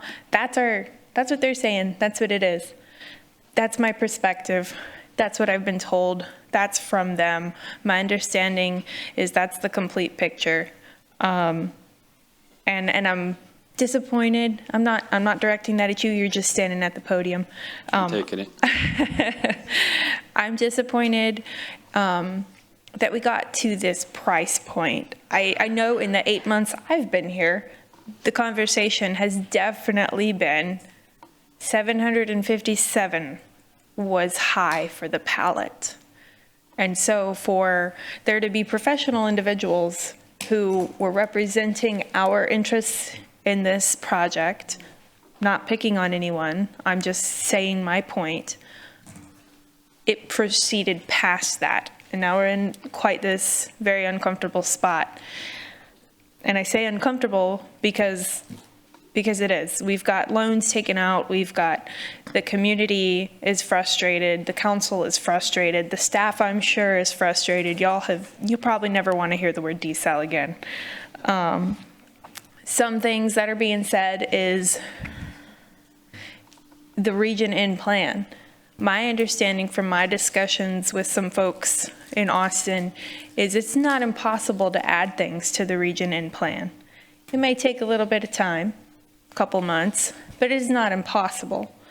And so I don't know why, if we don't have a very good comparable project, that we couldn't pursue adding that to that plan. I think that's something that we consider when we look at what the options are, like Councilwoman Vaughn and Councilman Hernandez have discussed. Councilwoman Vaughn discussed a phone call she got on Friday. My understanding is there was a meeting at the Capitol on Monday.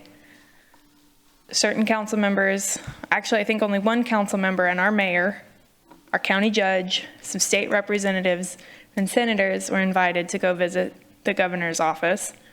I wasn't there. I can, only tell to what I was told.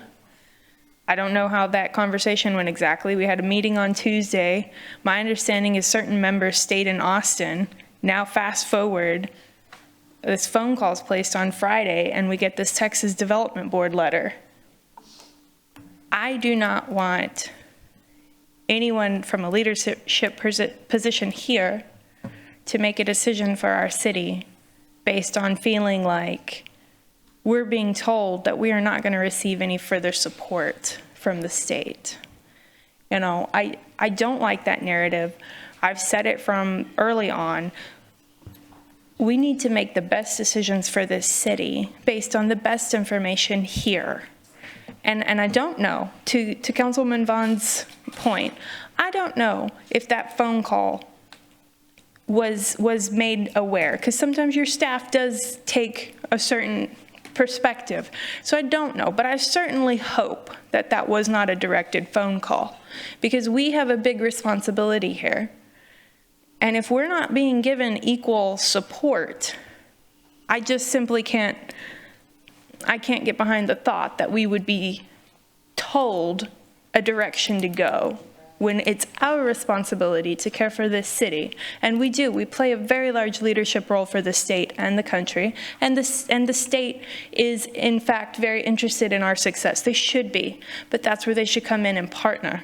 That's my perspective on it. I mean, I think it's interesting. It's a funny note. 1773, we were talking about things in the harbor. We didn't like to be charged for it without having a say. Now we're back to things in the harbor, still asking to be charged for it without a say. It's an old thing for us, so I'm sorry. It's midnight. I wanted to lighten the mood a little bit. I have one more time. I'll come back. Okay.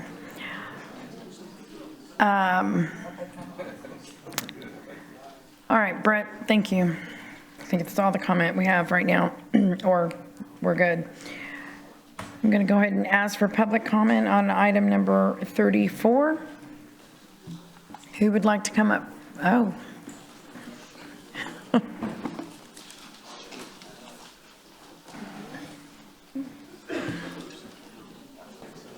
Come on. Oh, did he? You want to? Yeah, Reverend Williams, I think you already spoke on, or did he speak on desal? He did not speak on desal. Rebecca? No, I did not speak with regard to item 34. Okay. Yeah.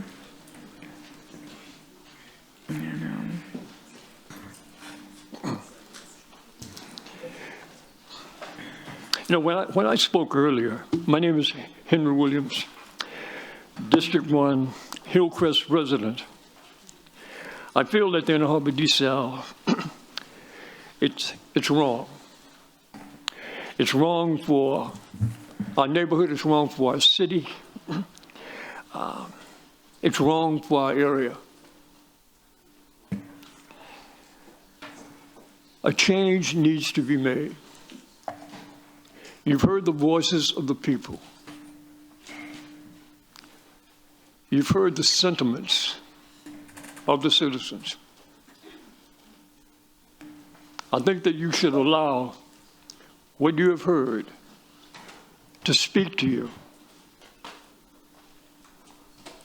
And my prayers are with you all. My prayers are with the city. But the Inner Harbor desal, I believe, is a great mistake if you vote for it. Thank you. Thank you, Reverend Williams.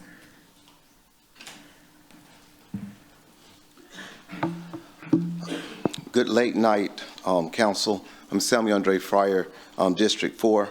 You know, there's been a lot of debate and ongoing talk about different things, especially the Inner Harbor, talking about a reliable, uninterrupted water supply. In the military, there's a phrase when you have a helicopter that's pulling something underneath it, and it's called cut sling load. And that's whenever there is safety to the crew or to the damage to the aircraft. So in this Inner Harbor desalination, I say cut sling load. They talk about capital expenses, interest. They talked about a number in the range.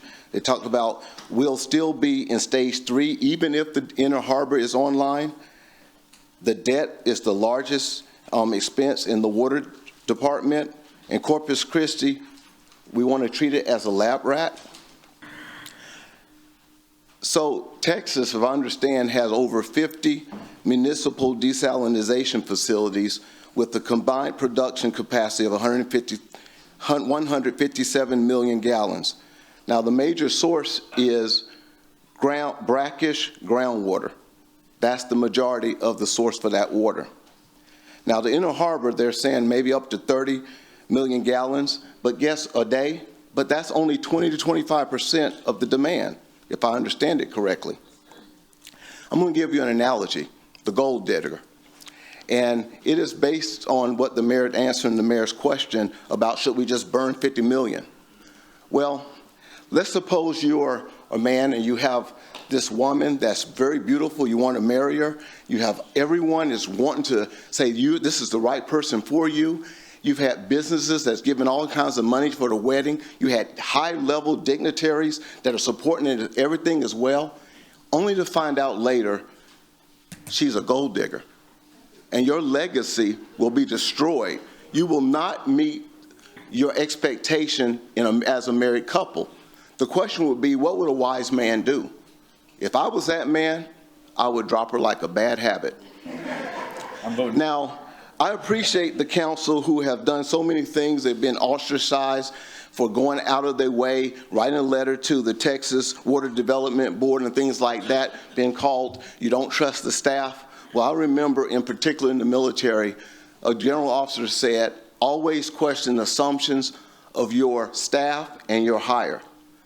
As a city council, you are elected in this constitutional republic to vote the will of the people. Now, I'm not a polygamist, and I wouldn't be. My wife wouldn't put up with it. But for water polygamy, I think it's a good idea to leave all these things on the table, exception of the Inner Harbor. So if you recuse yourself, if you have a vested interest in this. Thank you. Thank you.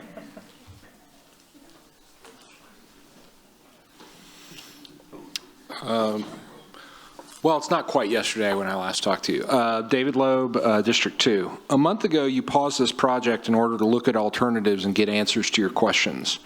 Now we know the following. One, you cannot move the state loans to another project, and there are dire consequences, financial and otherwise, for trying to scrap the project now. Two, the cost of the alternatives and the timeline as analyzed by engineers are much higher than the numbers salesmen sold you on. Not a shock, but, you know, that's what happened. Three, because of those two, Inner Harbor is the least expensive option for ICL ratepayers. Four, our OCL ratepayers are in favor of Inner Harbor because we've also learned it's the fastest and safest option. Five, you have received offers from both the state and industry to help reduce the cost of Inner Harbor through further low interest or no interest financing and technical assistance if you move forward. You should take those offers and vote yes to go to 60% design on Inner Harbor. If you don't like the guaranteed maximum price, go ahead and bid it out. That opens the ability to get a real hard price. As that is happening, continue working on honing the rate model and getting grants and financing. There are legal ways to financially reward those who have heeded the call to conserve or to cushion the blow for those who can't afford to pay more on their water bill.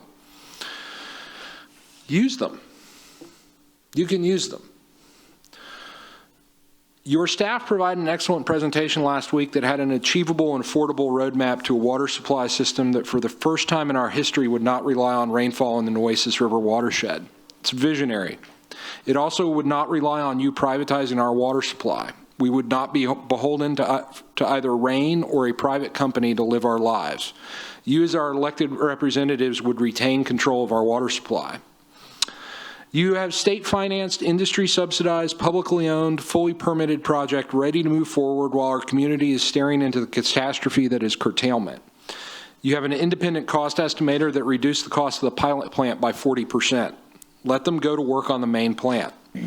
You have money from the state and permits to drill wells to hold off curtailment until Inner Harbor is online if you move forward with haste. And please move forward with haste. Ask for alternatives to accelerate the project timeline. You may want them when the time comes, and you may have a partner who wants to pay for it. You have partners who are willing to stand in the light of day and state their support for Inner Harbor. You don't have that on the other projects. Not because they trust you or your staff or the project team, but because they have looked at the deal themselves, the situation the community is in and the alternatives, and decided it really is the best course of action. It's why there are 400 more yard signs up in support of the project than 2 weeks ago. This project has a movement. Vote yes and lead it. We will be here to support you and make the project successful. That's what partners do. Thank you. Thank you.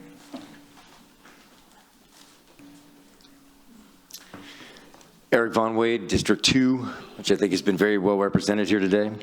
I just want to say thank you to everybody who's come down and spoke today that's been respectful of council, because again, if we have this sort of support, I think we can all agree it's a better place if we're involved. So, and tribute to my homies on cell block 6 upstairs. We got 6th Street in Austin. We got the 6th floor here. They had the best food. Met a lot of great people. But I say this, we're at a point in time where we need everything. We need all the water. And water's going to get more expensive. I'm sorry if I'm too loud. I talk loud. Water's going to get more expensive no matter what we do. If we don't do it now, water's going to be more expensive tomorrow than it was yesterday. That doesn't mean we go for everything. And I would say I am a bit disappointed that we didn't have better representation from Kiewit here today. If it was my project, I would be here. But I will say this. Before we throw everything away, we need to make sure that we're all willing to face the consequences. I've fought too long in this very short life I've spent here in this city. I was born here, and I've seen council work together to do amazing things. And I still think that we can all do that. I know there's a lot of differences. I blame that because we didn't have a retreat. I'll plan a retreat for you. We'll do the 6th floor. We already got a good party going up there. But from everybody here, you've conducted yourselves as professionals. You've appeared to be sharp, and you deserve our respect. And I say this for everyone.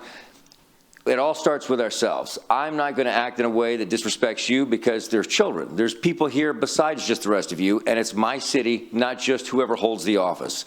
And so I hope that in the future, if we can curtail our emotions, we can then look more logically at things. That means not giving in to the impulse or not making excuses for bad behavior, because when you make one excuse, that becomes a snowball, and I think that's something we're all looking at. Everybody has made a point that's correct here.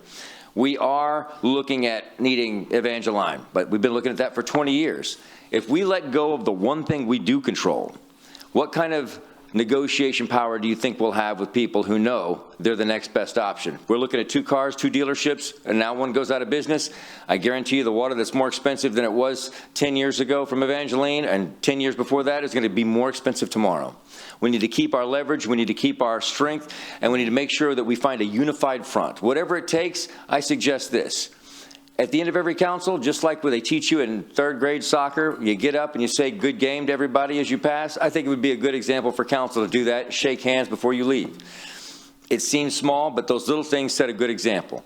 And I hope everybody here can agree that whether we agree with each other or not, we care about this city, and I believe everybody's here to do the right thing. And I want to commend all of you for doing that. I have never stayed up this late for somebody that didn't have alcohol and a dancing ability. So I want you to know this is the first. I hope it doesn't have to be a repeated thing, but maybe 2 council meetings. The 2nd date might be a good thing. Thank you very much.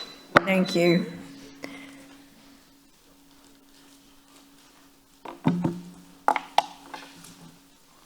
Hello, I'm Georgia Toney. I'm District 4, and I've sat here for 12 hours, and everything I was going to say previously, I've changed 3 times.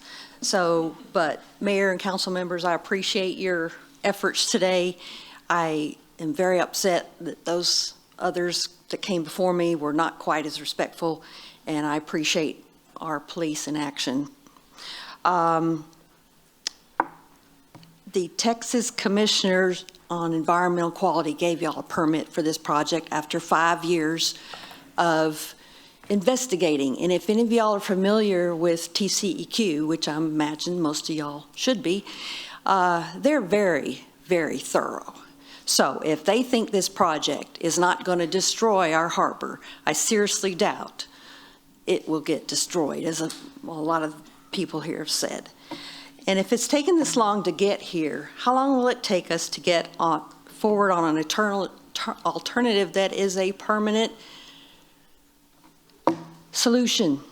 I've not heard any other permanent solutions other than this. I didn't realize this is the first phase of desal, but we live in almost a southwestern climate. We do not live in, I used to live in South Carolina on the coast. Rain, rain, rain all the time. It's very green. I hope we can all agree we do not live in a green environment here in Corpus. And I also used to work in facilities contracting. What the previous gentleman said, now that these bidders know that 1.2 billion's out there, you think any of them seriously are going to come up with something less? Let me tell you, you're pipe dreaming. And I'd be curious to find out if the other 2 bidders are actually still going to want to bid on it. With all the controversy, perhaps that's why Kiewit didn't want to come today. They wanted to stay out of it and let the politics go through. I've not heard any other opposing realistic solutions other than groundwater I personally don't feel like that's a permanent solution. We only have so much groundwater. Texas doesn't have adequate aquifers.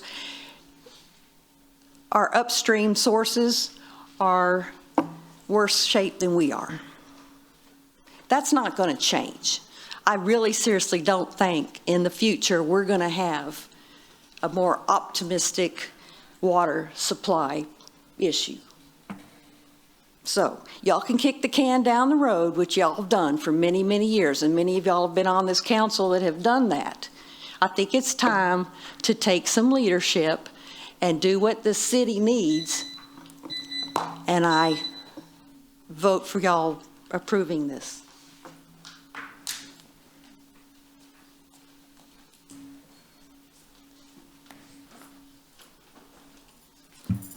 Becky Moeller, District 4. It's been said a few times today that this has made some strange friendships. And I just have to say, if anyone ever thought I would agree with Samuel Fryer, never. But I wrote jokingly a minute ago, I'll make my public comment very, very brief. This discussion reminds me of my marriage number 3. It's a mistake. Seriously, though. Were you the gold digger? Well, I never have any gold. That's why I'm still up here.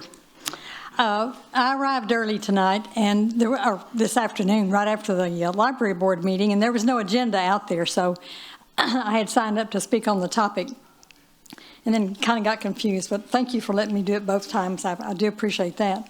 I've spoken in the past on environmental issues, on some of the science that I can repeat. But I'm going to repeat some of the other comments that are more family-oriented, and that's where I am today. I'm a labor rep, a long-time labor rep, and worked in Austin for a number of years and lobbied the legislature. So jobs are important to me. But you know what? All jobs are important. The refinery jobs are great. I have a nephew that works at one. I had a brother-in-law who worked, and actually I think they killed him at that particular refinery. He ended up with brain cancer, but that's another story. But so are the waitress jobs on North Beach. So are the hotel jobs on North Beach.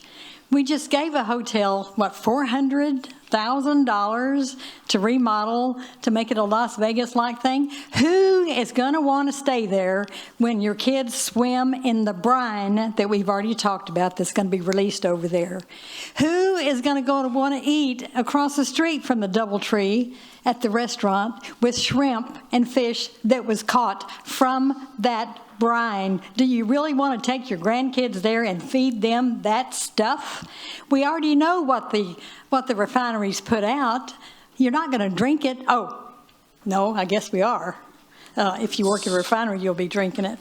But seriously, we need to look at the economics of this. $50 million is a lot of money. I never thought I'd be talking about $50 million. Sometimes you have to say, I screwed up, and now I vote no on this. I encourage you, let's take our losses. We've all done that in our personal life before. We've made bad decisions financially, and we paid for it. This is another bad decision. We need to pay for it and move on. I'm a desal person out of the Inner Harbor. You take it out on the pipeline. We just heard today that, hey, we're going to have to do some pipe work we didn't even know about before. So this has not been well thought out. Vote no to proceed. Take your losses. Let's pay the $50 million and go on about our business. Thank you. Thank you. Hello, Libby Peacock, District 2. I'm here to speak against Agenda Item 34. I am anti-desal for a variety of reasons, many of which you have heard today during public comment from fellow concerned residents. First of all, this will absolutely kill our Corpus Christi Bay and Nueces Bay and all of the natural beauty and resources that come along with it. Secondly, I am concerned about the cost the working class people of Corpus Christi will have to bear, all for water that isn't even theirs. I truly can't even comprehend over $1.2 billion. It's not fair that y'all have already thrown community members' dollars down the drain when they did not ask for it. If desal moves forward, it will be even more. Y'all were the ones that made the $50 million mistake, not us. Don't pretend to speak on our behalf. We don't want desal. I'm also standing here in solidarity today with the Hillcrest community, who is bearing the brunt of being cut off from the rest of the city, from the highway, the miles of oil and gas facilities, the port, and now the bridge. And now you want to put this facility in the so-called buffer zone. I also overheard that one of the council members during the break said that half the comments he heard today were, and I quote, full of SHIT. First of all, the double standard of our friends who have been fighting against desal for 10 years and are rightfully mad, getting arrested for words like that is insane. Secondly, do you not have a heart? Are you not feeling moved by the love and the passion of the community members here today? Today was my second city council meeting and second time making a public comment, and I feel so honored to have met and talked with so many people who would unfortunately be bearing the brunt of this desal disaster. Please vote no.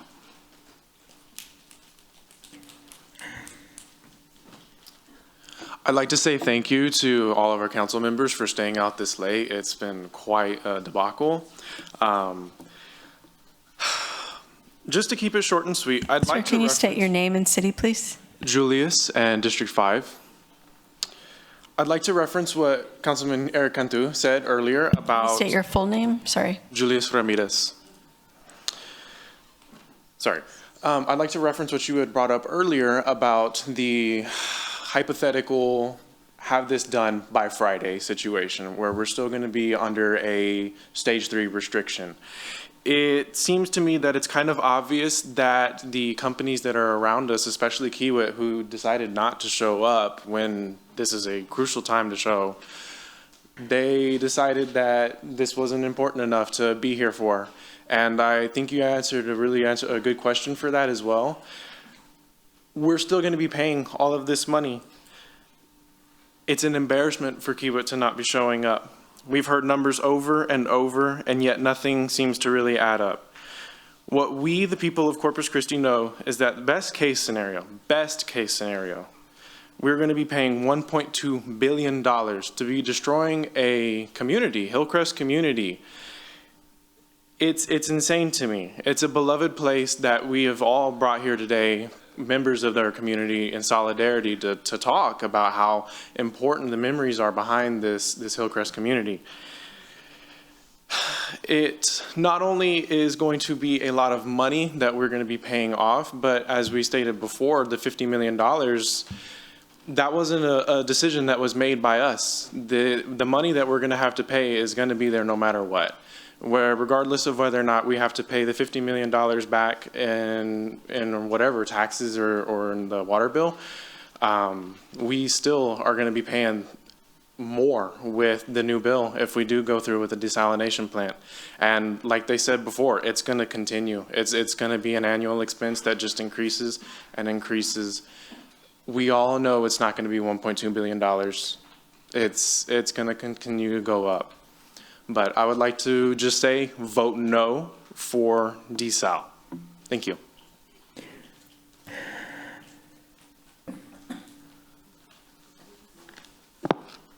Hello, Gabriel, District 4, Gabriel Flores, District 4.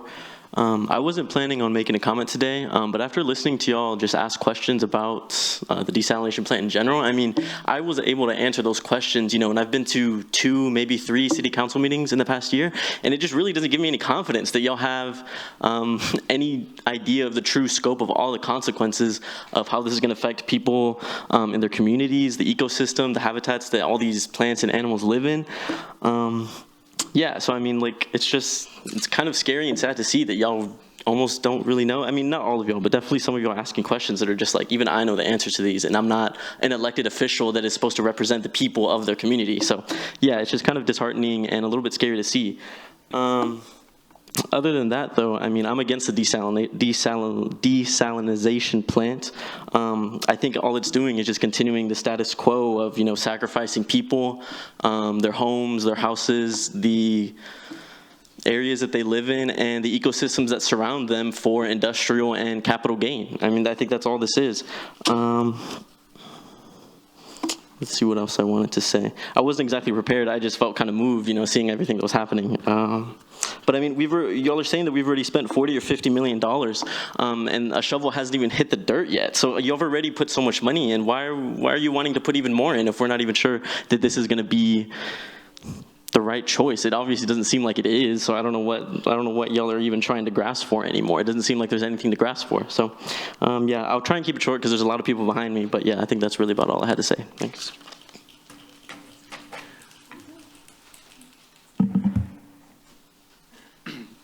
Hello. Thank you for having me. My name is Oliver Sanchez, Flower Bluff, whatever district that may be. I haven't been here before. I'm not sure how this whole thing goes, but I have a couple of things to say. First of all, we're all tired. I just got off a 10-hour shift, and I came here around 5, so I've been up for almost 19, 20 hours now, so it's getting there.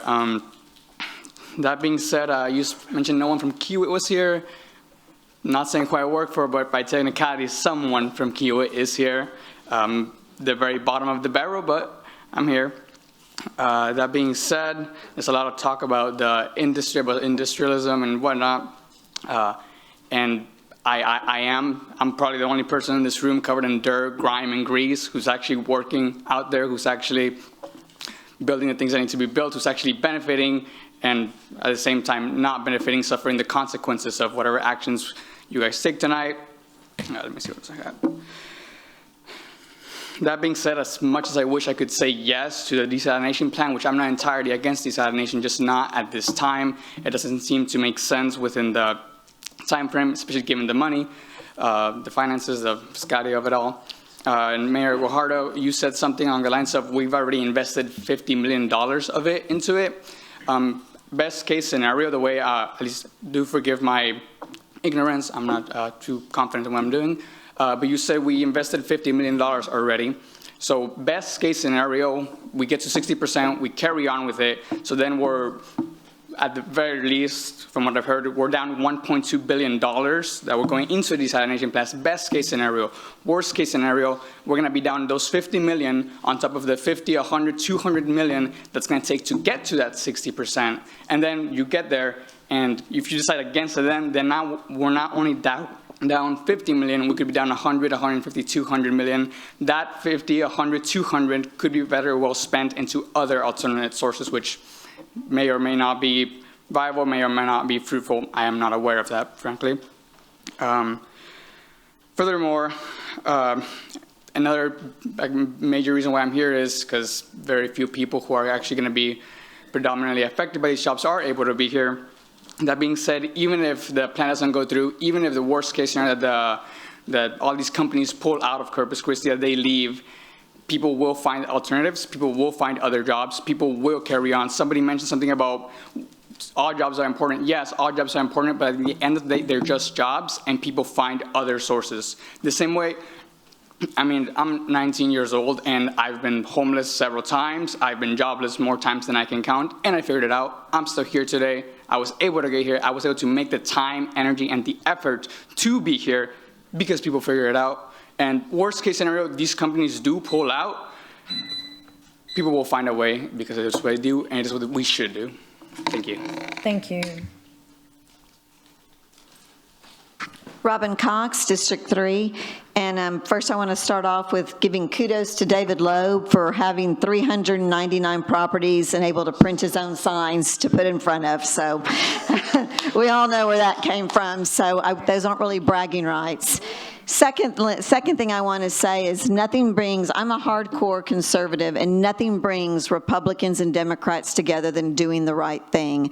I heard Mayor Guajardo say over and over, we've already pumped this much money into it.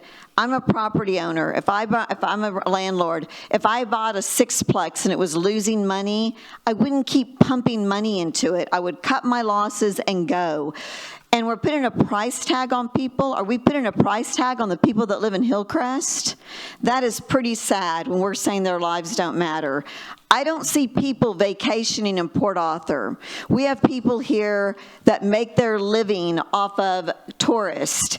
So how many of you go, you know what, let's pack up the kids and get on out to Port Nature's? No, they don't. It stinks over there. They don't want to go there.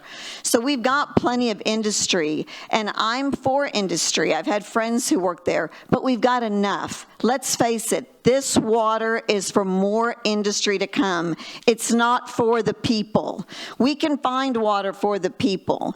And the bottom line, too, looking at this, some of you are so deep into this location in Inner Harbor. If we connected the dots, there's some serious back scratching going on here. Some serious. I mean, look at where it all comes from. My dad used to always say, who do you got to sleep with in this town to get ahead? And it's really looking forward. But on the last note, like I said, I'm a hardcore conservative, but I'm the first one that's going to write Eric Cantu a check and start block walking for him. Because on the end of the day, I'm about doing the right thing. And thank you for the Fab Five who have stuck together. My neighbor coined y'all that.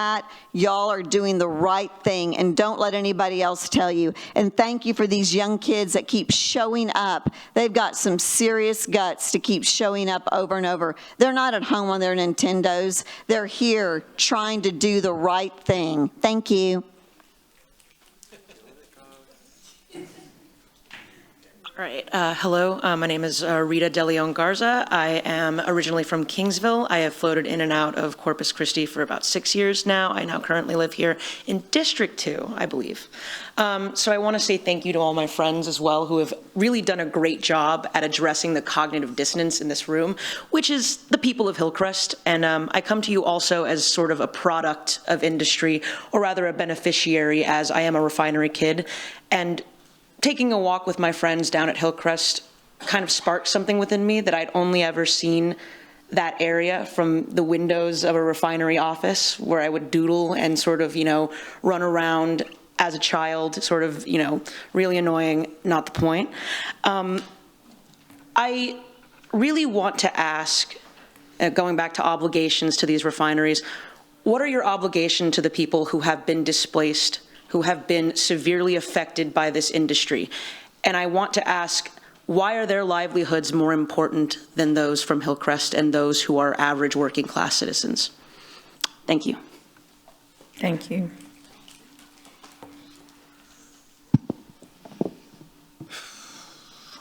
Okay, Jason Hill, Corpus Christi. Hi, council members. I think we should quit while we're ahead.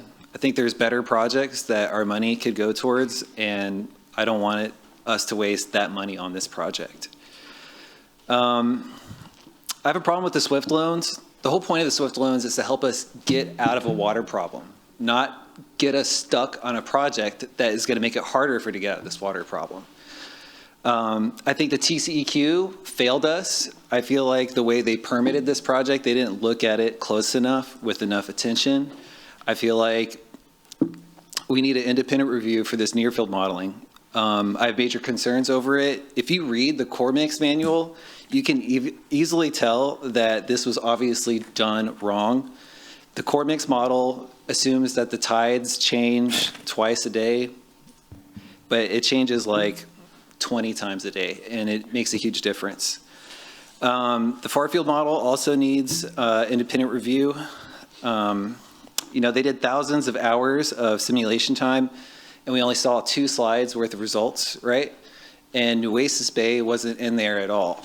And that's super important because we are mandated by law to send fresh water from our reservoirs to the Nueces Bay to keep the salinity low. But this project is going to increase the salinity to the Nueces Bay. Imagine spending, that's like the antithesis of that spirit of the law. It violates it. We're going to spend $1.2 million on a plant that's going to increase the salinity to Nueces Bay when we're mandated by law to send fresh water there to decrease the salinity. It just doesn't make sense. I do think we need desal at some point, and I think we need the city to work with the community on making that happen. From what I've seen, the community doesn't want desal in Hillcrest. They don't want it in the bay. They want it offshore. In Boy Scouts, I was taught to leave your campsite better than you found it.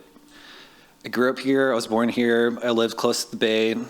To me, the bay is home. And that's why I'm asking you to vote no on this project. Thank you. Good evening, Bob Paulison, Corpus Christi District 4. Also the Executive Director of the Coastal Bend Industry Association. I also support desal. The association members and large volume users support desal. We support desal now, and we have in the past and continue to support the development of the Inner Harbor desal project. You know, I'm going to really rely on the description that David Loeb gave a little bit before, a little bit earlier, because he can do it a lot better than I could, but he was right on in terms of what's at stake here and what the city has in terms of a permitted project that, despite a lot of the claims here this evening, was done in a rigorous process and on the discharge permit side, not just by TCEQ, but by the EPA. You know, it's been a science-based, fact-based approach, and this is the only project that we've got that is fully permitted and has financial support, has support at the state level, and it's time for desal. What are we waiting for? We should have been doing this in the past. Now's the time. Anyway, in the time that I've got left, I really want to correct a couple of things that had come up over and over again because they need to be corrected. First of all, taxpayers don't pay for the water system. Now, this one was kind of cleared up as we progressed, but ratepayers pay for the water system. And all of the large volume users and other manufacturing and industry companies that operate in this area that take water from the Corpus Christi municipal water system are ratepayers, and they contribute to the water system now. They have been investing in it for decades in most cases, and they will continue to pay their appropriate share through the water rates developed by the water department. The second thing, so that's the first point. The second one is that the water's for industry. And maybe we got a good clarification point that it's for future industry. That may be. But I'll tell you, I had to listen to, everybody in this room knows it. It's an indisputable fact that all of this water is for industry. And I can tell you, the water comes out of a desal plant in the Inner Harbor, travels by pipeline to the Navigation Boulevard pump station, where it is inserted into the municipal water system. It goes to wherever customers get water that travels through the Navigation Boulevard pump station. The water supply benefits everybody. It strengthens our water supply into the future and puts us on a sounder footing than we are today. Thank you. Thank you.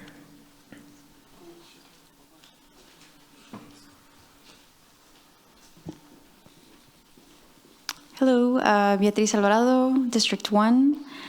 I recently just watched a video of this man who just went before me selling desal to council back in 2014 as an industrial desal project. And they funded an economic feasibility study that determined that this industrial project would be cheaper for the city to take on as a municipal project, which, duh, right? I mean, there's loans and the ratepayers pay for it. And I just wanted to address that it's obviously a disproportionate amount of water that they're using compared to us. And therefore, our share is going to be a lot smaller in terms of contributing. I just wanted to dispute that allegation. I'm obviously here to urge you to vote to discontinue any and all funding for the Inner Harbor desal plant, and to also do something about this. Gulf Coast Growth Ventures, AKA Exxon Sabic, AKA My Town Our Future. In 2022, they used 12.5 million gallons a day. In 2023, they used 12.9 million gallons a day. In 2024, they used 13.5. OxyChem in 2022, they used 8.4. In 2023, they used 7.9. In 2024, they used 8.7. Steel Dynamics also went up. They went from 1.6 to 3.8 to 5 between 2022 and 2024. Cheniere as well. From 2022, they used 9.9. In 2024, now they're using, or in 2024, they used 1.2. Please stop giving them free rein on our natural resources and our very limited financial resources. Residents are using less and less water, and it's not making a difference, obviously. Make them curtail and make them subsidize our water rates so they don't shoot up. I think it was suggested earlier to do something similar with the pilot payments. We actually subsidized their rates for years, right? And we had to correct that, so do it to them. Yes, please kill the Inner Harbor project, but also stop promising industry a non-curtailable source of water just so they can keep making money during times of drought for us. You continue to exempt industry from drought restrictions in exchange for a fee, and I saw this man also lobby council back then to do this. The drought exemption fee, and they're very proud of this, right? This stakeholder group that formed back in 2014 and has pushed desalination as far as it's come. The drought exemption fee has brought in about $30 million for desal since 2018. That's only 2.5% of the total cost of the Inner Harbor. We were talking about disproportionate amounts here. The word is out that seawater desal has always been for industry, so good luck. Thank you.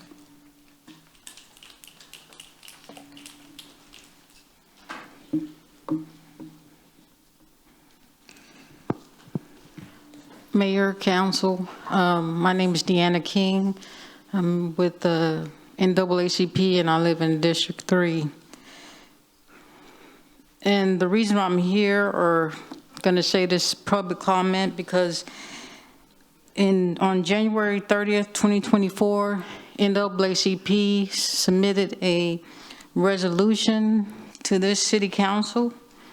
And we worked with the state and national to come up with this resolution. And it's very long, so I'm just going to read portions of it. Many of the environmental health hazards located disproportionately in communities of color result from outdated and ineffective policies, and the NAACP stands firm against the environmental impact of a desalination plant being constructed within a 5-mile vicinity of residential homes, especially the Hillcrest, Washington, and Coles community. Despite these promises to Black communities still tend to be undersourced regarding federal funding, technical assistance for rebuilding infrastructure, and state investment in environmental issues that have impacted their communities at a higher rate.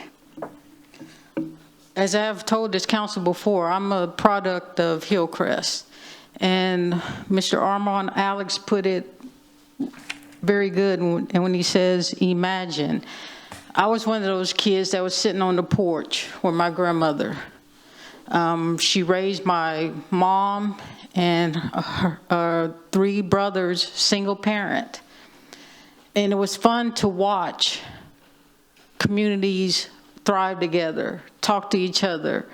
It was always fun to go down the street and know the neighbors. We even knew if someone came to our community that were strangers, because by the time they get to the other side of the street, somebody has already made a phone call and say, hey, did you see that car down there?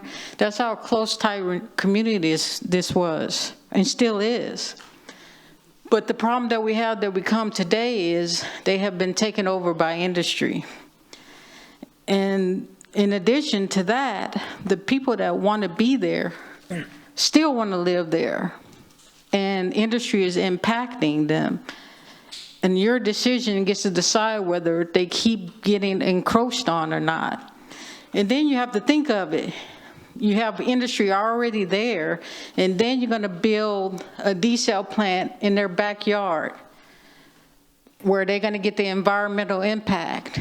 And then on top of that, they're gonna have to pay higher rates. I thank y'all.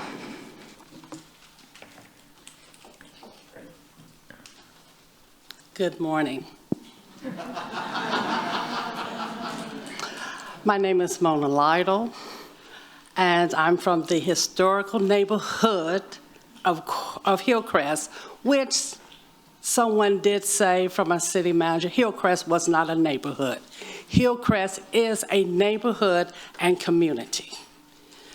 I would like to thank Mrs. Vaughn, Mr. Hernandez, Ms. Compass, Ms. Paxson, and Mr. Cantu for coming to Brooks A&M to explain to us the details of what's the truth of what's going on. And I'm here to say no to desal and Hillcrest. I live in Hillcrest. I was born in Hillcrest. And it's easy for anyone to be up here to say, put it in the Inner Harbor, but you don't live there. It's in a neighborhood. It's not like it is in California and Florida. It's not in a neighborhood. So I'm just going to surrender everyone to God, because everyone's been speaking. You've heard it all. It's time to go to bed. And we thank you, but just know, when you lay your head down and just think, do I have peace? Thank you.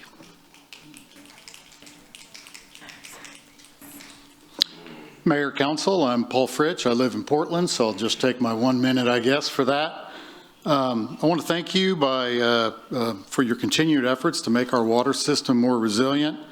I know today's decision has been very tough. It's caused a lot of heartburn. It's really torn our community apart, and I feel for the decision each of you make.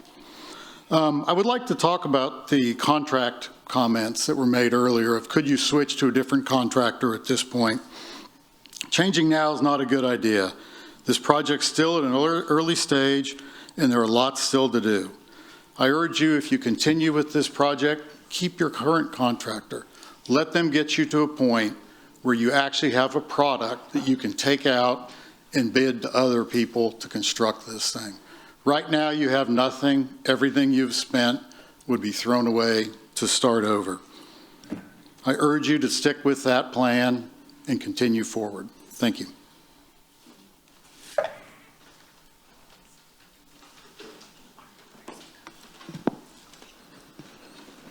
Hello, Mayor, Council, and staff. My name is Kara Rivas.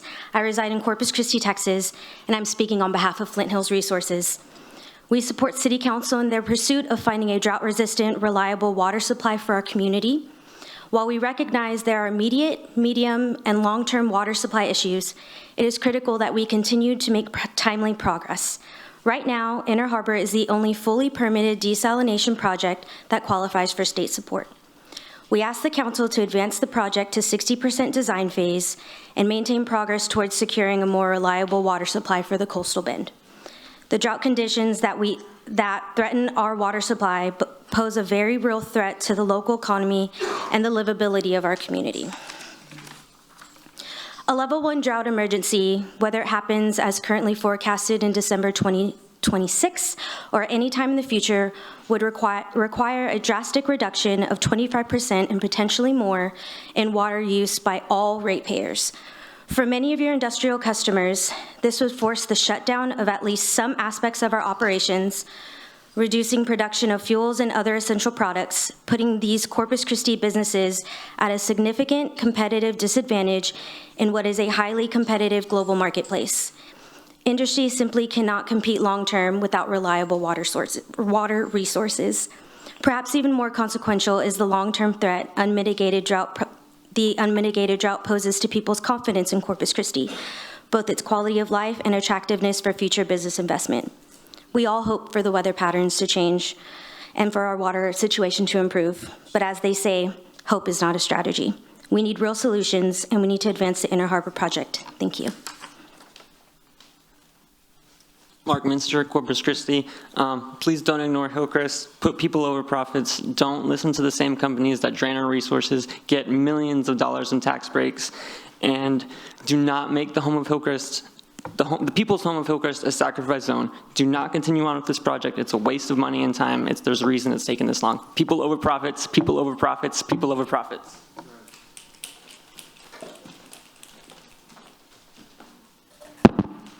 Hello. Good evening.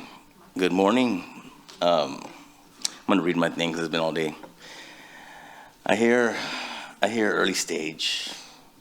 I hear 50 million. What's your name, sir? Name and... My name is Gilbert Aguirre. Okay. Thank you. You're with this, and you reside in the city? I have District 1 and 5. Yes. Okay. Can you my time back? 12.9 million gallons of water. Do you know how much it showers and how many, even if I got all my properties and turn all the water on for a month, I would never use that much so much water. It's kind of hard to keep the lakes full, you know, when you're throwing that much water away every day, steaming it off in the refineries, so all these guys can have their jobs. Those jobs are 450 people. We have over 300,000 people, so that's 1% that got those jobs with the big boats. They go fishing all the time. I think they'd be mad, but the other guys have the big $200,000 boats. The pump station that they're going to put it into, it's going to deliver water to Ocean Drive and North Beach and the refineries. North Beach, nobody lives there, so it's going to be Ocean Drive, so they're going to drink their crappy water. And then you got 50 million stuck in this cost, like sunk in here. And it's a sunk cost, like, you know, it happens all the time. You guys spend that much money all the time. The mayor should have known this initial cost was a potential sinkhole. You should have known this, Mayor. You know everything. You know, we have the 3 up there and you making the $2 million over there. And we continue to just keep. Anytime you guys say something smart, the mayor comes in and she's like, oh. I mean, it's so transparent. And you too. Like, come on, man. How much longer are we going to be? How many more times are we going to come up here and say this is a good idea? It's not a good idea, and y'all know it. The ones that are saying things are the ones that are getting something in their pockets. That's who keeps on greasing those things that keep on going. But you know what? We're all listening now. You got a lot of people now. And we all have friends, and we all have big Facebooks, a lot of followers. It's going to be hard to get y'all's things back in here, even with your campaign money. And you know what, Eric? I'm going to help you. I have a production company. I'm going to shoot all your stuff. You just pay for the airtime. And I'll help you out, too. I'm not here to make jokes and stuff. I'm just here to think. It sounds so crazy to hear you guys talk. And I'm not even smart. You guys are smart. You have that suit and that tie. You know what I mean? Like, give us a break. Give us a break. Do what's right. He didn't make the right decision, and he didn't. And all of a sudden, people are backing it. And this is not right. Okay, I like industry. I want desal too, but do it off the coast. Don't put it in our harbors. That's not smart. I got 11 seconds. I don't know. I just want to say thank you guys, the 5 that are actually doing stuff and actually listening, doing your research on your phone and Google, you know, and the other ones that are just wasting our time. Okay, we've got 2 more, and then I'm closing public comment. Hello, Jennifer Aguirre, District 1 and District 3. I just wanted to come up here and say thank you to the Fab 5 for asking questions and sticking up for the people of Corpus Christi. I also wanted to ask Mark and Roland, y'all say 90% of the Corpus Christi is for desal. Where are your 90% of people here in this room for desal? You didn't call y'all's homies to come? Because everyone here is not for desal. Maybe 5 people came up to talk for desal. And what else was I gonna say? I didn't write notes. Really don't have nothing much to say, just no to desal, and the 50 million that was already spent, none of us agreed to that. This should have been on a ballot. We should have all had an option to choose what we wanted. And I think the community came out to tell y'all, we're no for desal. I don't see all this room for desal. So just, I don't know, choose wisely and be for the people, not for industry. Thank you.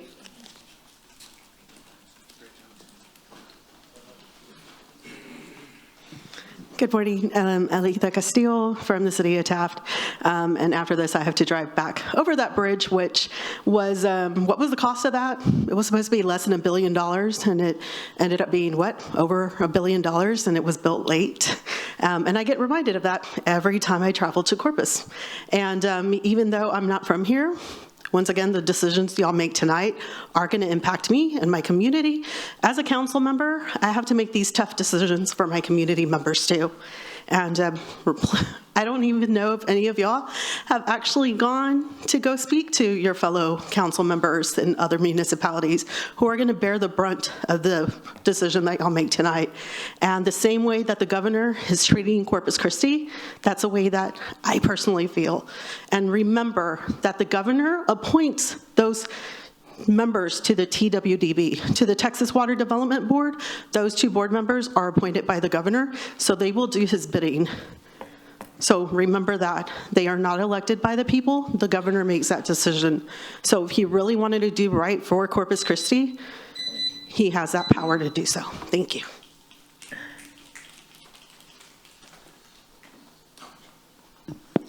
Joshua Frederick, City of Corpus Christi. Thank you for the opportunity to speak this incredibly early morning. Who could have seen that coming with 35 agenda items on there? But, you know, here we are. It's been a bit of a day, a doozy of a day, as I keep telling everybody online. It's incredibly disheartening to see this desal come down to people having to yell and scream to feel like they're being heard by their elected. It's actually devastating to see that. People that are so upset that they have to be led away in handcuffs if that's the appropriate response to raising your voice, I guess. But they do that because they don't feel heard. They do that because they said, don't build it in Hillcrest, and that's where you decided to build it. They do that because it's too expensive. We don't want to pay for this. And we didn't look for any other options for contractors. They do that because the environmental impact is so extreme and dangerous that we don't even know the full thing, because we can't get a full far-field study done and released to us with all the information. There's a partial one, and they're like, trust us on it. We totally got your back. So they yell and they scream, and it's really, really sad to see the elected up there be okay with it and say, it's all right. I'm deeply ashamed for once.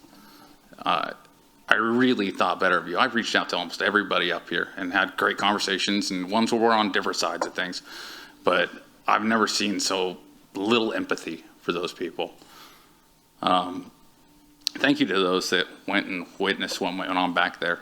Do appreciate that. And the people that have been listening, the 5 people that I do believe are going to vote down desalination, thank you for that. It's something I based a lot of my campaign on last year. So actually, I'm kind of going to be crippled next time I run against you, ma'am. But I do appreciate those 5. Desalination was never the right option, whether you had it at that price point and without any environmental impact done. We have heard it from all sides tonight. We've heard it from all sides for the last year.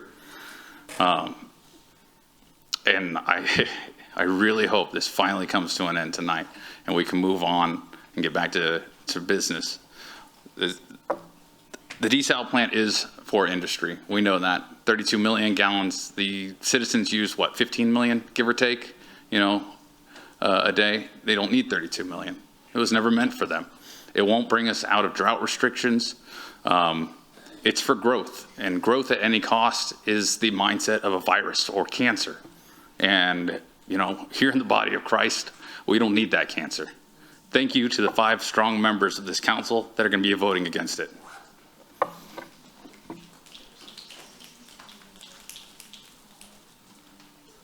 Good morning, Council. Connor Rice, District 2. I think many of you know my stance on Inner Harbor desalination thus far. During this span of this meeting, I think yesterday we were honored to celebrate Labor Day, a day based on workers and the working class. And earlier today, in previous public comment hours ago, you may remember an individual from Gulf Coast Growth Ventures told you that they pay roughly $25 million a year on taxes. I said, great, that's what they're paying in taxes. But then when I went and looked what ExxonMobil, which is the part of Gulf Coast GCGVs, how much are they making in profit a year? What is ExxonMobil making in profit? The answer was $33.68 billion. So our Inner Harbor desal plant would have been 0.0742%. That's it. That's all they're paying of their profit. 0.07% of their profit is what they're paying in taxes. It gets better. How much is their CEO making? Total compensation package, 2024, $44.1 million. So their CEO is actually making more money than they're paying in taxes to Corpus Christi. So when you make the decision today, you know, I respect all of our GCGV, your Flint Hills staff. You know, and I think maybe Mr. Paulson should recommend they should give all their staff raises, because I think all working class Americans deserve a raise in our economy, and everyone deserves a living wage. But the decision you have before you today is about your working class, all of your working class. And if these refineries really cared about being a good neighbor, you could sacrifice 3.5% of your 2024 profit. 3.5% would pay for this Inner Harbor desalination plant. And that is just 1/2 of GCGV, which is just one refinery that you have in Corpus Christi. So to tell me that our driving energy and our driving industry partners can't come to the table and give us a penny, but on the back of ratepayers, is ridiculous. And I know that this council and each of you know better than that. And I hope you vote no on Inner Harbor. Thank you. All right, I'm closing public comment. And I'm going to entertain a motion to amend, motion on amendment number 5 to the design build contract with Keywood Infrastructure South. Well, it's entertaining a motion to move forward the item 34. Councilwoman. Thank you, Mayor. I've heard enough. I think we all have heard enough, and I think we need to cut our losses now, today. This is enough. I make a motion to end the contract today with Keywood.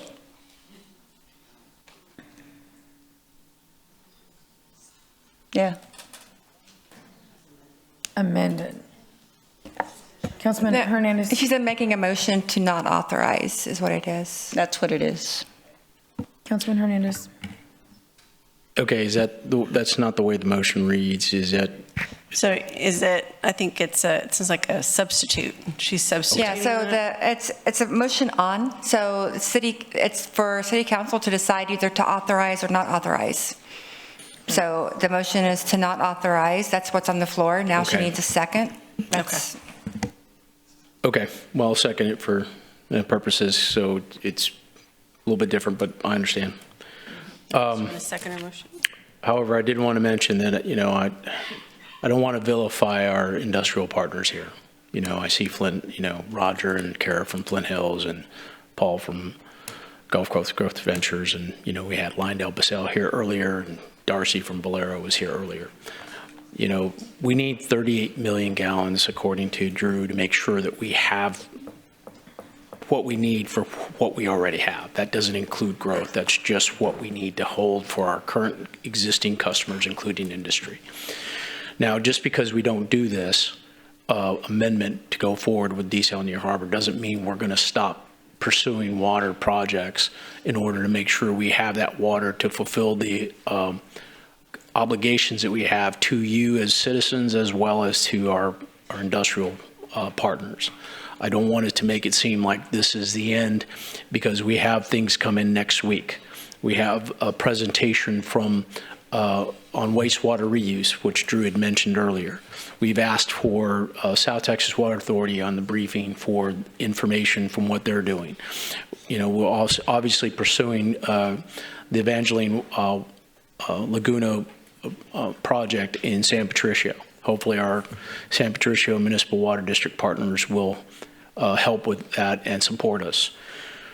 We're also looking at working with the existing desal facility that's in the Inner Harbor with CC polymers. We're discussing that as well. So there are lots of options out there. I know none of them are perfect. They all have warts, just like this particular project. So just because we're not doing that, we are pursuing that to where we can get to at least support our commitments to the people we have today. So that's what I want to make sure get clear. I think our partners in industry are not bad people. You know, I think they're doing the best they can, providing us the services they need for our requirements for petroleum products. Until we find an alternative, that's the best solution we have, and I appreciate what they do. Thank you. Rebecca, was it an amendment or just you're voting? Well, but this is a motion to move forward, so wouldn't you just vote? Ms. Whitehead explained that it was written generally, so it says, right, motion on amendment. Right, so city staff, it's not a motion on, it's just a motion on it. So city council has to decide which way they want to vote. The first motion that was made was a motion to not authorize. That's the action item. And then there was a second. Yeah, so it's to terminate, would that work as well? Or she said end, were her exact words? No, termination. So say end?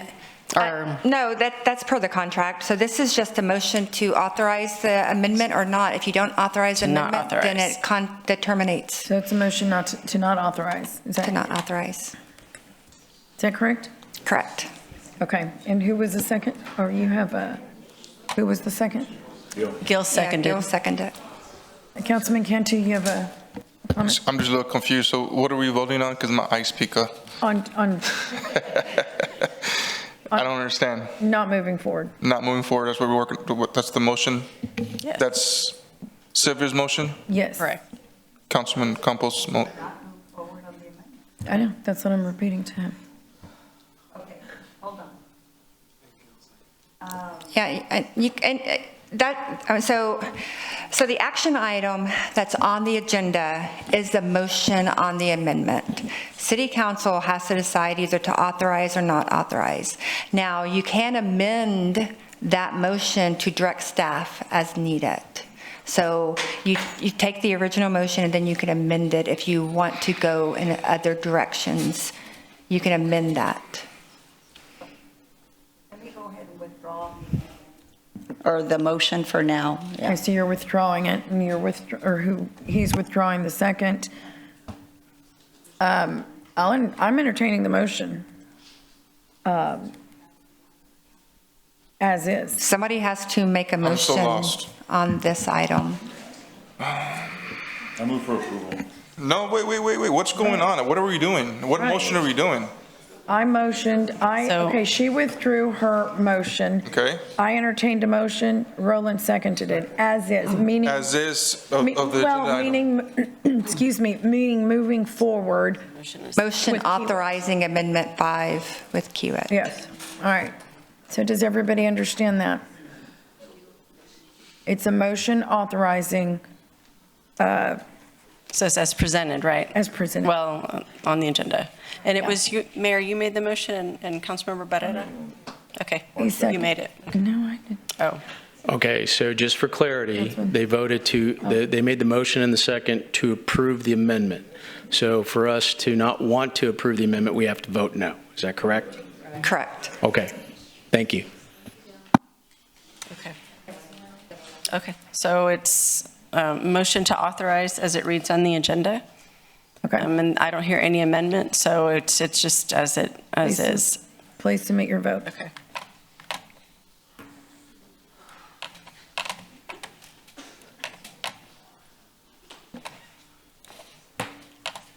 Oh, sorry. Let me see if it's doing.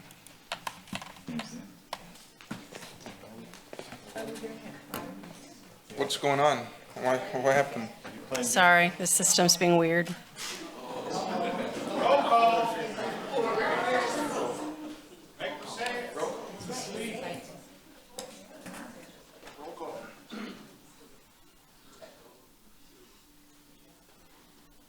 Oh, I'm sorry, Mr. Roy. Did you?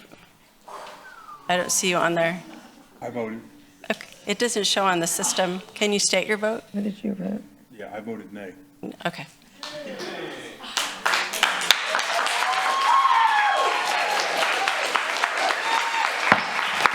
please. Jeez.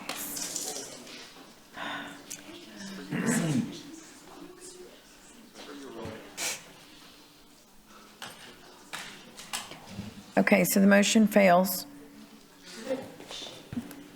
Councilman Hernandez. Yeah, Mayor, you know, this only applies to the key wet. However, I'd like to make a motion to terminate the contract with Freeze Nichols as owner representative. I second that. Can we do that? I'm sorry. Can you repeat that? What did you say? Motion to, Yeah, you can't do it now? see, this is what I was saying, is if you want to take other action, you would have to amend the motion that's on the agenda to add those. Okay, so you're going to have to bring it back to us next week so we can terminate it? A termination is an administrative function. City council does not have to act. So, but we understand your intent. Okay, then do you need a motion or direction? No, sir. Okay. Okay, thank you.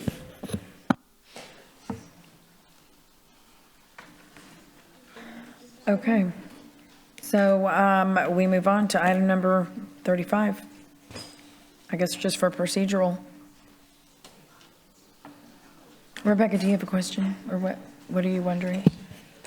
Are we, Janet, do we do 35 at this point? Is it necessary? No, it's not, because if city council doesn't act, we don't enter into the financing agreement, then there is nothing. But if you want to make sure it's the will of council, I would recommend voting. So someone make a motion to authorize, and then let's vote and make sure everybody on city council. Wouldn't you agree? Yeah. Right.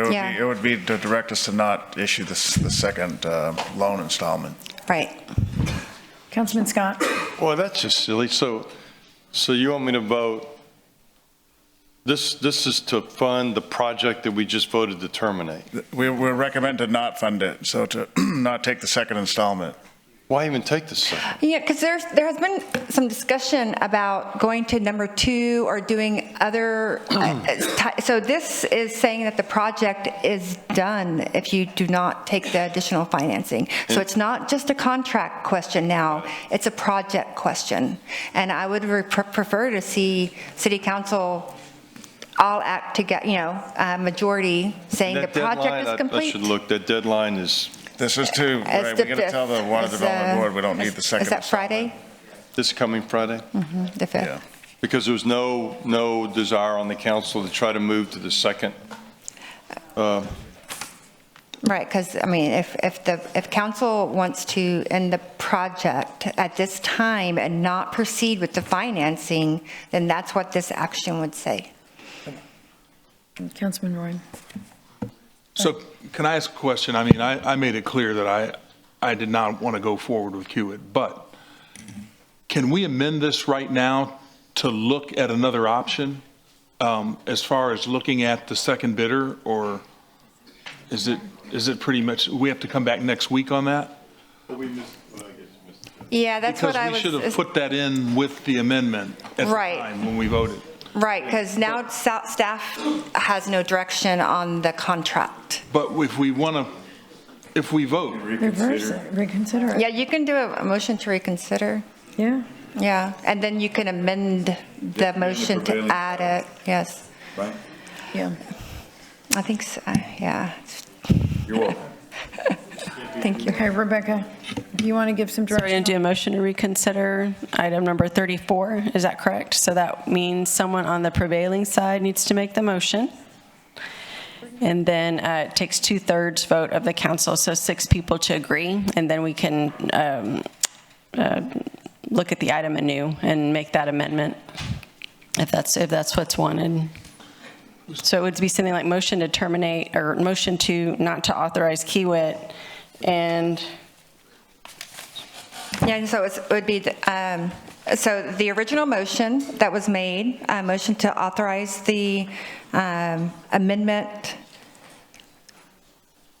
Actually, I would go with the motion to not authorize, and then the amendment to that would be to direct staff to negotiate with the second.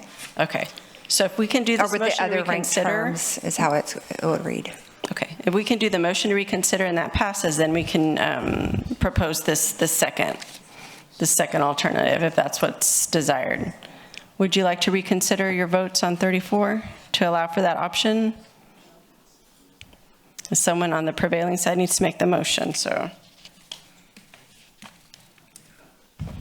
No, there's no interest. Are you? You want to reconsider it? 4. Oh. Okay, so we're not reconsidering 34. So do we not want to reconsider 34? I'd like to go ahead and make a motion then to reconsider, with Kiewit being out, 34, okay. to go with the second bidder. Okay, can you do that? Yes, because he voted no. Okay, yes. If it fails, it fails. I mean, Okay, yeah. does anyone second the motion to reconsider? Okay. It has to be somebody, well, that one doesn't need to be on the prevailing side, actually. Right, so it'd have to be someone from the prevailing side. No, he made it, but the second doesn't have to be. Oh, the second can. No. I'll second it, Okay, so you're going to Okay. second. so we can vote on it. Yeah. Okay. Okay. So we have a motion and a second for the motion to reconsider. You just want to do a voice vote? Yeah. Okay. Okay. All in favor, say aye. Aye. Any opposed, say no. Okay, I'm going to have to do hands. Can you raise your hands, please? So voting aye, raise your hand, please.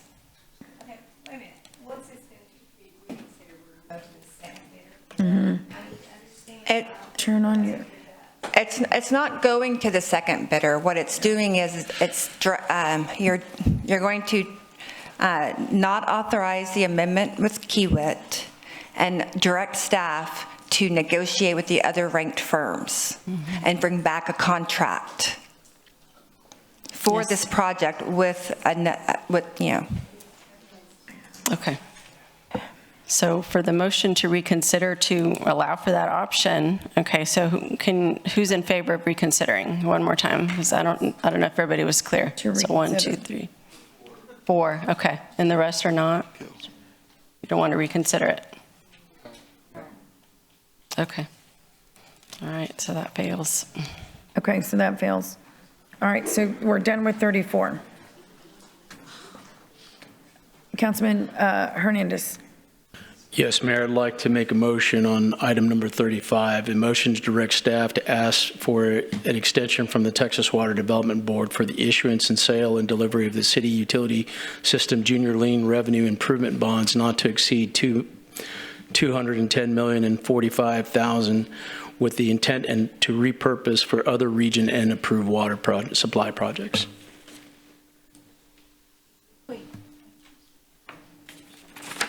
Do you need me to repeat that?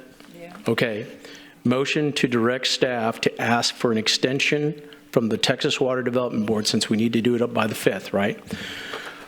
For the issuance, sale, and delivery of the city utility system junior lien revenue improvement bonds not to exceed $210,045,000 with the intent to repurpose for other Region N approved water supply projects. So that's, we have other projects in Region N that are approved by the state in the Region N plan. It's being updated here shortly to be for the next fiscal year.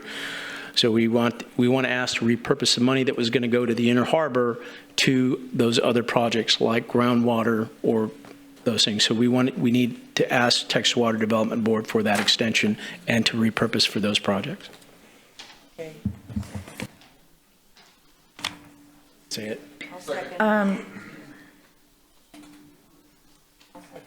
So, Janet. So, this is the, related to the 500 and, all right, right, there's 535? Yeah, 535 million that we have a financing agreement. So this is like the first tranche, I believe, of that. And the exhibit B to the financing agreement we have for the 535 million is for seawater desalination. and it's for this site, this project site. So Texas Water Development Board, they were going to let us do the delay but they're not going to change the purpose of our financing agreement. They would, the schedule is one thing, but the purpose for the bonds is something different. The application that we have applied for, they're not going to let us do that.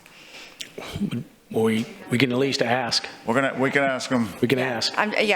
We can. That's motion is for us to ask. Right. They can say no. Right. We just have to ask. Right. Yeah, we'll do that. Yeah. Okay. Well, and just provide that wording when you can. Thank you so much. Okay.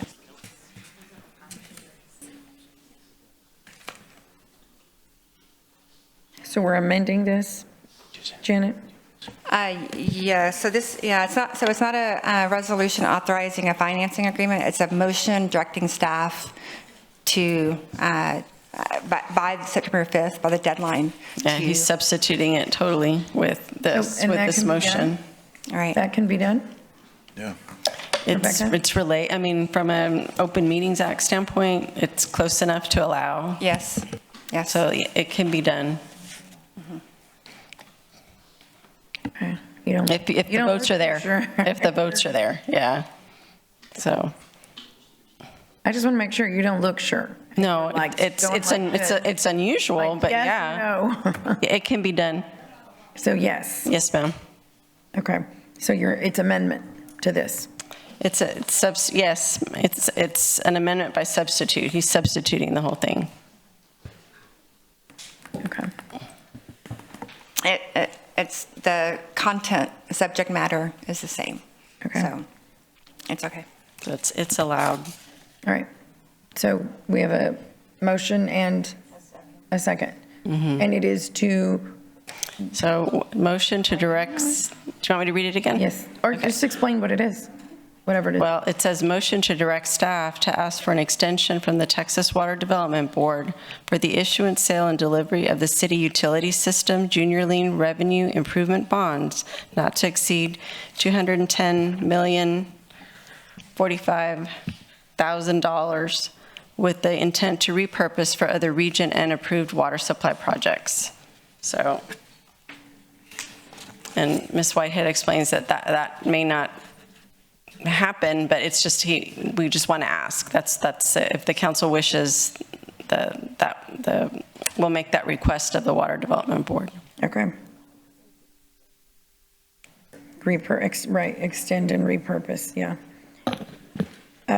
Okay. Do you want to put that up, or?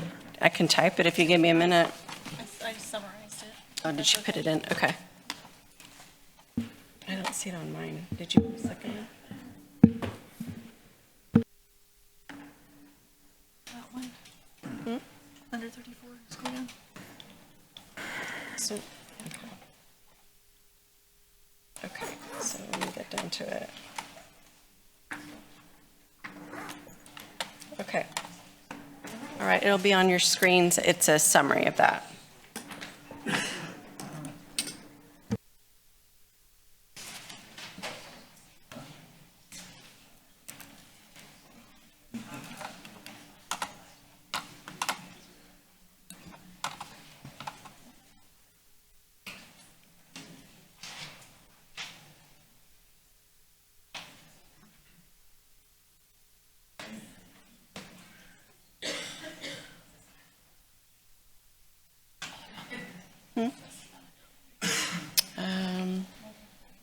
No, not yet. Oh, Mayor, we also need public comment too for 35.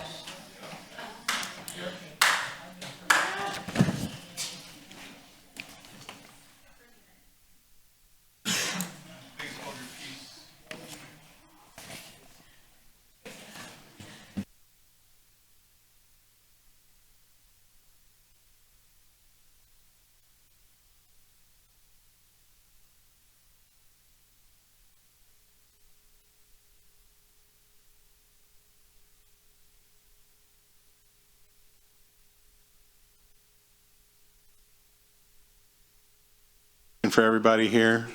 Call the question, vote. Thank you.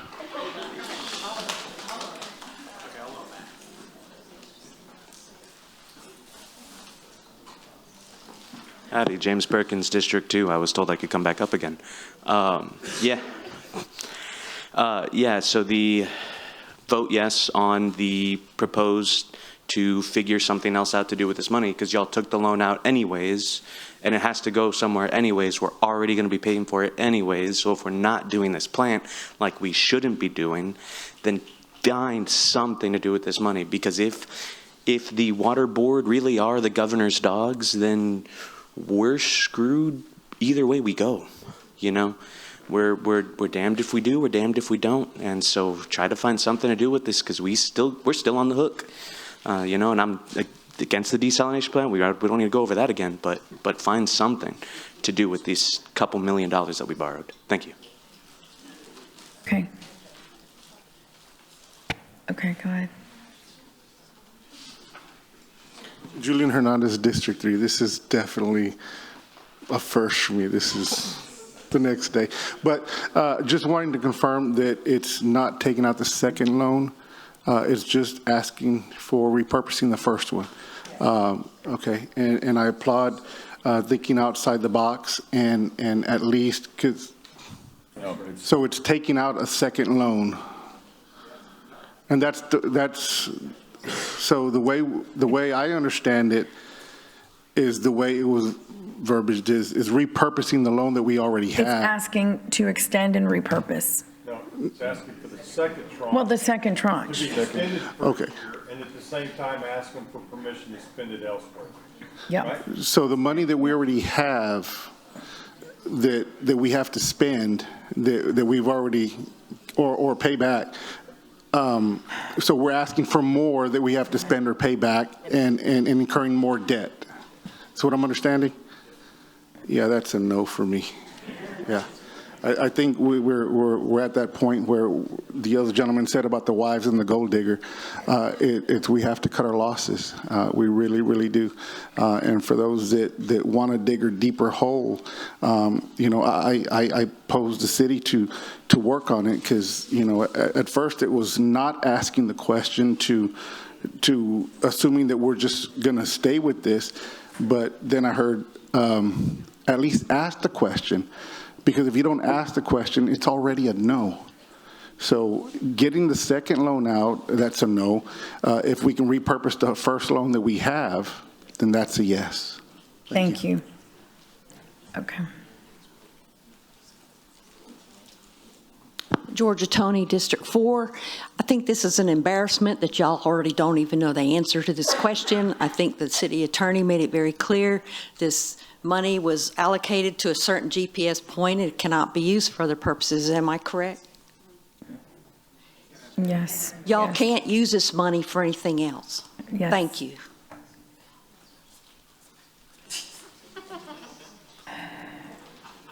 This reopening the public comment at this point after you called it closed is inappropriate, and I think you're trying to monkey with the time, thinking someone might have a revelation from the Lord to change their votes. This is inappropriate. It's inappropriate.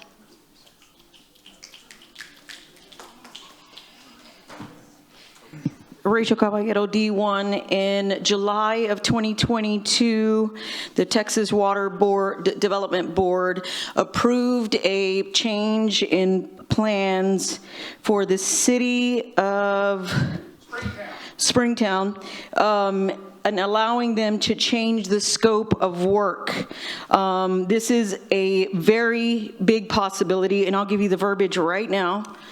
It was on July 7th, 2022, City of Springtown, change of project scope, recommendation to allow for the city to implement the project, blah, blah, blah, as amended to change the project scope to include improvements to the SWTP. So we have to quit lying. That's what needs to happen. There is a possibility staff needs to do their job, and we need to get this done. Okay, I'm going to close public comment now. So that takes care of today's agenda. We postponed the water update.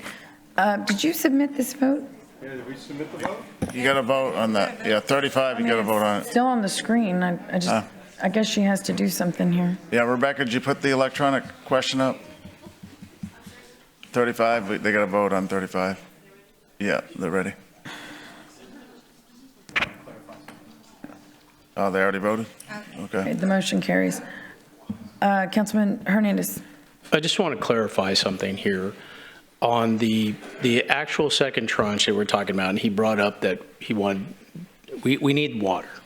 And there are some projects that are less expensive than the 1.2 billion. So if we borrow 200 million instead of 1.2 billion, the 200 doesn't affect you as much as the 1.2 billion.